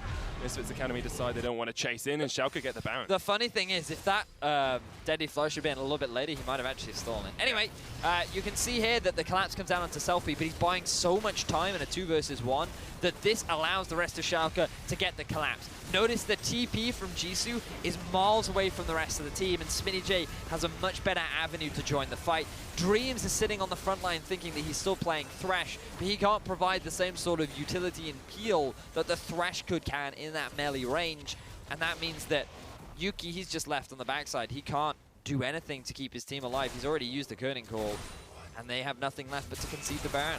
It's the risk you get when you play into Schalke. Their coordination and their ability to set up plays, even when it seems like they are caught out, is incredible. And we talked so much about Selfie this game. Its mechanics there were absolutely on point. Dodges around with the death mark, gets away, gets to the bush, which he knows isn't warded, dodges back to the death mark shadow. Just entirely outplays KOSQ and Pride Stalker. Yeah, really good Zed play. This was the plays that you wanted to see. Yeah. The excitement. Mate, I love a good Zed play. You should definitely not watch my Zed then. But Selfie, he's doing a great job. He's now moving off to a side lane. Both exhausts are down, so there's not going to really be anyone that can deal with him in a 1v1. Maybe Jisoo. He's got his hands full dealing with Smitty J on the other side lane, as the rest of Schalke utilize this Baron along with the Satchel Charge to make taking these towers easier than cutting through King. And now we see Schalke just adopt the 1-3-1 that we expected when Selfie got ahead early on. It's taken them a little bit longer perhaps than they would have liked, but still, with the Baron, they're looking for this Inferno next as well. Misfits Academy have a couple of avenues back into the game, but KOSQ is still quite a long way around. Smitty J is going to get caught out. Deadly Flourish flashed away from KOSQ, looking for the chase. Has the Riders with the slow. Smitty J knocked back into the team. Going to go low. Look at the damage on the Dreams and KOSQ, though. And now Selfie wants a bit of this. He jumps in. 1 kill. 2 kills as he takes down Pride Stalker. Looking for 3 onto Yuki, and KOSQ can't connect. But Schalke, once again, just pinks her in. Jisoo knocks Selfie back, trying to get the kill, but Banda eats him up, and Jisoo will go down, upset with another. Clean team fight win for Schalke. They have the Baron. There are no members left. I take that back. There are 2 members left from Misfits Academy, but I don't know if they will be enough to stop this siege coming in from Schalke. They have the inhibitor in their eyes. Oh, look at the damage from Lulex. KOSQ just gets taken out once again. He has not had a good time on this Talia whatsoever. 174. And at times it's looked like he's impacting fights, but Schalke take the inhibitor 24 minutes in. This is typical Schalke. This is signature Schalke. They wait until they can get 1 good fight, and then they just decimate the rest of the map. Schalke, no fear. On track to getting themselves their perfect challenger split. The first perfect challenger split, and you can see Smitty J, it all starts off with him being caught out of position. He tries to move through a jungle that does not belong to him, but then you get the zigs straight in the middle onto 3 members, just shreds through Misfits. Selfie had the quadra kill in his eyes, but the slows made it too difficult for him to get onto Yuki. Decided, you know what, I'll call it a day, I'll take the double. Again, the Jisoo flank just not quite there at the end of it as well. And like we talked about Misfits having great team fighting in game 1, and that's what they were relying on. Here, their early game was really strong, and their team fighting has looked at ends a lot of the time. KOSQ's going to get jumped up by Selfie once again. The exhaust comes down, but the Deathmark waits it out. KOSQ pops the Zhonya's, but there's nowhere to go. Selfie's on a rampage. Schalke looking unstoppable. Even through the exhaust, even through the Zhonya's, Selfie has far too much damage. Level 16 now. They're looking to close out this game. That they are looking for their second inhibitor, and Schalke have their eyes on the prize. The prize being a perfect split here in Challenger. Pride Stalker chased off towards the side. Jisoo trying to keep up with Smitty J, but the next inhibitor tower is the target here for Schalke. They force Jisoo back. Mega Inferno Bomb gets the kill. An unstoppable upset. And Schalke just look unbeatable. Well, they will be unbeatable as they make their way towards that perfect split. 15 points will be theirs, completely uncontested, as they dive the Nexus turrets. They're going to try and end this game. That they are. Second Nexus turret is in their eyes. They're looking for the Nexus as well. Brightstalker trying to hold on to something here for Misfits, but all he can hold is a Razor Shuriken to the heart from Selfie. The second Nexus tower goes down. Lulex does not give a damn as he goes down into the GA as well. Eventually, Schalke will decide to end the game. Yuki trying to do what he can to hold out some dignity here, but he gets deathmarked and taken down as well by Selfie. The Nexus goes down. Schalke 2-0. Schalke with the perfect split. The first one in European Challenger Series history. Congratulations to Schalke. Dominance throughout.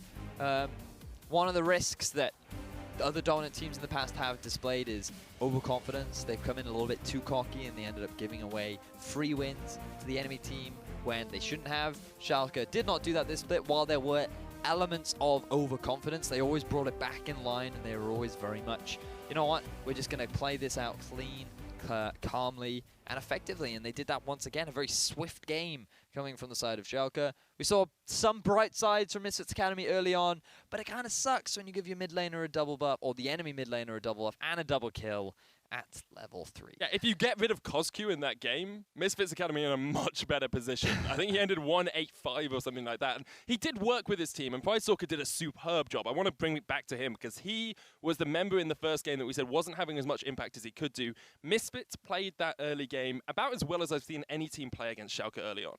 Well, again, excluding the whole Z thing, I think. Well, yes, yes.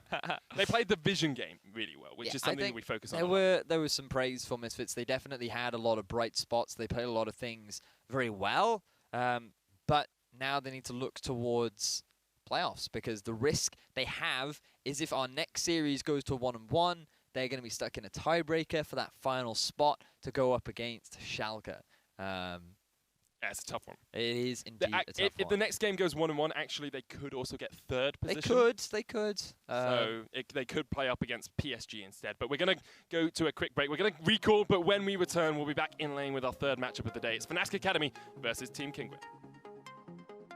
Lulex is coming towards mid, trying to punish KGN, who hasn't got the exhaust. Of course, Cocoon does land. KGN was indecisive as to where he was going, and Selfie will follow him in. Brightstalker comes in for the counter gank, trying to get a kill on towards Selfie, who's just trading into him. Brightstalker will go down. Selfie gets the double. Upset needs to be careful. Brightstalker jumps in. Vander is going to eat Upset. There's no mana, of course, on that Zig. Streams jumped in by Selfie. Exhaust comes down. Vander knocked back. Selfie gets the kill. Dragon's Rage and the Sonic Wave comes out. Brightstalker solidifying his killing spree. A kill onto Vander as well for Jisoo. The Brightstalker caught off on the wrong side of his team, but so is Lulex. Does get the kill. KGN oversteps. The Zhonya's comes out. Vander eating up Jisoo up towards the side. Dreams is going to go down as well. Schalke have collapsed perfectly onto Misfits. The second Nexus tower goes down. Lulex does not give a damn as he goes down into the GA as well. Eventually, Schalke will decide to end the game. Yuki trying to do what he can to hold out some dignity here, but he gets deathmarked and taken down as well by Selfie. The Nexus goes down. Schalke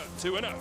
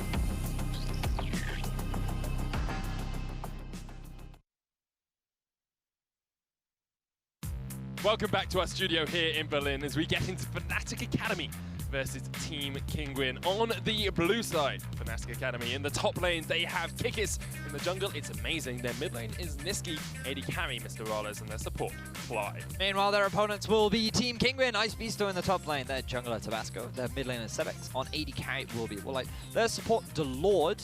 And that is their roster. Normally we have coaches on else. Yeah. No, normally we have coaches. Yes. And I've already done it like twice today, but for some reason I thought there will be coaches here. No, there are no coaches. Or, I mean, they might have coaches, but not on the roster. I'm just going to let you keep going in this anyway, one. before I... Yeah, I think interestingly, like Kinguin and Fnatic Academy, of course, tied in third place before today started. Not anymore. Not anymore. And it's do or die. Like whichever if either team loses this 2-0, they're just out. They're relegated from the EU Challenger Series, and the other team goes to playoff. The only way we have a tiebreaker now is if they draw, in which case we will have a 3-way tie between them and Misfits. Yep. And those games will be taking place tomorrow because there's a possibility of 5 games, I believe. Yep. So instead, what will happen rather than continue on till later in the day, because the players will likely be tired. We don't want to keep the players going on, as the casters are going to get tired too. So, and the production team as well, we can't forget about those important people. So the games will be moving on to tomorrow should that sequence of events occur. And we'll make sure we have all of the times and stuff for you at the end if it does occur, so you know when to tune in and watch our pretty mugs cast more League of Legends. Kinguin, however, last week lost to Paris Saint-Germain 2-0, the first time we saw Paris Saint-Germain win a series. And they were mostly underwhelming, in all honesty. Yep, they really were. It's the same story as I feel that we've been repeating fairly often, which is very much Tabasco. If he performs well, the team perform well. But if he doesn't, then they struggle. Their drafting was not great. The team as a whole didn't seem to really be playing around Tabasco because they did not draft strong pushing lanes to enable him to be as aggressive as he wants, try to set up these early plays, and instead he ended up just kind of falling by the wayside thanks to all the losing lanes that he had. So it wasn't ideal for the side of Team Kinguin, and like they need to fix a lot of these issues now, because Fnatic Academy, they seem to not be the perfect team, but they seem to be a lot more well organized than what we've seen from them in previous weeks. Said that the game 2 last week wasn't that well organized. I mean, more well organized. Oh yeah, I'd agree. And I think Amazing really bucks them up a little bit as well. Their objective throws for dear God, it's just gone. Kinguin. Game 2. Yeah, in game 2, Kinguin's objective throws against PSG were really weak, so they went for an Elder Drake, and PSG just collapsed on them and took them all out, and that's basically what won them the game. Woolite was out of position a couple of times as well. Fnatic Academy, on the other hand, we talk so much about junglers in Challenger Series, but they're such a crux of the conflict, especially in the early game, and Amazing looked so good for them last week. He spent so much of his time just sitting in Kikis' lane. It should have really been named to top lane and top lane support, because all that happened was enabling Kikis to succeed. Game 1, he played the Jace. Game 2, he played the Camille, 2 carries. And in Game 1, he had a lot of success, thanks to the pressure that Amazing exerted up there. He split pushed the team to victory, but then in Game 2, it wasn't quite as successful. Jisoo got a lot of great outplays, the map sort of descended into chaos, and eventually Fnatic did end up collapsing. But in both games, Amazing invested all of his early game into Kikis. And the reality is, Kinguin should be expecting this. This should be a planned move that Fnatic are trying to do, and what I want to see from Kinguin is respond to it in kind. They should either invest all of their resources into the bottom, they should look to try and set up bot dives, they should try and counter gank. I don't know, they have a lot of options, but I want to see some kind of thought out counter plan to deal with all the pressure that Amazing is looking to invest on. Well, the counter plan might start in draft phase. We'll have to wait and see. Interestingly, though, like before Challenger Series started and Challenger Series qualification, we talked a lot about how Tabasco and Ice Beasto worked so well as a pair, as a synergy. Since they've been in Challenger Series, really, they don't do that much together. Neither Ice Beasto nor Tabasco have looked incredibly strong. And we are going to see the bans coming out targeted up towards that top lane already. Shen, Jace getting taken away, and the Ludo ban from Fnatic. It's not like Kikis can't play tanks though, right? Like, we saw him very early on with the Maokai, that really giving the name Le Maokai, given that he tanked like 8 turret shots in a row, and he walked it off like it was nothing. So it's even if you ban away some of these more carry-oriented tops, I wouldn't be surprised if he just moves back towards something like a Nautilus. He does really like his carry-oriented tops when the enemy has a Jhin, though, because it just allows him to focus down a target. So he did it with Camille, he did it with Echo. Gonna see the Rengar lock as Ryze and LeBlanc get banned here. So now Kinguin do have the option of going for that Jhin themselves and perhaps picking up a strong support alongside. This was something that Fnatic Academy brought out last week. Amazing definitely was able to have a lot of impact. They did lose the game, though, because they weren't able to play around Rengar's team fights later on. Yep. I agree. Thanks. And I actually think Kinguin, we talked about adaptability in draft and working out how to play around Amazing. They seem to have done that here, because they get the Ashe and the Malzahar straight away into a Rengar, and they can try and lock him down if he jumps up. I love Malzahar into Rengar. We've seen it a lot in the LCS as a main counter pick. We saw it at IEM as well. It's one of the reasons why a lot of European teams actually struggled against some of the Eastern teams, because of their ability or their priority on locking down this Malzahar champion. So Kinguin already coming in with a plan, expecting the Rengar, already picked up a bottom lane that not only has strong pushing power, but also is great at dealing with this pick power. The answer for Fnatic, though, is the Tahm Kench, great into the Malzahar in general, because you can just gobble up the person that gets targeted, unless you are the focus, which is something that you really have to do if you are going up against the Tahm Kench. And going to be Gragas once again taken up towards that top lane, we assume, for Ice Beasto. I would have liked to see him perhaps something slightly more aggressive, or even just picking up your jungler Whoa. We saw a Gragas get a solo kill onto Renekton last game. That not aggressive enough for you, fam? That's what I thought. Now, moving on to the bans. I like the way you dropped your pen when you did that. Like, drop the mic. I was actually just swapping. I have different coloured pens for my draft. Fancy people here. Fiora ban here from Kinguin. Fnatic looking towards the jungle, taking away Tabasco's Lee Sin. He has played consistently these aggressive junglers, but still has the lowest damage of any jungler across the course of his games. That sucks. Yeah, it does. It does. I think Tabasco is really a focus for Kinguin. You need to work out why he's not ticking over like he usually is. Well, so far, the jungler has not been locked in. A lot of the early game junglers have been taken away from Fnatic. I wonder if he's going to move over to Kha'Zix. We did see him bring out the Ivern early on in the split to not great effect, but that's not to say that he hasn't improved since then. If you are Kinguin, I think you should lock in your jungle right now. Kha'Zix, in my eyes. Oh, Graves as well. Graves. Of course. Makes a lot of sense. I think it does fine into Rengar. I actually had a great conversation with Trick, who said that ever since the Kha'Zix and Rengar nerfs that happened on 7.3, Graves has actually been just naturally a much better pick, because he can trade very well into them. The Thali build is good. His team fighting is just that much stronger. He has better early wave clear, or jungle clear, sorry. So I think it's a fine pick. And I think that right now, Kinguin are building themselves a pretty solid team fight comp. They have a lot of map moves. They have a lot of ways to start fights. But there we are. There's that Nautilus pick that we were talking about for Kinguin. It's very safe, very easy for him to execute on. Does fine into the Gragas. They both match in terms of push. So now if you're Fnatic, you're just looking to round out things for mid laner. I want to say Cassio. I'm going to it would be Ryze if Ryze wasn't banned, because Niski's picked Ryze in 5 of his 8 games. He's going to go for the Syndra instead, it looks like. He's played this once before. Didn't have the best of times on it, but does give you a strong mid laner. And now Kinguin will need to look to see if they can get push priority on that mid lane, have something that can deal with a Syndra well. Please do it, please. Because this is... Your reaction to that. Because... It's like a child seeing a Nintendo Switch in their living room. I got baited so hard. No. Because I'd done so much research on Aurelion Sol as a counter pick to Syndra. It's even in my picks to watch video. I was like so expecting the Flash Wolves to bring it out, and then they never did. And I thought Sevex would be my guy. I thought he would do it. Right in the heart. Just right in the heart. Oh, Sevex goes for the Oriana. They've got a great ball delivery system here with the Graves, with the Gragas. Get that into the mid. It's not a Star Forger, is it? Anyway, yes, Oriana does fine into Syndra. The biggest thing you have to be concerned about is that Oriana is fairly low in mobility, so if you do burn your flash, it's very easy for the Rengar and Syndra to set up ganks later on into the game. Team fighting is very good from the comp. You've got Ashe as an initiation. You've got Gragas flank too. A lot of great team fight damage with the Graves and the Oriana. And I feel like Kinguin have very often drafted towards mid to late game team fight comps. The big problem is when it comes to these playing around objectives and actually committing or whether or not to go for a fight, the setup is often what's been debated by the team.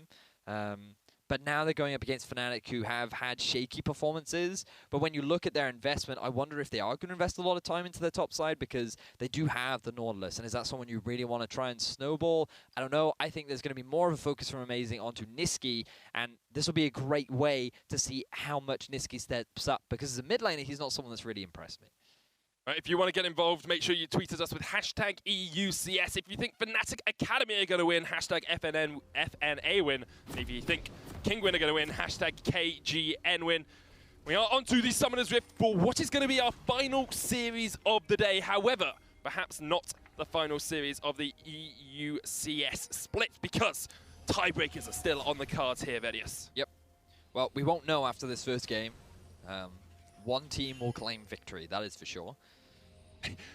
That's years of like color casting knowledge condensed into one moment. It's almost like play-by-playing a blue buff. One team will claim victory at the end of this game. Yes, they will. One man, one League of Legends team. Kinguin will have the motivation to do it. Hatchie, their coach, actually put out on social media this week that he really values the amount of motivation his team has when facing up against these bigger teams. They're a team that want to win. When they wake up. Yeah, when they... Okay, do you want me to read the exact quote? We're going to go with the exact quote. Every day, Hatchie wakes up and sees motivated faces on his players. They really want to win, and they really want to show they can compete in the LCS one day. Well, they're going to get the opportunity to do so. They are going up against Fnatic Academy, and I don't think anyone can question them if they do get themselves this victory here. They will be solidifying themselves a playoff spot if they can get the 2-0, that is. And that's really what you want going into playoffs, a convincing victory in your final series of the split.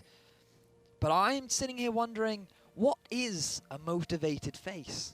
Do you have one? You have one a lot of the time. Do I? It's an enthusiastic, energetic face. It shows that you're ready and willing to face the day. Nice. Not like Tom. Actually, it's a little bit like Tom's face. Because Tom has this like big grin. It's like, yeah, guys, we're going to do this. Yeah, going to devour people. That's your Tom Kench impression. I can't do impressions. Yeah. You do your Tom Kench impression. Give me that American accent. Wait, it's like... Southern drawl. Wait, I need like a phrase. Wait, what's a Tom Kench phrase? Call me king, call me demon, something like that. Call me king, call me demon. That was awful. No, it was better than yours. I wasn't doing an impression. I was just using voices. Okay. Anyway, Clyde's gonna, their push advantage here is in favor of Kinguin, as you said. D-Lord actually taking Malefic Visions here first, just for a little bit of extra harass. You do see sometimes people take Voidlings, but very difficult to get them to actually focus down on the target you want them to push into. Great color point. Loved it. What do you think about mid lane? Oh, well, I think, you know, the Orianna-Syndra matchup is pretty even, in all honesty, early on. Orianna has the shield, so Syndra, if she puts down Dark Spheres, will struggle to trade in. Really what you're waiting for is the level 6 spike coming out from Nisqy. If he can get Sebex to burn his shield early on, then pop the Unleash power down, he should be able to win it out. But of course, Orianna provides more utility later on and is better usually in teamfights. The problem you have as an Orianna is, or as a Syndra going into the Orianna, is the fact that some Oriannas will actually take a couple points in their E to get those. Oh, you mean the command protect? The command that protect. I was talking about, yeah. Yeah. To get better resistances, so that if you then go for the stun, then you're able to react, and it makes the Unleash power a little bit less potent. But the problem you have is that you don't have the same sort of pushing power. What you want to do with an Orianna is, if you want to play aggressively, you should actually just be leaving your ball on the caster minions at all times. So that every time the enemy tries to move up and farm, you can end up punishing them for it. Now, speaking of punishing, Amazing being very aggressive here. Does manage to take away one of the Krugs with his smite, but forced away. Kick is pushing up that lane into the Gragas with the Riptide. Meant that Amazing could go that far into the enemy jungle. Actually, push priority is in favor of Fnatic on the top side of the map at the moment. That's just the nature of Nautilus. He's doing a great job of just spamming that E, clearing out the minion waves, forcing the Gragas underneath the turret. This is enabling Amazing to go aggressive, as you were saying. And now we just see just a lot of trading happening all over the map. Interesting that Nisqy's actually going for a very early back, picking up a bit of control warding. Control warding? I don't know. Control light, mate. Yeah, control light, that's what I mean. What would you call that, like red light? It's good for your skin? I don't know if I'd want to say that there's... Because then you'd have like red light districts on the map, wouldn't you? Which you definitely do not have. But the double ring, the Doran's ring, that's the word I'm looking for, actually gives you a lot more potent power early on. It will delay your item spike, but you make the trade-off in order to get you a little bit more mana sustain during the laning phase, as well as just having stronger trade, which is kind of what you want against an Orianna, because the early laning phase is the best window where you can look to try and abuse it. Interestingly, we've actually seen both these junglers spend a little bit of time top early on. Tabasco now is down towards that bottom side of the map, but just seems to be power farming more than anything else. When we looked at it, we didn't really think top was going to be a focus point for them. We did say that Amazing would be last time, spending a lot of time top lane regardless. But the matchup itself isn't really conducive to that. However, Amazing's now stepping forward, getting some vision control alongside Nisqy. Nisqy pushed the wave up, can push forward with Amazing, and now you see how defensive Tabasco's positioning is. Doesn't even go between his turrets, goes all the way behind the back to make sure that he's not going to get caught out by that Rengar. I like that respect from Tabasco. Really identifying that he doesn't have control over his jungle right now, and he doesn't want the potential risk of a collapse, especially with Kikis pushing up top and Nisqy pushing in mid. There's also awareness that the red is going to be respawning fairly soon, so Tabasco just doing what he can to clear out the ward. He did spot out that control, so that will be taken off the board. Now, if we're looking at where the early ganks are going to be, again, Amazing's trying to rush level 6. Tabasco very much power farming. He needs to try and get himself that early Tracker's Knife so he gets some vision on the board. Look to set up for where Amazing tries to gank it. When playing against a Rengar, in my opinion, the best way to deal with Rengar is to play in a similar way that you do against Evelynn.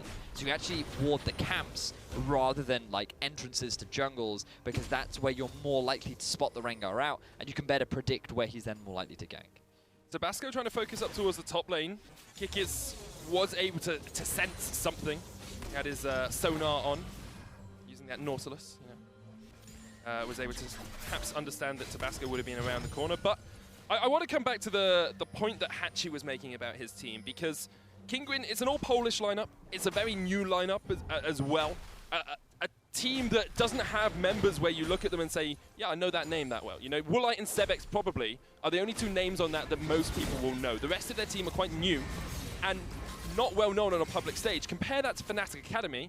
Mr. Rales, Cly, Amazing, Kikis, all of these guys have played at the highest level before. Just leave Nisqy out of there.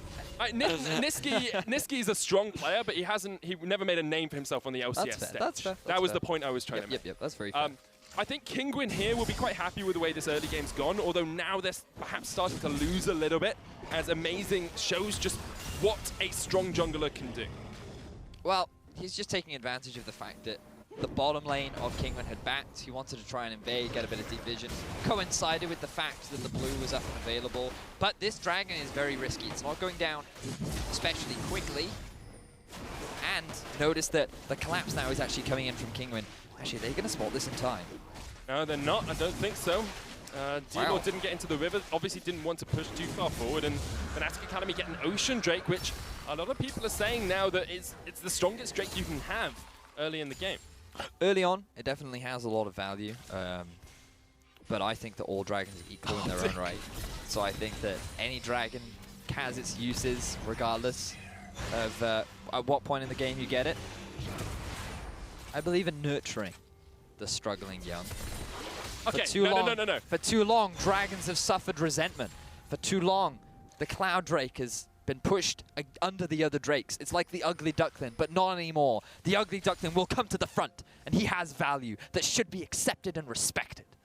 This feels like a point that is made more from a personal perspective than anything else. This is something you've experienced. Stand up for dragons. Because it's Welsh. I think, though, like, as much as I agree with you that some dragons are equal, yes. Okay, all dragons are equal, but some of them are much more situational than others. Sure, situational is fine. And I think that's okay. 99% of situations, I'll take an Ocean Drake over a Cloud Drake any day, and Fnatic Academy will be happy to get that one under their belts. Either way, they've got a 300 gold lead. I'm not going to let you talk about nurturing the young Cloud Drake anymore. Dragon has been taken, is the point. They got it for free as well, which is even more important. And now we need to see what the junglers are doing. Level 6 has been hit. Never mind junglers, trading up in the top lane. Never mind, that's not trading. They're exchanging blows. A gentleman's croquet match. Gentleman's croquet match. Yes. Except they're hitting each other with the croquet hammers. Yeah, but it's gentlemanly. Okay. They bow their top hats at one another. Now look at Rengar, here we go. This is what we want. Level 6 gank, let's go. Icebeasto still has flash, doesn't have the cast. Tabasco came towards mid, and actually Niski's gone all the way up towards top as well. Kinguin just decided to push out the lane in mid. They won't get too much out of this. They might get some damage on towards the turret. They've spotted Amazing, and actually Icebeasto, a lot of respect from him, went all the way back. Amazing can thrill of the hunt in here, and it might be the Kinguin have overextended, but here comes the Abyssal Voyage from Cly and Mr. Rales. Tabasco has to flash, Deadly Flourish not connecting. TP in, cancelled by Icebeasto. Really good response from Kinguin. First, I want to identify how good that was from Icebeasto, because he realized that Niski was missing. He felt the dive was coming top because there was a big minion wave. Oh, Malefic Vision, Sebek's there, and that's the kill. First blood, Tabasco. Good collapse from Delor, but here comes the TP. I don't think he's getting out of this. Delor's dead, Lord. Has no flash, no escape, and Amazing helps Kikis sink the anchor in. So, support for support, but Kinguin get themselves first blood. Gold deficit, or gold advantage rather, still in Fnatic's favor. But again, I really want to highlight, like, that was really good from Icebeasto. He respected the possible collapse, the dive, backs away well in advance. Kinguin responding kind, but now Woolite, he's the target focus. Yeah, he is caught out once again. Depth Charge comes out. He will land the arrow onto Amazing, but Woolite's so low. The Jhin doesn't get the kill as Kikis takes him out. Now Tabasco underneath the turret, just nowhere for him to go. Kikis tanking it up for days, and of course, no TP for Icebeasto. Kikis once again, pretending like towers don't exist. This guy does not take any damage. He's only got the Barmy's Cinder. You're really seeing the strength that this Nautilus has when it comes to these early dives. Kinguin, they overstay a little bit too long in the bottom lane. I don't blame them though. You'd think that in a 2 versus 3 with Kikis taking that many tower shots, you'd be able to at least get something back, but they're not quite able to. So just watch this, right? Just watch Kikis, because you can see, yes, there's a big minion wave coming up. Orianna can't make the rotation down. Woolite even knows him. Yeah, okay. That was a mistake from Woolite. That was a big mistake. He took a lot of damage there, eating that hook. All right. Bad Woolite. Bad Woolite. And that's the reason they lost. Well, not the reason they lost, but it was one of the main reasons they lost the game last week as well. White Knight caught him out late game because he pushed too far forward. He still had flash. He still had heal. Woolite, sometimes his positioning really lets him down and lets Kinguin down as well. Well, this isn't a new trait. This was something that Woolite was well known for, especially in summer of last year. Woolite as an individual has always been a little bit overzealous, a little bit too aggressive, but he's always exciting to watch. You never know what he's going to do. My favorite was when he used a Caitlyn E, the Caitlyn net, into a Rumble ultimate. That was special. Hey, sometimes you just, you're a little bit cool, you know? been quite cold in Berlin recently. He wanted to warm up his tootsies. Barbecue yourself. Yeah, I mean. This is actually going to be turret going down for Kinguin. They're going to make a 1-for-1 trade with top lane. Tabasco's pushed forward, and actually they might continue to look for the pressure here. Fnatic only have 2 members up towards top, but they look towards mid as well. Sebex is going to come around just to try and stop Niski. He needs to be so cautious because Thrill of the Hunt is available for Amazing, and now they see 3 members. Bot is going to go in. Force Sebex back. Amazing goes in. There's the Shockwave. Deadly Flourish lands, and the Curtain Call comes down. Sebex tags up 1, flashes the 2nd, doesn't dodge the 3rd. Can he dodge the 4th? No, he can't. 4 shots and another kill for Rales. Really good ultimate from Rales and great play overall from Fnatic. They realize what is happening down the bottom side. They want to try and force something mid, and now they're going to look for a collapse. Kikis has depth charge and the dredge line if you can get closer. There's no Abyssal Voyage. Rales, of course, doesn't have the Curtain Call. Arrow misses onto Niski. He's got Flash. Here comes the Tom Kench. Gonna unload the Toad onto Kinguin here. Tabasco caught out. Deadly Flourish goes down the depth. The Malefic Visions isn't gonna be enough. Nor the Netherglass by Spiso TP'd in, but he's just caught out by the team. It's a double for Niski's. Fnatic Academy collapse once again. Overall, great play from Fnatic. Yes, they did lose their inner tower in the bottom lane, but think about what they'll gain off the back of it. They'll pick themselves up a second Drake. They'll be able to get themselves a couple of extra kills. This will really help Niski and Rales in particular, who have now really started to snowball, and they have a great setup to start making their way towards that mid tower, because Orianna, she now has no summoners. The moment Amazing has his ultimate up once again, he can look to set up a dive and take that advantage. And this is the back end of that play. It was just a good collapse. Kinguin should have been happy with the inner turret that they got in the bottom lane. Instead, they wanted to try and commit. They tried to push into that Nexus, not Nexus tower, the inhibitor tower, and they just get collapsed upon. In all honesty, it was just Kinguin overextending more than anything else. Fnatic, yes, they played well enough to come down in time, but any team worth their salt at this sort of level should have been able to say, look, there's 3 members of Kinguin bot, they've got no mana, they've got no summoners. We shouldn't struggle too much to take him out. Wow, okay, Mr. Hypercritical. It's true, though, to some degree. And I have to come back to what we were talking about in picks and bans. Fnatic have looked incredibly strong when they've had Amazing and Kikis, and even though Kikis is playing this Nautilus, he's still participated in 5 of the 6 kills. This is what he does, right? Like, I don't understand it. If I played Nautilus, there's no way I would have done as much damage as he has this early in the game. Kikis is a very good individual. Now, Delord, looking to fight it. Good steal, Sebex. 62 gold right in there. That'll show him. But now look at this, 3 members of Kinguin in mid lane, 2 members of Fnatic up top. It's very risky to try and go for a push with Nautilus and Syndra and a possible Rengar flank. And Abyssal Voyage flank. Oh, that's very true as well. They do still have the mid lane tower, so they've got some defense there, but they're now so worried about the fact Fnatic might get vision throughout their jungle that they need to be cautious as to how they step forward. Amazing puts out the bowler onto D-Lord. There's the Netherglass. Tabasco trying to take the kill. Amazing heals himself up, and Clyde will eat him up as well. Gets him out safely. That was a huge heal onto Amazing. I thought he was dead there, but he had the grey health from his W, he had the empowered heal, he had the heal from Rales as well. Clyde had to flash to save his jungler, so a lot of summoner spells were used, but Amazing does get away with his life, so that's not too bad for the side of Fnatic Academy. Kinguin, though, still struggling to find any real ground on the map.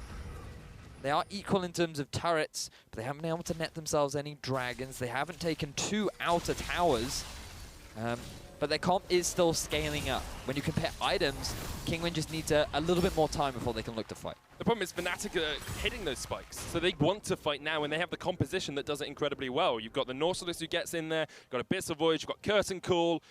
It's so difficult for Kinguin not to fight. We're going to be seeing a lot more defensive Netherglass. We're going to be seeing a lot more explosive casts trying to knock Fnatic away, because Fnatic aren't like Millenium were earlier on. They know when they want to take a fight, and they are willing to force it if they have to. Well, Kikis is hanging on the flank. Right now, it doesn't look like Kinguin are aware that he is there. Oh, now they do. Yeah, Spiso sorts him out. Fnatic still looking for that mid lane tower, unable to get it quite yet. I want to come back to Tabasco and Icebeasto. Icebeasto's looked okay this game, hasn't really had an impact. Tabasco, however, at times there's been flashes of brilliance. He's played around Vision relatively well, but when you compare him to the impact Amazing's had, there's just a vast difference. And when we saw Tabasco play incredibly well in CSQ, he was on Nocturne, he was on these champions that had to hard commit. when he's been playing champions that have a little bit more finesse to them, he seems to have struggled. You trying to imply that Tabasco is not a finesse kind of man? I'm trying to imply that he hasn't played well on Kha'Zix, Lee Sin, or Graves this split. So. Which is funny because I felt like that Lee Sin was one of the better champions that he had during the qualifiers. But Tabasco is, in my eyes, a little sink or swim. He's very similar to Pride Stalker in whether or not he succeeds, and I think that is part of the fact that he is still rookie to competitive play. His little mistakes do end up getting punished, and he doesn't fully know how to capitalize on small mistakes that his opponents use. But a lot of that does come from experience playing at this kind of level, and that's one of the advantages of being in Challenger. You do get what is effectively a taste of playing at the top level. Now Nisqy gets called up. That he does. Nethergrass takes him out. Sebex gets the kill. And now perhaps Kinguin will look to capitalize. They're going to push down mid and see if they can get this turret. It's about half HP at the moment. The Lord is doing a great job this game, really just throwing out that ultimate whenever he sees an opportunity. He is being the bid playmaker so far. One of the great strengths of Malzahar is how easy it is to just pick people off. Yep.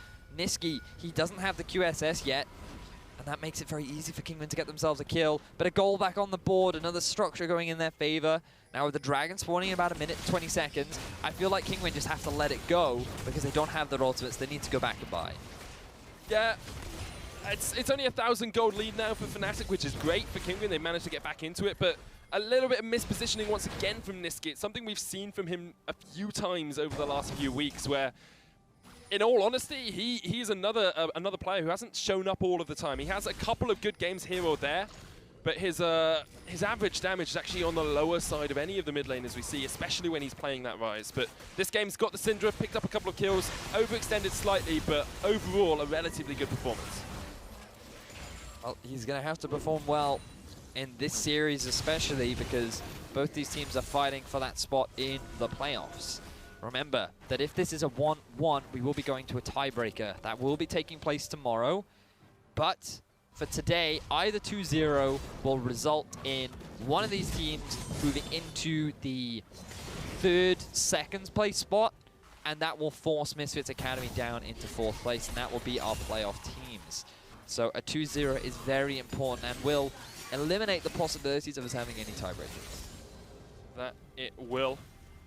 And now we're just going to have to see how well these teams are able to play around each other, in all honesty. I think there's always a risk that Fnatic get a little bit over-aggressive, Kikis especially. However, he is on this Nautilus, so it doesn't really matter if he tries to tank up the whole team, because he can. D-Lord caught out with a deadly flourish, TP in, D-Lord's dead, Nisqy takes him down. Amazing, however, overstepped. Eaten up by Klein, the TP cancelled there by Beast, though. Shockwave lands, though, as does the depth charge. Unleash power, everything used onto Sebex will take him out. Woolite forced back behind his tower. Great Flank from Amazing, but it ends up going horribly wrong when Woolite's positioning was fantastic. So much free damage down, but now it looks like the Fnatic are continuing to die. Tabasco dived underneath the turret. Woolite eaten up as well behind the second tier turret. It's a double for Nisqy, and as soon as I say he hasn't really shown up, he goes 6-1 on this Syndra. Kikis continuing his tower diving career. This guy does not feel pain as Fnatic successfully set up another tower dive. They get themselves more kills, and they're going to get themselves their first in a tower of the game. That they are, and it's just so strong for Fnatic. They pull the trigger, they do exactly what they need to do, and they get themselves 3,000 gold ahead. Let's have a look at this once again, because it doesn't look too much like D-Lord is caught out originally. So it's just amazing coming in from the flank. There's no response from Kinguin. The teleport is coming in far too late, and he ends up actually cancelling it. If he'd committed, this could have been a big teamfight win for Team Kinguin, but because they're now in a 3 versus 4, there's no way in which they can win out on this fight, and the fact that the Shockwave doesn't land onto any of the key members of Fnatic Academy means that now a lot of the damage is gone, and Kinguin, they try to defend this tower, which was the mistake. Tabasco, there's just too much pick power. Clay in a 1 versus 1 against Woolite. They should just abandon the tower. There's no way they can defend it. Just accept the loss. But they don't. Kinguin's going to get a dragon off the back of this, though. Fnatic didn't set up well around it. It was all a fight for vision control. Kinguin may have lost the fight, but they had the vision control around Dragon, so they get it up afterwards. Yep. It's what you like, Vedius. Lose 2 towers, but you get the vision. Well, no, that's not really what I like. What I would have liked from Fnatic is not losing the vision around Dragon. And instead, after they take the first tower, maybe get the Dragon instead. But, they can't. It's not like a bad thing to get 2 towers, right? Because then if they'd gotten the Dragon, then Kinguin would have got nothing. rather than 2 towers for 1 dragon, right? So regardless, 4,000 gold lead for Fnatic Academy, 2 dragon lead over the ones of Kinguin. A lot of red vision in the bottom side. But now Fnatic, they're actually grouping up, looking to try and force. There's a big minion wave on top. Bot is being pushing. So Fnatic are ready to set up for a quick movement either up to the top lane or to the bottom. Again, we see Fnatic playing around a cancelled TP by Ice Beasto. It happened earlier on in the game. Now Fnatic know they've got teleport advantage, so they put Kikis into another lane and they force Ice Beasto over there. And Kikis is just so strong at the moment on this Nautilus. It's very difficult for the Gragas to deal with him. Forced back once again. And as much as Fnatic can't really get the inhibitor tower down yet, they're not quite that strong. They can look up towards the top side. They can gain vision in this red side jungle. They can set up around Baron. Kinguin very much in the dark as to what exactly Fnatic are deciding to do. Baron is on the eyes of Fnatic. It's on the ice. That's a eyes. big thing to have on your eyes, mate. Gonna need some corrective lenses after that. 1 team, 1 Baron to determine who will move into the Challenger playoffs. But look at the vision. Like, at the moment, Kinguin have nothing. Fnatic have just set up in a bush. And here comes the hook onto Ice Beasto. Deadly Flourish down on him as well. He tries to get away. Depth charge onto Sebex. The curtain call opens up and Sebex is isolated. Flash away from the shockwave by Niski. Woolite's dead. It's a double for the Jhin. Mr. Rollo's coming up big. And now Tabasco's going to get chased out as well. The hook onto D-Lord. He's dead. Niski's unstoppable. Fnatic are dominant. Fnatic went fishing and they caught a big one. Kinguin ended up face-checking the brush. They made it so easy for Fnatic to get themselves the triple kill. They can now rotate their way back round towards the Baron, pick up this objective, and look to start breaking into the base of Team Kinguin. Tabasco looking for the steal if he can get it. Forced away by Cly. He's going to quick draw across the wall, straight into the face of Niski. Flashes away from it. Collateral damage isn't enough, and Tabasco no longer has that quick draw, of course. Here's Ice Beasto as well. Tabasco chased away. Actually, Fnatic have to stop the Baron because of the risk of the steal. Ice Beasto is exhausted. Kikis tanking up Baron once again. Tabasco's looking for it. The arrow onto Niski! Shut down from downtown. The Baron is still on the cards. Rales almost goes down to the end of the line, but it's the end of the line for Ice Beasto. He's chommed up, and he's taken down by Fnatic. But here comes Sebex. He still has... No, he doesn't. Doesn't have flash. Doesn't have ult. He did have ult. He didn't have flash. Either way, Kinguin, they end up losing the Baron. That is the key thing here. It wasn't the cleanest Baron from Fnatic because Tabasco and Ice Beasto, with their dying breaths, fought till the very end to try and prevent that big purple worm from dropping to their opponents. But it was not enough. They ended up falling. Fnatic extend their gold lead even further. Kinguin now trying to get a bit of vision back. They might find a pick onto Cly. Not really the target you want to be picking off, though. Let's have another look around this Baron fight. So Tabasco's chased into Niski. He thinks he can get the kill, but he burns his flash early on, which means he can't flash in from the back of the pit.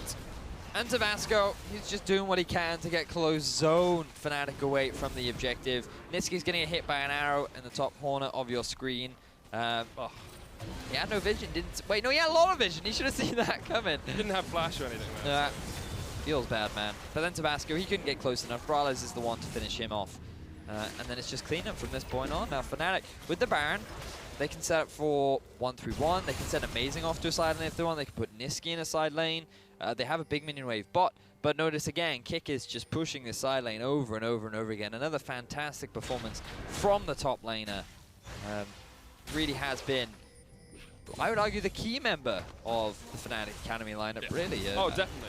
When you look at his synergy as well with Amazing, like last week he did over a third of the team's damage from top lane, which is something we very rarely see. And Fnatic Academy as well, you have to remember, week 1 they had Broxah, did incredibly well. Broxah then got promoted, and then they had Dan, and they really struggled for a couple of weeks. And now with Amazing and Kikis, they've been able to, what looks like, solidify their playoff spots. And they really wanted this, and the organization really wanted it as well, because if Fnatic Academy can get up to the LCS, of course, you've got the possibility of having 2 lineups up there, but we will have to wait and see if they can get that far. They're going to go for D-Lord. Curtain Call comes down, almost takes him out. Redemption will be used. It's enough, though, to force Kinguin away from the turret, which is all that Fnatic Academy want. Here comes Amazing with the zoning ultimate. The priority is the objective, though. How smoothly can Fnatic get? Tabasco's still in the mid lane. Kikis is going to step forward. He is the primary tank, of course, on that Nautilus. Incredibly difficult to deal with. He's even going Iceborne Gauntlet for the added annoyance. Just like, oh, how many times can I slow you and stun you in the space of about 3 seconds? It really does make your trading power that much better as well. I love getting Iceborne Gauntlet on tanks if you can afford to do so. The Sheen really is great for also locking down squishies, the extra bit of utility. The wave clear from Kinguin, though, is holding strong. The Orianna is always that ever-looming threat. You overstep, you get that big shockwave. We saw it firsthand yesterday in a couple of our games, how impactful that shockwave can be. But it's all about slow, patient play from Fnatic. They need to split Kinguin up. They can't allow this wave clear to group up, otherwise they're never really going to break into the base. Looks like they're going to go for the Mountain Drake instead, get themselves that extra 10% true damage. Will help them go through the turrets a little bit quicker. But once again, Kinguin just... They've fallen into a very similar trap to Misfits in the fact that they're not doing anything. Well, the difference is, though, in the early game they tried to, but they couldn't due to the early deficit that Fnatic Academy forced them into. And Fnatic have done such a great job of controlling vision. Kickus on a side lane has been such a terror that it's been really, really difficult for Kinguin to really do much. And we've seen some promising things from Delord. I think that he has played Malzahar pretty well this game.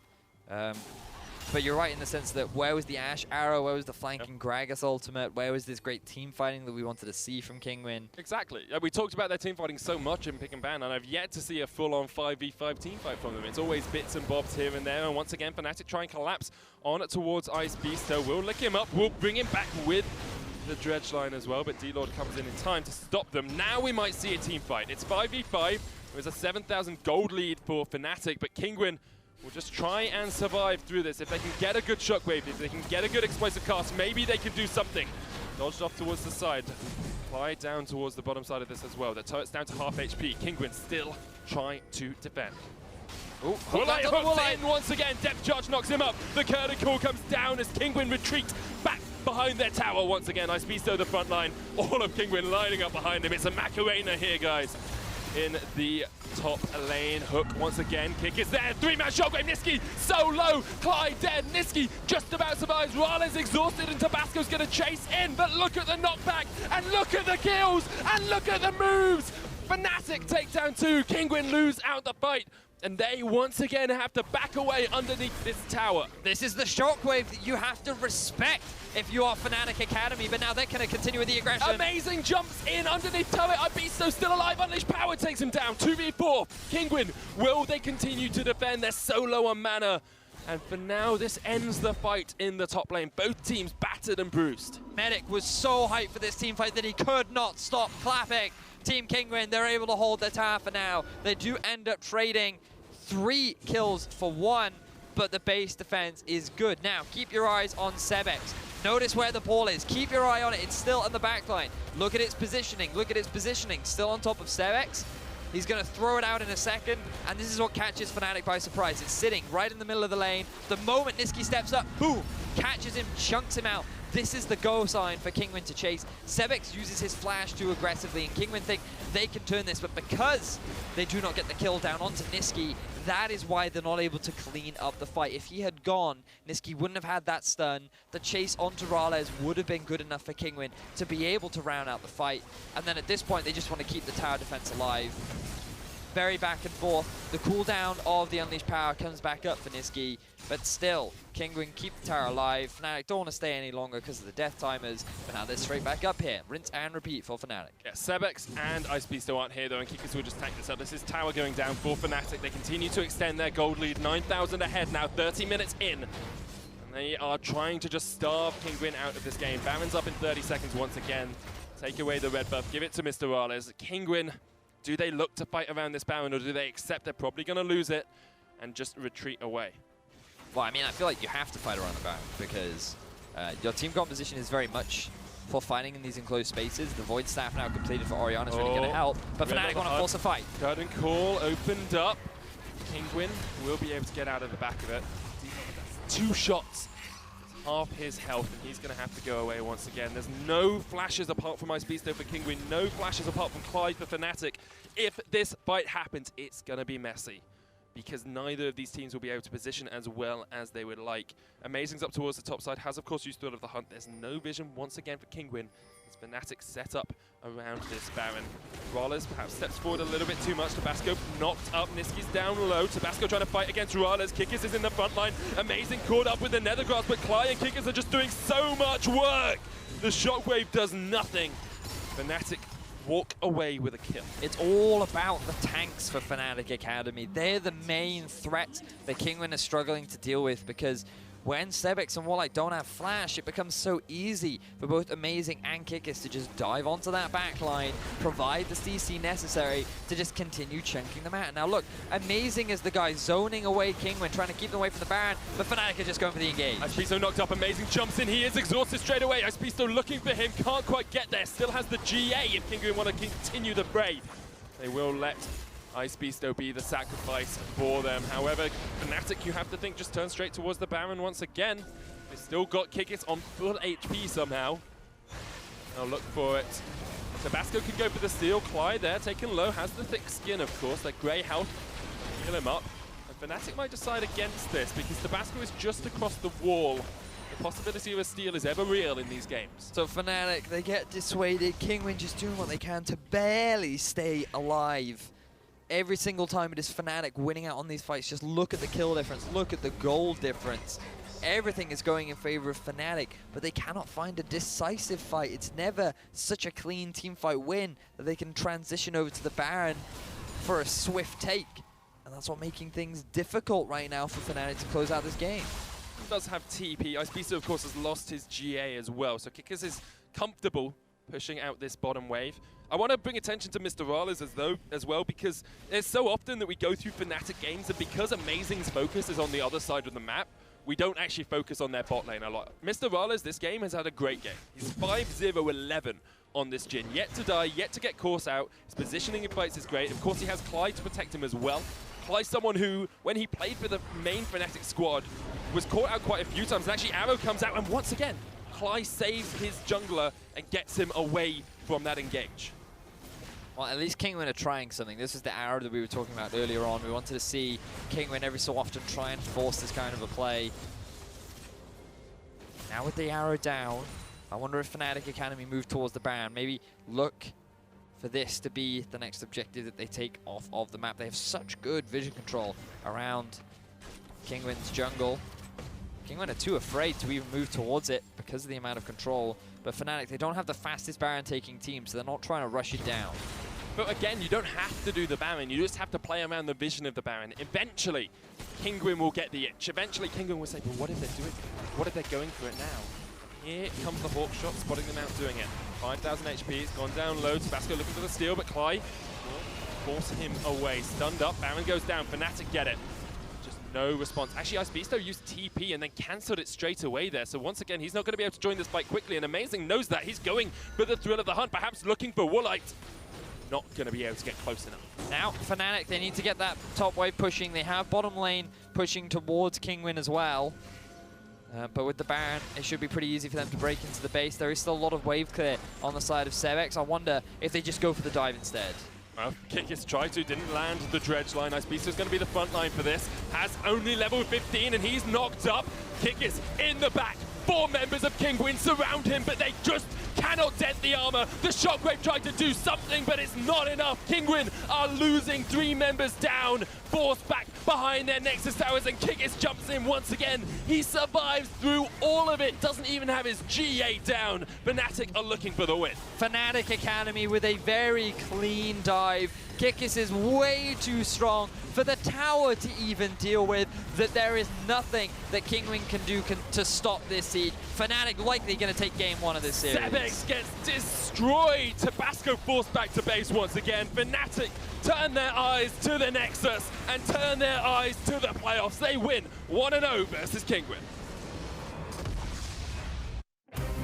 So not as fast or not as clean as Fnatic perhaps would have wanted, but then you have to give props to the resilience of Team Kinguin. Every single fight they were losing, but they were always keeping 1 or 2 members alive. That was enough to dissuade Fnatic from taking that Baron, to securing their loss. And eventually it got to a point where the gap was just too big in gold. Finally Fnatic could use their vision to take advantage of a free Baron that, again, Kinguin didn't have a response to, and then that just resulted in a very swift dive, and you saw how tanky Nautilus was, right? Level 18, way too strong for Kinguin to deal with. And this is what we talked about in Champions League. Yes, he might be playing a lot of carries in the top lane, but that doesn't mean that Kickers ever stop playing tanks, right?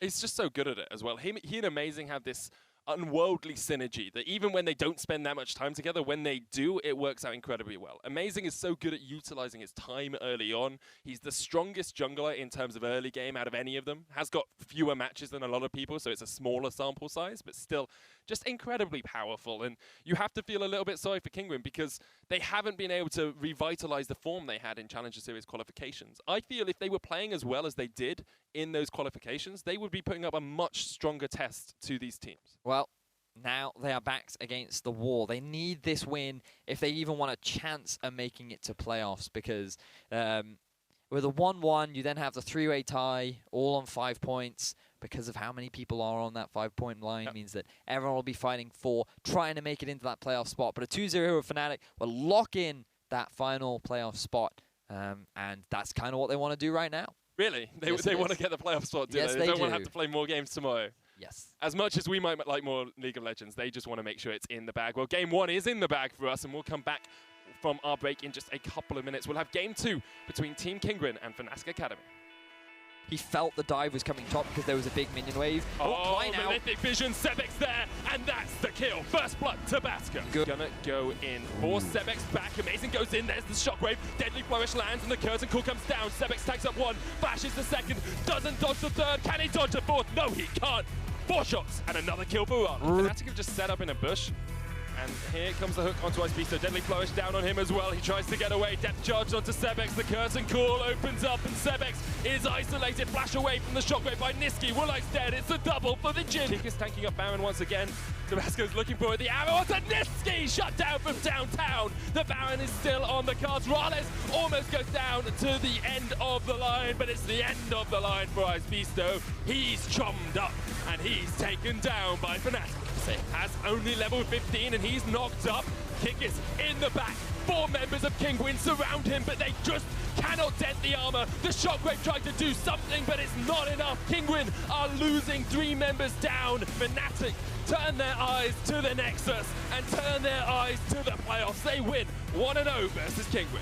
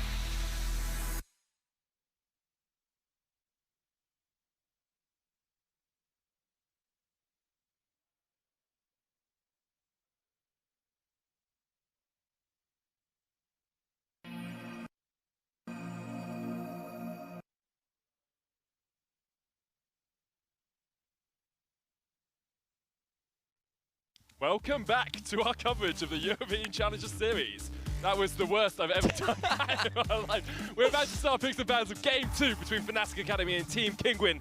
This is the decider, Vedius. This is it. This is it. As you can see during the break, we have had a bit of a pep talk. We're ready to get into this final Practicing game. our mechanics. Yes. Still obvious that we're both We do flat. these things to build energy, to build hype, to get ready, because this is it. This could be the final game of Challenger Series for the regular split here in Europe, and it could not be as well. It could not be. It depends on how well Kinguin can bounce back after their defeat in Game 1. Now, we have to admit, Fnatic looked pretty dominant throughout that series, while Kinguin were very resilient. They fought to the bitter end.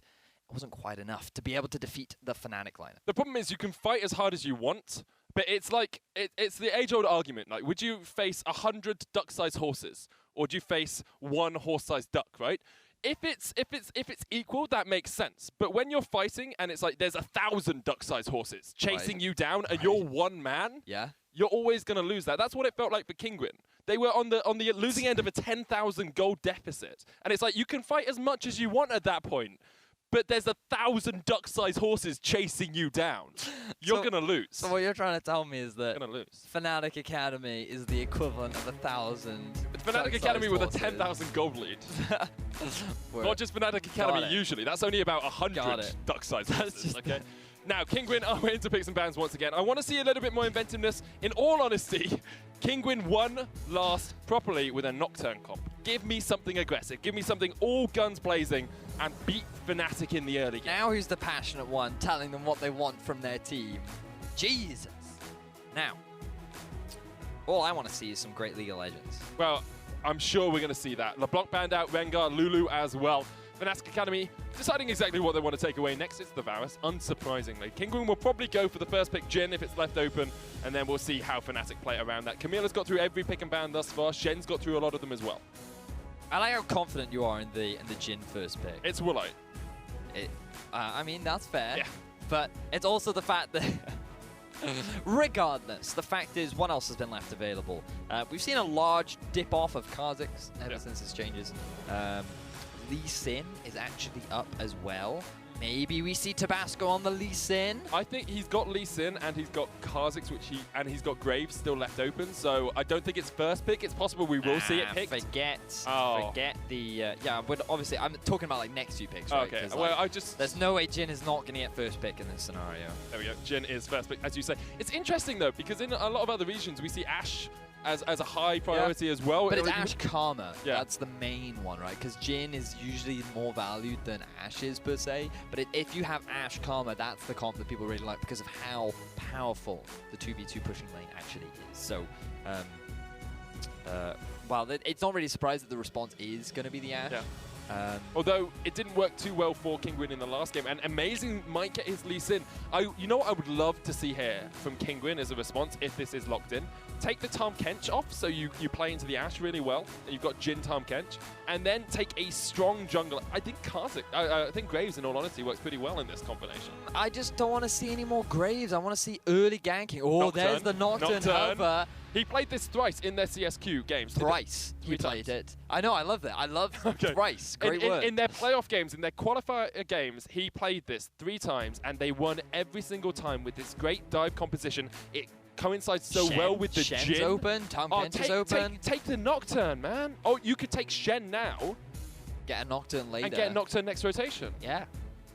It would be great. Fnatic Academy, though, bear in mind, Rumble is open. Camille, Gangplank, Fiora, a lot of strong laners that would work very nicely into the Shen. But it's going to be Renekton instead. He is alongside the Tahm Kench, though. And it will give Ice Beasto an opportunity to really show off his stuff. Like, I thought that Ice Beasto was a pretty exciting individual to watch coming into Challenger Series because he showed that even on tax, he's very similar to what Kikis is now, right? Where even on tax, he was making these aggressive moves. He was, as an individual, outplaying his opponent, being really valuable in his team. But we're really yet to see him have that same sort of impact. And I think it backtracks what you were talking about, the Tabasco, Ice Beasto combo. Like, it's kind of fallen off. Where is it? Why is there no more investment into that top side of the map? Well, in CSQ, I was talking about him as possibly a miniature Alphari, a baby Alphari, with the aggression he had in the top lane and his ability just to dominate lane. But since then, he's fallen off a huge amount, as you say. His KDA is halved between CSQ and Challenger Series, and as much as it's not all about, you know, how many kills and assists you get, that is indicative of Icebeaster's playstyle. He's an aggressive top laner who has not had the chance to be aggressive. Now, Karma is the pick, so it is the Ashe Karma bot lane that you were saying, and now at least banned out alongside the Gragas from Kinguin. So next, if you're Fnatic Academy, they may very well actually ban out Nocturne. Yeah. Yep. Feels bad, man. But it's understandable though, because you're less fearful of that. You're more fearful of that than you are of the Graves. Tabasco will probably go for his Graves here. Fnatic are looking towards that top lane, something safe into the Renekton. I mean, we could maybe see something a little more aggressive, like in Italy. Yeah. Maybe. Wait, Nidalee top? No, for Kinguin. Oh, for Kinguin. Nidalee, I was so confused. Nidalee jungle. So we were talking about junglers, like, and you mentioned the Graves, so I thought maybe something more aggressive for Tabasco would be better. Oh, what a shock. Top lane tank for Kickers. It's, I mean, you say what a shock, but he could have played something aggressive into the Renekton matchup. I think it's such a gamble, though, because you don't want to pick a carry into Renekton, because that's who Renekton typically does the best into early laning phase. So you're better off just picking a scaling tank that will eventually do more than what the Renekton can do in the late game. Yeah, it makes sense. Kinguin here will be looking for, of course, their top and mid, and So they've given Niski counter mid. Could be the Nidalee. We saw this played by Broxer in Fnatic. Yeah, I mean, like, Nidalee's been played all over the place, or mainly in the western regions, a lot over in North America. So pretty safe again. Sevex, his Orianna wasn't the worst, but I felt like maybe he could play a little bit more aggressive. Now that Syndra's taken off the board, I wonder if Fnatic Academy go for Azir? No, after the nerfs to Corki. Oh, that's true, yeah. I forgot about that. He doesn't get played anymore. I think Azir could be good, maybe. Not going to be calm. Yeah, I don't like talk about the Cassio. Hubbers. Not a fan of Cassio. I think that Ori often does very well during the laning phase, but perhaps Niski feels that it's fine because Sevex doesn't play that aggressively on Ori, which you have to do against the Cassio. I'm really looking forward to see Lee Sin, Tabasco on this Nidalee, sorry, and into Amazing's Lee Sin, because Amazing's Lee Sin, he's always been known for being a relatively good, like, European Lee Sin. Tabasco we haven't seen on Nidalee yet, but is very aggressive in her playstyle and can do a lot of work in the early game. So I think this is Tabasco saying, look, I know I need to show up. Let me put myself on a champ that if I don't show up, we have nothing. Well, he's going to have to look to play towards the top side of the map because it's a Renekton Nidalee. It's really all about having that push priority, getting yourself that early tower, maybe invading in the top side of the jungle, finding a pick onto Amazing. The bottom lane is going to suck for Team Kinguin because they really don't have any kind of push in that lane. Ashe Karma is so strong at being able to shove you underneath your turret and just make your life miserable. Yeah. There's so much poke coming out. There's like it's so difficult. It's really difficult to hard engage onto as well, especially around level 6 because the disengage tools from Ashe and the Karma. So it's going to be a really difficult bottom lane. But that's the place that Amazing and most likely to go for an early gank if he wants to in terms of the early tower. But that's why, because if you know your bottom's going to struggle, Team Kinguin has to invest time into the top side. And then for Fnatic, the mid lane is actually quite snowballed. It's pretty important. So they want to invest a lot more resources into the mid and bot side. So Amazing, he's going to have his work cut out for him this game. I think that he really needs to take advantage of the strong pushing lanes that he has in bottom and try and snowball something in mid. Well, we are onto the Summoners Rift for the final game of European Challenger Series, at least for today. If it's a draw, of course, we will have tiebreakers starting tomorrow. But with the way Fnatic played the last game, it looks more likely to be a 2-0 in their favor. Kinguin, coming back from a deficit here, need to try and equalize the scoreline. If you guys want to get involved, make sure you tweet at us, #EUCS with #KGN win if you think Kinguin are going to tie it up, and #FNA win if you think Fnatic Academy are going to get through to the playoffs. Looks like Amazing and Tabasco are going to start top side of their jungles here. Which is interesting because you said Tabasco's probably going to focus more on the top lane and the mid lane, whereas this leads him down towards that bottom side of the map. Well, just because he's standing there doesn't mean that he's going to start there, right? Like, I would like to see him start on Raptors, then go into red, then move top, do a full clear top side, get level 4, go back, and then go for an invade on top side and look for a possible dive as Icebeaster starts to push him underneath his turret. Or him, Kikis, when Icebeaster pushes Kikis underneath his turret. Oof. Eat the spear, Mr. That's only with 9 AP as well. Like that, as a dude with no body armor, getting a spear in the face must like... Maybe they're like nerf spears and they just go really quickly, which is what hurts. What, so it goes through his shoulder rather than gets impaled into the shoulder? No, I mean, like, it's one of those ones with the sponge tips. But because it's thrown with so much force, I see. It hurts quite a lot, but like doesn't actually impale you. Right, I see. So you're saying that all of the violence in League of Legends is actually fake. just It's fake. children's It's fake toys. News. It's fake news. It's fake news, right, I see. So when we see Tabasco die or Amazing die, they're not actually. It's not dying, it's just an alternative fact, right? Yeah, it's an alternative fact. Right, got it. It's like in Pokemon when no one ever dies. Yeah, everyone faints. Yep. Oh, you black out. Blackout. Clyde's going to get caught off towards the side here by D-Lord, trying to trade in, but as you said, push advantage is on the side of Rales and Clyde, although Clyde will struggle to push in when he's stunned up. So it's quite a bit of hurt, but still able to force Kinguin back a little bit. I really want to focus on Woolite this game. Last game, once again, we saw his positioning errors rear their ugly heads, and he got caught out a couple of times. Saw it last week as well. Jhin is low mobility. You know, it's a difficult AD carry to play around. You do have quite long range, but Mr. Rales showed us how well you can play it, even into something like Gragas. Here, it will be up to Woolite. And what we've seen regularly is Nautiluses, especially against Jins, just flash depth charge straight away and go for that aggressive play onto the enemy AD carry. Kickers will not be averse to doing that. I feel like you're a fan of Jhin. I love Jhin. Talk a lot about him. I mean, that's great. Glad you're passionate about it. I love mid lane, and I love the fact that both junglers trading for these Raptor camps right now. Bit dangerous from Amazing, though, because look at how much damage Niski's actually taken. And I love just watch what Sevix is doing with the ball. What I want him to do is position the ball towards the back caster minions, because then every time Niski's short range walks up towards a creep, that's when you hit him in the face with the ball. That's when you start to try and hit him with the slow, get a basic attack, Thunderlord's proc, boom. That's when you win the trade, right? So, but right now he's playing too defensively with the ball. I want to see more aggression. Regardless, he's playing around the big minion wave, I suppose. Meanwhile, in the top lane, like, this is why I wasn't actually a massive fan of Tabasco starting top side, because I mean, it backtracks to what you were saying. Like, now he's pathing towards bottom. I think it would have made more sense for him to start on the Raptors, do red, and then he could have taken advantage of the fact that Kikis was pushed under his tower early by the Renekton. And now he's missed that window. So we'll have to track where Tabasco continues with his jungle pathing. So we see a little bit more trading up top.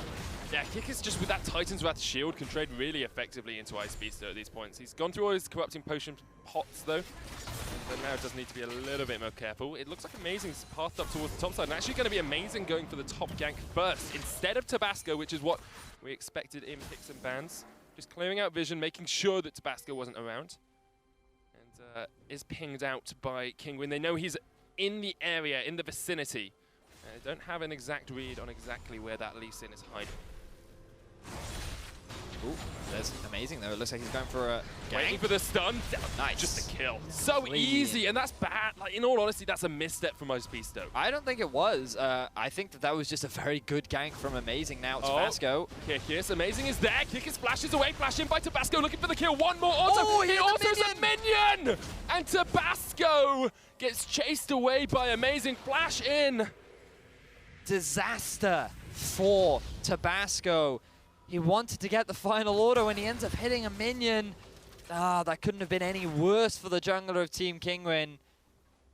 That is very unfortunate. But still, I want to praise, I feel like it's worth praising Amazing. I agree with you that the mistake, though, comes from Tabasco in his early jungle pathing. He should have tailored his path towards helping better set up Ice Beasto. Instead, it is Ice Beasto that has to deal with a big minion wave pushing into him, and then Amazing paths in a way where the moment he eats a small bit of CC, they can utilize the strength of early game Lee Sin to get themselves a very quick kill. And I think this slice and dice is what I think is the mistake, because Ice Beast still goes aggressive onto Kikis underneath, like. But I think it's fine. Like, I still think it's fine. Like, I think the issue is more about the fact that, like, he has no awareness of where Amazing is, and the likelihood of Amazing getting that play is isn't necessarily high. Like, it's like you could argue it either way, right? But this is the big mistake. Hitting onto the minion rather than onto Kikis. It looks like an attack move moment, doesn't it? He's attack moved towards Kikis and accidentally clicked on the minion instead. Really unfortunate. But here we are. Amazing coming in for another dive. Only level 5 on Ice Beast, though. Shockwave used onto Niski in the mid lane as well. Sebex is winning out this lane. He's got a small CS advantage, keeps forcing him back, but Amazing and Kikis just spent so much time together. And I want to come back to exactly why this has happened. We talked about pathing, but Amazing had to make a conscious decision to stay top here. And it's not the obvious decision for him to make. Why has he made the decision to go top instead of looking towards facilitating his bottom lane, which is where we thought he'd focus? Well, we know, like, the thing is, if he's going to focus somewhere, it's because he wants to get this early tower, right, or go for an early dive. He saw an opportunity top lane where he could just utilize the fact that Kikis is now so much stronger than Renekton because he has fallen behind early. A lot of armor has been picked up for Kikis, which means that he gets the priority push. He has level 6 over the level 5 of Ice Beasto, who also has no flash, which means that that top tower makes more sense because now you've actually got 2 pushing lanes for Fnatic rather than only 1 in the bottom. So just invest your resources up there rather than in the bottom half of the map because you know that that is more likely to push anyway. The fascinating thing is that Kinguin's bottom lane is actually winning out on this 2 versus 2. This is not what you would commonly expect from a Jhin and a Tahm Kench, because they don't really have that same sort of wave clear. If they're ever going to try and trade aggressively, they should always be trading into a big minion wave, which is why they usually lose out on that trade and why they have to concede on a lot of aggression, or at least trading back and forth. But that's not the case. Right now, it is Fnatic Academy's bottom lane that's being pushed back. Like, this map is very topsy-turvy right now. It's not going the way that you would initially expect. Exactly, and I think a lot of that comes down to jungle pathing in the early game, and like we keep talking about that. We need to start. Yeah, I know. I need to move on to something else because like we've talked about it a lot today because of the way that the game is at the moment as well. A lot of it is focused on how well you play that early game and what vision you get. And no, if but you get first tower, it's just about the lanes that you focus on, right? Like it is super obvious for Kinguin that this Renekton is going to try and push in the Nautilus early, right? So that should be the lane you try and capitalize on. You can't allow the Renekton to fall behind. So invest vision into the top side. You know that your bottom lane is going to struggle, so just accept that fact and play around the lanes that you can have an impact in. Try and get an early kill onto this Renekton. Guarantee that he's staying just ahead of the Nautilus so that he'll always have a pushing lane in the top half of the map. You can make up for the deficit in bottom lane through having a solid advantage in the top lane, and that you just kind of make these map trades, which is what Tabasco isn't doing. He's just doing a normal jungle route. He's not respecting what else he could do. But now Fnatic are being very proactive. They're moving all 5 members down into the mid, trying to get a bit of damage down onto this tower. They've got good control around the Drake. That they have. And because they were losing bot lane as well, that meant that they wanted to force something a little bit earlier on. Get that Ashe and Karma away from the Tahm Kench and the Jhin as soon as they were coming up to that level 6 mark. And that's another interesting one, because Woolite and D-Lord, they've been consistent, but they haven't been amazing. Rales and Clyde last game played incredibly well, but this game just haven't been able to get that push advantage down. Ice Beasto's trading into Kikis, and you can see if Ice Beasto had an extra kill or so, or it was a little bit further ahead or just a little bit less behind, you would be able to actually take out that Nautilus. But he is winning out on these trades, which is still important for Ice Beasto. If he's already losing to a Nautilus in terms of 1 versus 1, then the Renekton is effectively useless, which you really don't want only 10 minutes into the game. But I like the fact that Fnatic Academy are already grouping up. They've effectively abandoned the bottom lane. Maybe looking to use the Ashe arrow to try and find a pick. How did Kinguin react to this, though? Because they keep bringing the Jhin Tahm up because D-Lord's not level 6 yet. Amazing's going to jump onto Tabasco, catches him out, flashed away by Tabasco. Does get himself underneath the turret. But yeah, how does Kinguin react? Because if the Ashe and Karma keep rotating up, at some point you have to realize that you lose pressure in the bottom lane by continually walking up. That 20 CS lead you have begins to dwindle. So do Kinguin just stay in bot and say, look, we'll try and get the turret down with Woolite and D-Lord? I think you just leave Woolite bot. You allow D-Lords to roam around the map. If Rales isn't in lane, then there's nothing you really have to be afraid of. If wherever the Ashe is where D-Lord should be, because you're always playing around the possibility of that Ashe arrow coming out, and D-Lord is great for being able to save you in that moment. But the issue for Kinguin is how do they force any plays, right? Because usually when you have Nidalee, you try and power farm and you take advantage of strong pushing lanes, then try and invade the enemy junglers. Flashing from Clyde. Yeah, it's going to flash away as well. Sebix, however, dodges the petrifying gaze. Fnatic just tried to put pressure on. Ghost used by Nisqy and flash exhaust by Clyde for the flash heal from Sebix. I don't know about that play. I feel like that was highly unlikely. to result in success, especially against an Orianna that has both the summoner spells up. But if it sets up for a dive later on, then it will definitely be worth it. For the time being, though, it won't net anything. Cly is very squishy, so he has to be careful when he has no summoner spells. Fortunately, though, okay, so this is the bright side of it. Because you force the Orianna back, it's a very swift movement now to the break, so it will result in an objective in favor of Fnatic camp. And they know Tabasco's on the other side of the map because they've got wards littered through the Kinguin jungle, so it's pretty easy for them to get that Ocean Drake. Strong early Drake for them as well. Keep that gold lead about the 1,000 gold mark.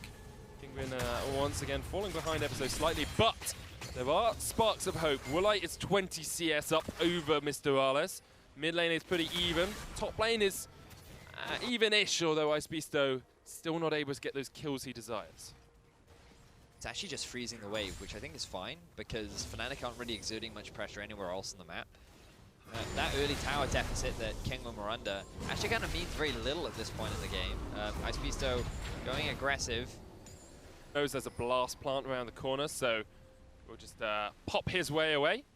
Pop over the wall and gets himself out. Protocol used here in the bottom lane. Woolite's going in. D-Lord and Tabasco get onto Cly as well, and Cly, of course, no flash. Might get caught out. Deadly Flourish lands. Cly is low. D-Lord uses the thick skin. Tabasco gets the kill, and now Kinguin have 4 members. This is how you force a fight, Vedius. Love the play. Lord utilizing his ultimate to get the flank down onto both Cly and Rales. Remember, Cly had used all his summoner spells in mid lane to try and force a kill onto Sebex. They're able to capitalize, so Kinguin doing some great stuff. I questioned how would they force these fights, and DeLord has been a big facilitator in that. In game 1, he had the Malzahar. He was a big part of trying to find the picks onto Fnatic, just flashing in, trying to make stuff happen. And now he's doing it again, so props to DeLord for doing what he can to keep Kinguin's hopes alive. At the moment, Fnatic winning, of course, because they have 1 Ninja Tabi on Kickers. That seems to be the measure of how you win games these days. Which team has more Ninja Tabi, and which team has more red wards on the map. Let's have another look at this, because this is an unconventional way to start a game. Yep. Opening with the curtain call to just get those slows in. Makes it easier for DeLord to come in with the ultimate. And then he brings Tabasco, which is probably the best person to bring. You could have brought Sebex, but how much easier is it to stick to your target? You could debate for a while. Regardless, they get what they want, which is the kill. They don't get the tower just yet, but now when DeLord... Oh, I think he's actually already used his ultimate. Nevertheless, now amazing. Sitting around the bottom half of the map. There's a lot of deep vision towards the bottom half of Kinguin's jungle. They could look for that bot tower, but it really hasn't actually taken that much damage. Yeah, they've been winning the lane, but they haven't really been able to push towards that tower. And of course, Jhin isn't the best at taking towers too easily. I think the indicator for that Abyssal Voyage is actually messed around with the spectator client as well, so it should be up relatively soon. Niski and Amazing stepping forward into the jungle here to see what vision they can get down. And actually, Niski's going to go down towards the bottom lane. Fnatic trying to bring 4 members across. Sebex will realize that. Icebeasto trading into Kickers once again, uses the Cold Meat on a lot. Kickers is going to try and get the damage down. Depth Charge knocks the Renekton up. He's trying to get away from those minions, but Icebeasto gets the Ruthless Predator down, goes for the kill. Dredge Line is not enough to get Kickers out. Icebeasto with the chase, can't quite land it, but gets the autos in the end. That is the power of Renekton. Amazing will jump away from Kinguin here, dodging around the ball in the curtain call. But the fact that Icebeasto is able to get a solo kill is massive for the side of Team Kinguin. They were struggling in the top side. Amazing got that first tower thanks to all the pressure that he was able to put down. And now Kickis is not able to hold his own against Icebeasto. Finally, we're starting to see where the Icebeasto of old was. This hyper-aggressive top laner that's always looking to make plays. And he's able to get himself a kill. Petrifying Gaze once again not connecting from Niski there. Felt much more like a hopeful ultimate than anything more. But yes, as you say... A laserly glare. Yeah. Right, yeah, it's like slightly intimidating, perturbing leer there from the Cassiopeia. His defense was lowered. Orianna lets out a growl in response. But yes, as you say, incredibly encouraging stuff for Icebeasto. However, it's still pretty even in the top lane in terms of gold, and there's a lot of armor on Kickers. He's got Sunfire, he's got Ninja Tabi, he's now got a little bit of magic resist as well. Icebeasto with Black Cleaver may be able to work his way through that, but it's going to take him a while to take it down the Nautilus in the top lane. Now, Tabasco as well this game looked a little bit stronger, still not quite the degree of impact we expect him to have. But overall, you have to say Kinguin are looking a lot better this game. Even gold, only a tower down, an Ocean Drake down, which isn't the biggest thing in the world, and a composition that scales relatively well, although perhaps not as well as Fnatic's. I think that's something we should have a conversation about because we haven't talked much about it. You need to take me to one side. It's like, medic, I need to have a serious conversation about scaling. This. Are you breaking up with me, Vedius? I thought that what we had was an open relationship, so I don't know if what we can consider calling... Have you been casting with other people? You've been casting with other play-by-plays? I mean, yeah. I stick it in the Welsh family, okay? That's where I stay. You and Stress, okay? Two Welshmen. That's where it's my casting, like, extent. Well, look, it's not my fault. South Africans are attractive. Abyssal Voyage, Petrifying Gaze used here. Kinguin looking for the fight. Amazing's off towards the side.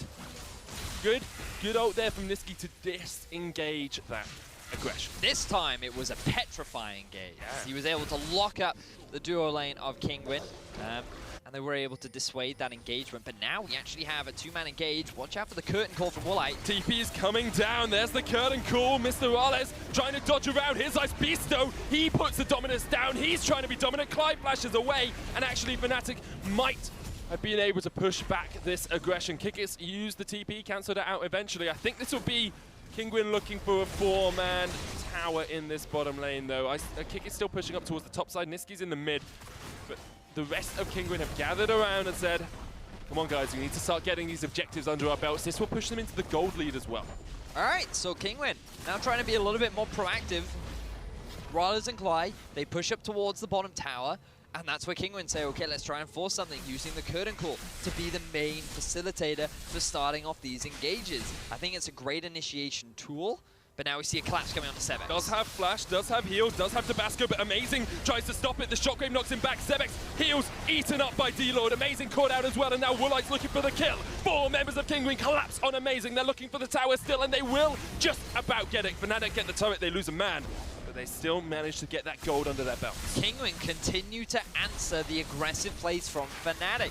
These decisions from Fnatic are not in the wrong. The problem is that they don't have the adequate vision to guarantee their success. Notice that in the bottom half of the jungle, Kinguin were fully aware what Fnatic were trying to do, and you can see Lee Sin, he's running straight into Tabasco. He still thinks he can get there in time to get the kill onto Sebex, but the Lord is already here to provide support. Yes, Fnatic, they get themselves the turret, which will result in a net gain for them. But it is something that we are seeing more and more from Kinguin. They are responding faster and faster. They are preventing Fnatic from just walking all over them. Comes down to vision once again. It's all about the light, Vedius.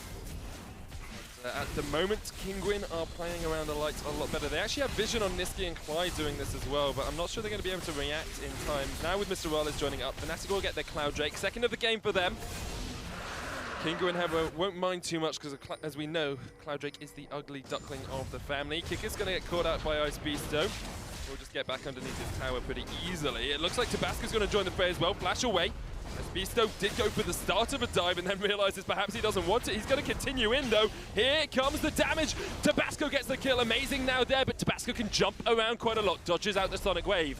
And Kinguin, the Tabasco Ice Beasto hype train is back in form. Abyssal Voyage in. Woolite and D-Lord join the fight. It's going to be a tower for Kinguin. Tabasco doing so much more on the map. It took him a little while. 16 minutes in the game is where he really started to make his presence known. But finally, Kinguin are actually making things happen on the map. They've now extended their gold lead to 1.5k. This is much more of what we wanted to see. While they didn't have the strongest early game, the fact that they're able to now be the proactive players, be the ones that are now punishing the mispositions of Fnatic, is the shift that we originally were not seeing from them in game one. And now Sebex going for the possible 1v1 against Niski. This point in the game is where things start to swing a little bit more in the favor of Niski. But regardless, it's someone that you always have to respect. That shockwave is always so potent. And because Mr. Rales has had a little bit of time to free farm as well, he's got actually back up ahead of Woolite in terms of CS. Now, Woolite does have the Edge of Night in the Yumus, getting that lethality under his belt. We are on 7.4, so they're not quite as much, and obviously not the extra stats coming out from those items, but still with a Jhin, if you can catch a couple of those curtain call shots onto a squishy member, you melt through them incredibly quickly. And now Dragon unavailable. Both teams just setting back up around the lanes, trying to get them all pushing out. Using this to then get some vision back on the board. The mid lane is still up for Fnatic. That'll be the primary target for Kinguin. But well, he has to be careful. Right, he's got the support of Sebex. That arrow from Rales, we're yet to see it because they throw it out down mid. Maybe looking for Sebex, hasn't got Summoners back up just quite yet. There it comes, but D-Lord's just there, Devour straight away. TP in behind them, and they realize that D-Lord was going to try and get Sebex out. Shockwave onto Rales and Clyde. Here comes the curtain call. Kinguin with only 3 members at the moment. Tabasco there. Icebeasto TP's in. He's in the midst of 5 members. 1 shot down. Tabasco's on a killing spree. He's looking for more. Chasing into Niski and Fnatic Academy. Can't quite get there in time. Great play by Kinguin to turn Fnatic's gauge around. It is Fnatic that try to force the fight. They think they pulled Sebex out of position, but again, DeLord being the hero, keeping his mid laner alive, is what's enabling Kinguin to come out ahead time and time again. 5-2 is the kill score now to Kinguin. Things look dire after their game 1, but Kinguin are coming back with a statement 22 minutes into game 2. And this is what Hatchie was talking about. He said these players are motivated to beat the best at the highest stage. This is the type of moral fortitude you need to have if you're going to play up against these big teams, if you're going to get to playoffs, if you're going to beat Schalke, beat Origin, beat Roccat. Kinguin are fighting for their lives, and Sebex caught up once again. DeLord takes him away. Icebeasto is chained up. Clyde, Shockwave flashed away. Amazing jumps to the side as well. Kinguin still looking for that mid lane tower, can't quite get it. But look at Clyde, he is very low walleye. He's going for the snipe. Deadly flourish, deadly Clyde. That will be overall 2 kills going in favor of Kinguin. They don't get themselves the mid-tier 1, but a lot of members from Fnatic have actually been forced back. Do they want to try and push this? Both Sebex and Woolite are here. That they are. They can push in quite quickly. Mr. Raleigh is trying to defend. Even with the Rangers focus, won't be able to push off 4 members of Kinguin. And I was actually looking at that last fight and wondering, as we get later into this game, Kinguin's siege is not the strongest in the world, and there's a lot of wave play coming out from Fnatic Academy. So how do Kinguin now approach moving to this second tier of towers instead of just rotating around the first tier? Well, Kinguin need to start playing around this Baron as a primary objective, because you are correct in their ability to start fights, their ability to dive is not the strongest. The deadly flourish, not the deadly flourish, the ultimate from Jhin, the curtain call, will not be enough to just zone Fnatic away from the tower. So their best bet is to get good vision around the top side of the jungle. Use the Dragon or the Baron, they could use the Dragon as well, to draw Fnatic out from the enemy base. Have Icebeasto TP flank in from behind Fnatic, or use the Lord to bring Renekton in from behind. That way, Fnatic get collapsed on from 2 sides, and that's the only reliable way in which they're going to be able to find a fight. But look at this now. You can see DeLord setting up. He's looking to bring Renekton. Here comes the curtain call, and Abyssal Voyage into the backline. Rales tries to flash away. Renekton gets the stun. Ruthless Predator, and a ruthless kill as Mr. Rales goes down to Woolite. Clyde chased off towards the side. Kinguin don't have a minion wave here at the moment. Tabasco's going to chase onto Clyde. Blast goes straight into the spear. Amazing's looking for the flank though, as is Nautilus. Kikis and Amazing trying to show us their patented combo. Sebex uses the heal early on. Fnatic still have tools in this fight. They've still got Dragon's Rage. They've still got Petrifying Gaze. They've still got the Depth Charge. They've still got Hope. They've still got the chance to stop Kinguin pushing in. Now, once again, they continue forward. Amazing stopping the next wave from coming in, and this is probably the sign that Kinguin need to back away. Kikis is looking for it. He's got Flash. Amazing's off towards the flank. I think Kinguin are just going to retreat for the time being. Oh, they have the minion wave. They want to commit. Once again, they step forward. Karma trying to clear it out. Amazing still on their flank. I'm not sure they realize he's there. Kick is caught out with the flourish, but the clear from Niski is strong. Tabasco hit up with the Sonic Wave, chasing onto Amazing now. Amazing jumps away. He will force Kinguin back. Tabasco's going to be eaten up across the wall. Kinguin unable to get the tower just quite yet. Back and forth a lot from both Kinguin and Fnatic. Now Kinguin, they want to try and push mid, but Kikis goes in. Dredgeline lands onto a minion. Deadly flourish onto Kikis. Amazing's on D-Lord. Low mana for a few of the Kinguin members here. Niski still full. Mr. Rales has the ammo up in just a second. Look at bot lane.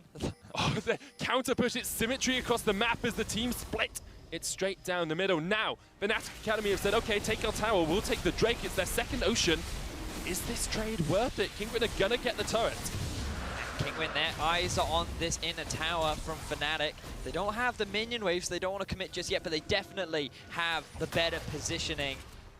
I don't think that Fnatic will be able to stop this tower from going down. Kinguin just go up towards the top side after they get this. Should be able to get out of this pretty Here comes safe. the TP. TP's coming in. Arrow onto D-Lord, not the target you want. Amazing. There, onto Sebex. TP in by Kikis. He lands the hook onto the Shockwave. And here comes Sebex. Oriana trying to do stuff. Shockwave doesn't connect.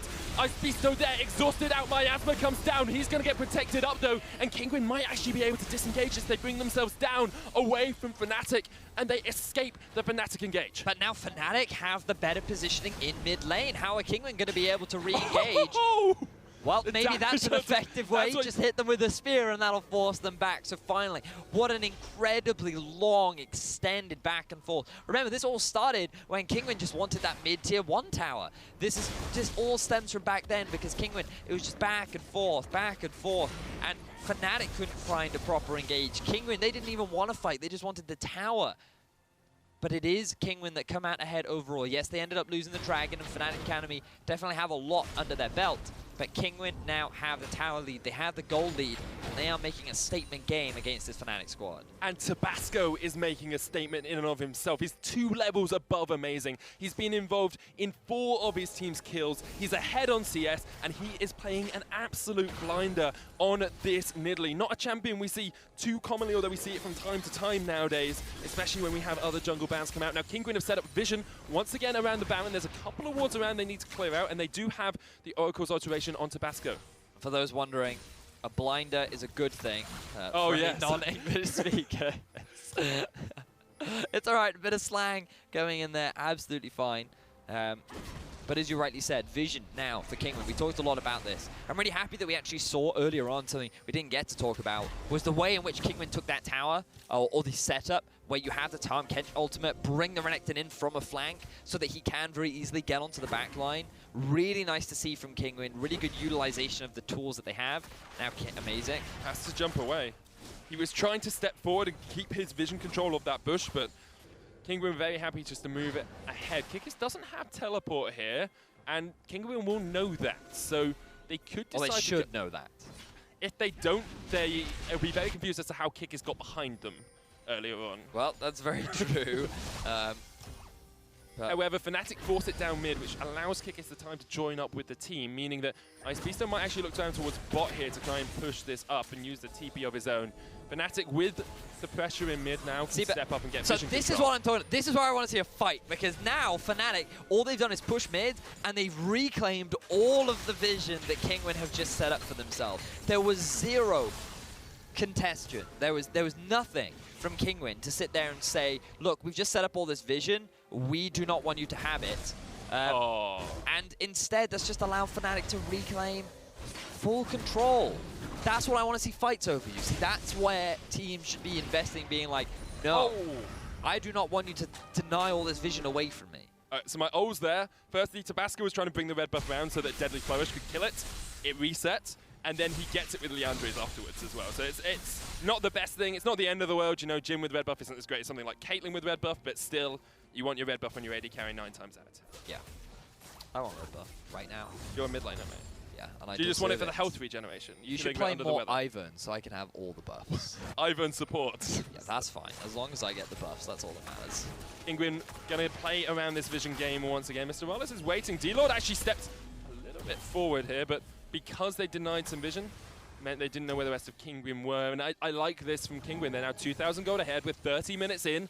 They haven't got any dragons under their belt, which will be a sore spot for them, but they do have a tower advantage and a gold lead. But if you're Fnatic, the actual win conditions for you are very promising. You still have good scaling with your composition. You have a lot of tools to engage, especially with the Ashe, the Karma follow-up, the flanking from Kikis. His teleport is about to come back up. And so Fnatic, let's see them try and force a fight. Let's see them try and get these picks down onto Kinguin. There are 0 Quicksilver Sashes out on the side of Kinguin.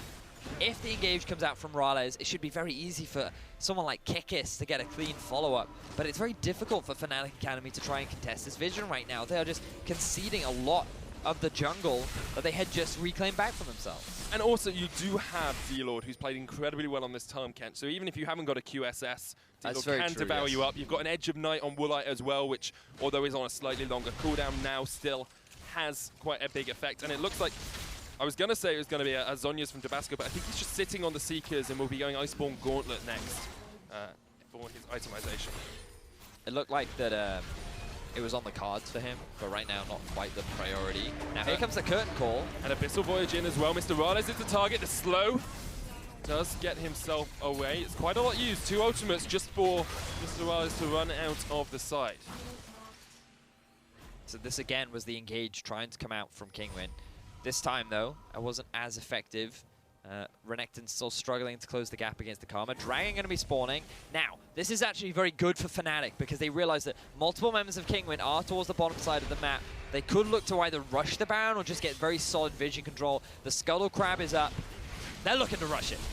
And they can rush it with the Ashe, with the Cass, and here come Kinguin. Ice Beasto needs the TP in. There's a ward. There's the TP.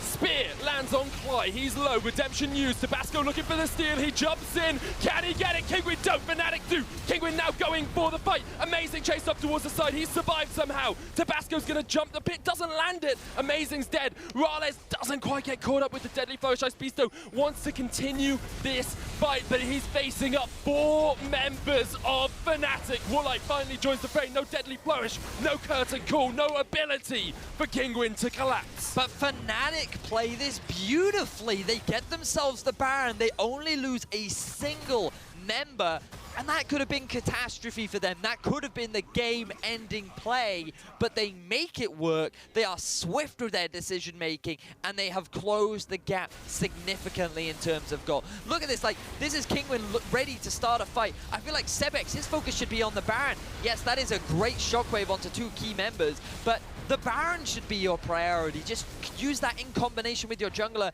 to steal it away. He ends up not doing that, and then look, Fnatic, they can just run away. They and get themselves they get the a Drake too. Like, Fnatic, my word, that was fantastic. It's objective play. You know you can be 8 kills to 2 down and still be within 1,000 gold because you have extra Dragons, extra Barons, extra CS across the board, and their scaling composition that we talked about earlier on is coming online bit by bit. You've got a 4-item Cassio, you've got a 2 and a bit item Ashe, you've got a Kickit, who, although hasn't done a huge amount of damage this game, is incredibly tanky with 3 completed items. And now Lee's got his Maw and his Dead Man's Plate, and you've got the Baron buff pushing in. Kinguin have to search for a way to defend this Fnatic advance. Well, they do have a lot of poke in their kit. You always have to respect the ball. We saw Sebex with a great use of the ball early on in game 1. Where if ever so slight overstep, that shockwave will punish you hard. Look, no flash on top of Clyde. Niski has no summoner spells either. Level 17 that Cassio though, 0-0-0 for the mid laner of Fnatic Academy. But for now, Kinguin hold on from the siege. Amazing, looking for a flank to try and zone away the 3-man wave clear unit. This is where experience really pays dividends as well. Having been in this situation time and time again. Mr. Rales looking for the arrow, gonna land it. Woolite, Edge of Night there straight away. Stops it in its tracks, but they might go for the turret. Engage doesn't work. Once again, Kinguin just reset underneath their tower, slowly getting chipped away. That Edge of Night could not have been better for Kinguin. It doesn't land onto Woolite. You can see that Fnatic, they wanted to go for that dive. They were not quite able to do it. Now, red buff going onto Ice Beasto will be great in order for him to stick to his targets. Fnatic haven't been able to properly utilize this Baron buff. It will be running out in about 30 seconds. And this is fine for Kinguin. The fact that they didn't lose anything off the back of this will mean that the game returns to neutrality. Yeah. But Fnatic Academy can be pleased because it's an objective taken off the map, right? It's now something that they don't have to worry about that Kinguin might try and rush. And Kinguin will be incredibly worried about that Elder Drake because if they lose it, they're playing against a 4-Dragon Elder. And I'm pretty sure it'll be spawning about the same time as the Baron as well. So it's quite a high possibility that we will see a dilemma of sorts, a crossroads that Kinguin have to cross once again. And it is where experience starts to really matter. Fnatic Academy have so many players who've been in this sort of position before. I mean, look at Amazing. He came up with Origin through the Challenger Series. The rest of their team have been LCS level or better. D-Law's coming in with the Abyssal Voyage mid. Looking for the engage onto Rales. Like Bisto there. He's stunned up with the gaze. Rales off towards the back, trying to be eaten up. The redemption comes out. D-Law with the thick skin, trying to keep himself alive, but Ice Bisto's low and Kikis is still that front line. Now, Woolite and the rest of the crew trying to get in. The shockwave only lands onto Kikis. D-Law's dead. Rales low though off towards the back line. Fnatic continue their engage onto Kinguin. Ice Bisto jumps onto Nisqy. Tabasco gets in. Gone. There's the kill. Nisqy's gone. 1-for-1 trade. At the moment, it's support for mid laner, and now Rales is on the wrong side of the fight. Sebek's going to re-engage. Ice Bisto slices and dices across the wall. Once again, the spear does not connect. Fnatic continue to push mid. They've got no Baron, but that tower has a minion wave in front of it. Tabasco still continues in. Kikis onto Sebek. Amazing there as well. They're going to try and take down the Orianna, but they don't realize that Ice Bisto's on their back line. Tabasco gets taken out. Woolite hooked in as well. He will trade into Kikis. One more auto's all he needs, but the Titan's Wrath shield is just too darn big. And with Fnatic amazing just around the corner, Woolite realizes he cannot go any further. Now Woolite, that reload time is what prevented him from being able to get that final kill, but still, Kinguin, I believe they ended up losing out overall. I'm not entirely sure if Clyde died and then respawned and came back. Clyde stayed alive. It was 3 for 2. 3 for 2 in favor of Fnatic Academy then. But my word, what a close exchange. It is actually Kinguin that tried to force the engage. The problem you have with this engagement is that it's too far away for Sebek to reliably follow up with something like a shockwave. So he holds onto it for a very long time once the team is already forced to start disengaging. That means that he can't get an effective ultimate off, and because he doesn't have Zhonya's, it becomes very difficult for him to turn around. But now Nisqy, he gets greedy. He wants to try and collapse onto Sebek, and he's not quite able to do it. Now, here you think Fnatic, they have priority in mid.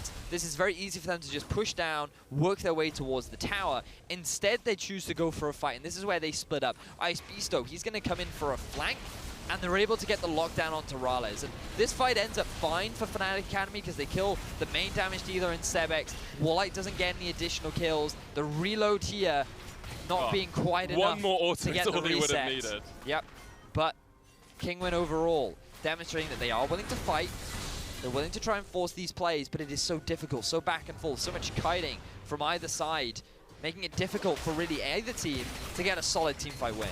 But we have said Fnatic have the scaling comp. They've got the Cassio, they've got the Ashe. Yeah, but I mean, like, it's not like Orianna doesn't scale, right? Like, Nidalee's value in teamfights is definitely harder to make the most out of, but she has a lot of late game damage too. We're seeing more and more these Jhin crits just being so effective, going for the Infinity Edge, a bit of a hybrid build between lethality and crit. And it's not the best against tanks, but it's definitely better.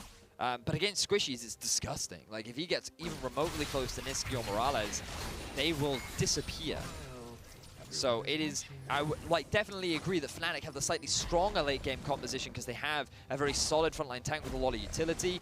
Ashe and Cassio are just so good, especially around the 4-item mark. But that's not to say that it is just suddenly won by Fnatic because they have a stronger, quote-unquote, late-game team. And the levels are the big thing. Just look at the differences, right? 18-18, 17-17, 15-16 in the 80 carries. Elder Dragon now being started. Let's see if Kinguin can answer. Still get melted by Fnatic. They've got the Twin Fangs going down, and it's almost dead by the time they get there. It's just gone. Doesn't get answered at all, and now that's a 2-minute timer that Fnatic just have total dominance on the map. Kinguin cannot do anything, really, for the next 2 minutes. Very swift from Fnatic again. Very similar to their Baron play. They see the window of opportunity and they take it. No hesitation. They know they have the damage. Their ability to take down these neutral monsters is very strong. And now with the Elder Dragon, remember, they have 4 dragons already under their belt, and their eyes are on that Baron. Let's do it so fast. They've started it up, and Kinguin have just given it up. It's gone. Like, Kinguin have given this up. No one's around it. They've just pushed out the waves. Fnatic had vision control for a while. In that river, they were pushing further up, and Kinguin just didn't react quickly enough to a couple of pushes. Very clean from Fnatic. Nothing but praise. They utilized good vision in the bottom. They took the tower, took the Drake, used the Drake to take the Baron. Now, Kinguin, their backs are against the wall. They have to fight. They have to stop Fnatic. Can Kinguin keep their hopes alive, or will they lose? TP in by Kikis. The inhibitor tower already down to half. Mr. Rutledge will melt through that one. One down. Kinguin just back straight away. They know they don't want to fight the Elder. They know they don't want to fight the Baron. They lose an inhibitor for it. Their waves are pushing in the side lanes, though, so perhaps they can try and get something on the backswing. So this is why Kinguin conceded. They realized that even if we lose this mid inhibitor, Fnatic cannot get anything else because we have a big minion wave top, we have a big minion wave bot. So we know that they're not going to quickly transition over to the bottom inhibitor or the top inhibitor. Let's just concede this, wait for the buffs to wear out, and then we'll use that as a window to try and force another fight. Maybe we can win that and then close out the game. Elder Drake 3/4 done. The problem for Kinguin is that it's do or die, and you know every player on that team will know that one mistake is all it takes. From anyone, really. One person getting caught out, Sebex or Woolite, who has consistently missed positions in team fights. If either of them are dead early on in the fight, they're just gone. And there's such big potential from Fnatic Academy. Fnatic, their team, their players have been in this sort of situation so many more times. Kinguin are the novices when it comes to playing for these playoff positions, but they will not go down without a fight. Bear in mind, every single summoner spell is available for both teams. The double buff is still up for Fnatic Academy. The fear of those spears is ever looming for Fnatic, because if Tabasco can hit even a single one, it will be a large chunk of your HP gone. But Kinguin are running out of time. They have to make a decision right now. Here comes the push. Icebeast actually back at Fountain for the start of this. Mr. Wallace dodges out.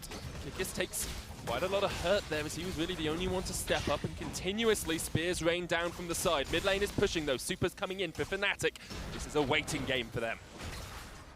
They don't have the strongest wave clear. Woolite being forced to try and shred through this minion wave as much as he can, but look at the top side, you see another big minion wave. I wonder if Fnatic may very well be the team to try and force something. Look at Rales, there's the arrow. Arrow misses, however Fnatic go in, Mantled Inspire on everyone. Sebex eaten up, Kikis the front line, here come Kinguin trying to turn this one around, Redemption used, Kikis is low, Tabasco jumps in onto Rales, the curtains open up, and Kinguin try and hold on to the fight, the shockwave onto two, amazing, dodges out, Kinguin have held onto their inhibitor tower, and Kikis caught out once again, the spear doesn't connect, but the ball does. Kinguin don't want to go any further. And no one dies! Fnatic, they still have the Baron-empowered minions. They're still making their way into the enemy base. There is no mana on a lot of the members of Team Kinguin, and Fnatic going for the tower. That the Ice Beast is going to try and stop Kikis, but he's taken low. Slicing and dicing and working his way around. D-Lord hooked in, he's dead. Kikis gets onto Sebex as well. He still has GA. Kick onto Tabasco, knocks him back. He's dead. Two members of Kinguin have gotten down. Ice Beast still trying to do what he can, but it's just not enough. And Kinguin are going to fall to Fnatic. They get a triple on Niski. They get 4 kills for none. Fnatic are going to the playoffs. Fnatic do not give up. They know they have the numbers advantage. They know they have the ultimate advantage. And with the super minions, they're going to close out this game. After a hard fight from Kinguin, Fnatic will go 2-0 and get themselves that spot in the playoffs. Ooh, what a game. Whew.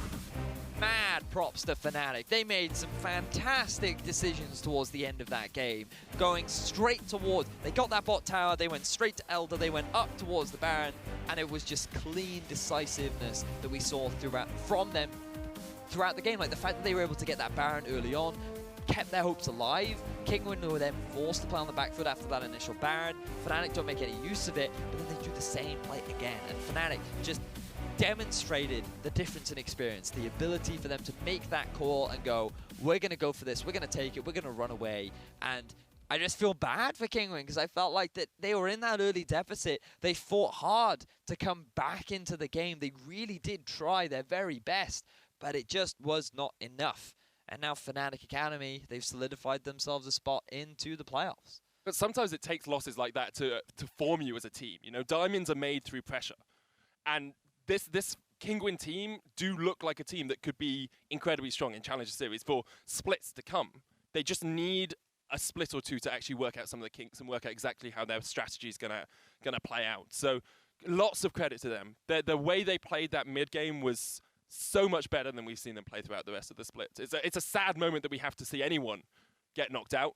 But it does happen, and Fnatic were better on the day. And I love the way in which they utilized the Tom Kench ultimate with the Renekton to bring him in from the flank. The way in which they were utilizing the Nidalee to just sit on the side throughout those spears, force a lot of Fnatic's pushes back onto them. Like, it was just, there were so many great things from the side of Kinguin. The fact that Icebeast gets a solo kill onto Kickers after his dominant performance throughout this split. Like, there were so many little highlight moments, like Jin and Tom Kench winning that matchup when they really shouldn't. Like, nothing but praise to Team Kinguin. Really want to highlight that they did, you know, for a final battle, that was definitely commendable from Team Kinguin. I felt like they really did try their very best, but it was still Fnatic. They had the better understanding of macro, they had the better understanding of how to utilize the vision, and they were the superior team in this series.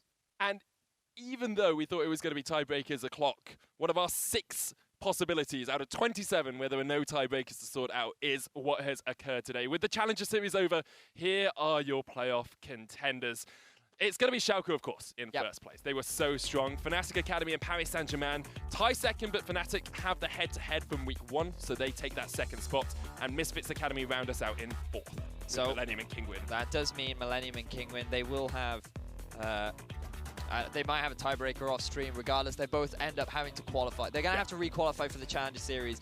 For summer, Paris Saint-Germain and Fnatic will be going up in one semi-final, and Misfits Academy will have to have their rematch against Schalke. Very unfortunate for them. I'm sure that they will be preparing hard because that will be a tough semi-final. And the winner of those semi-finals will be moving up into the promotion tournament. So a lot of exciting stuff to come.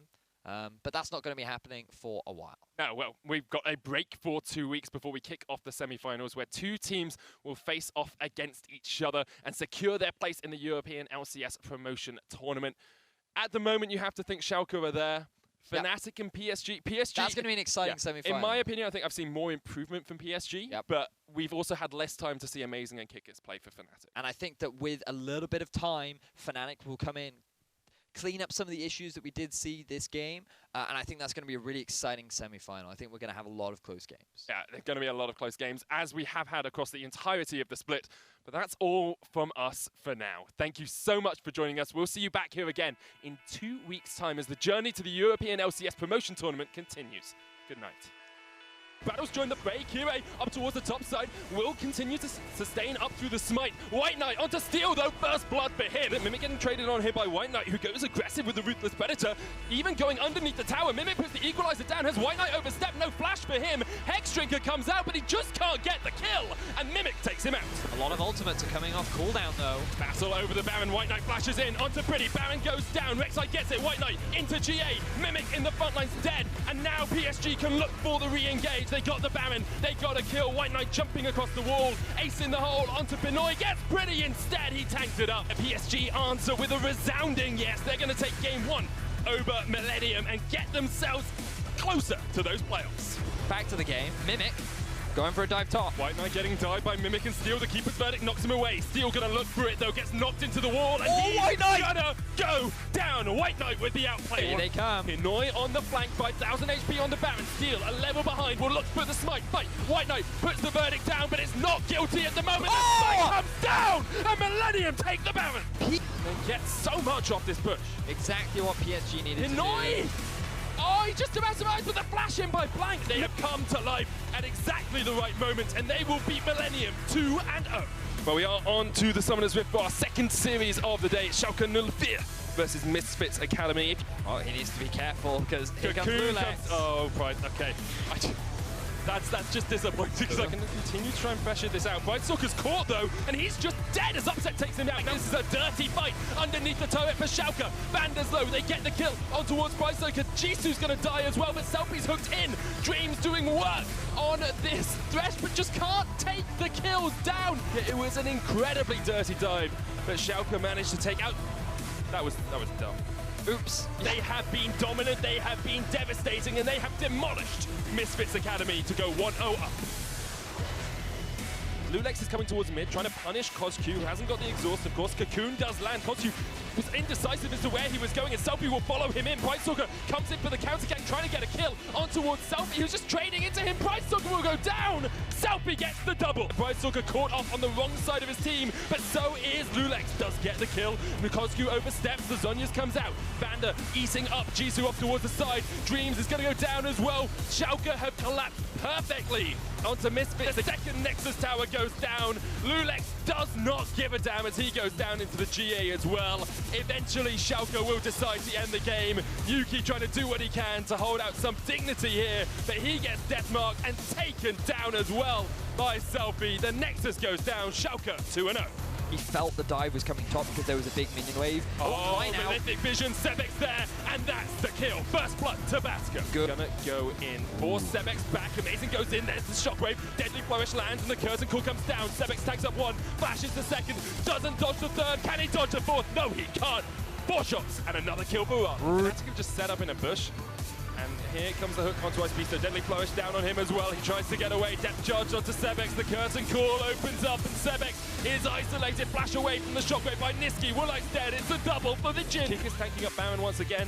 Tabasco's looking for it. The arrow onto Niski. Shut down from downtown. The Baron is still on the cards. Rales almost goes down to the end of the line, but it's the end of the line for Icebeast though. He's chommed up, and he's taken down by Fnatic.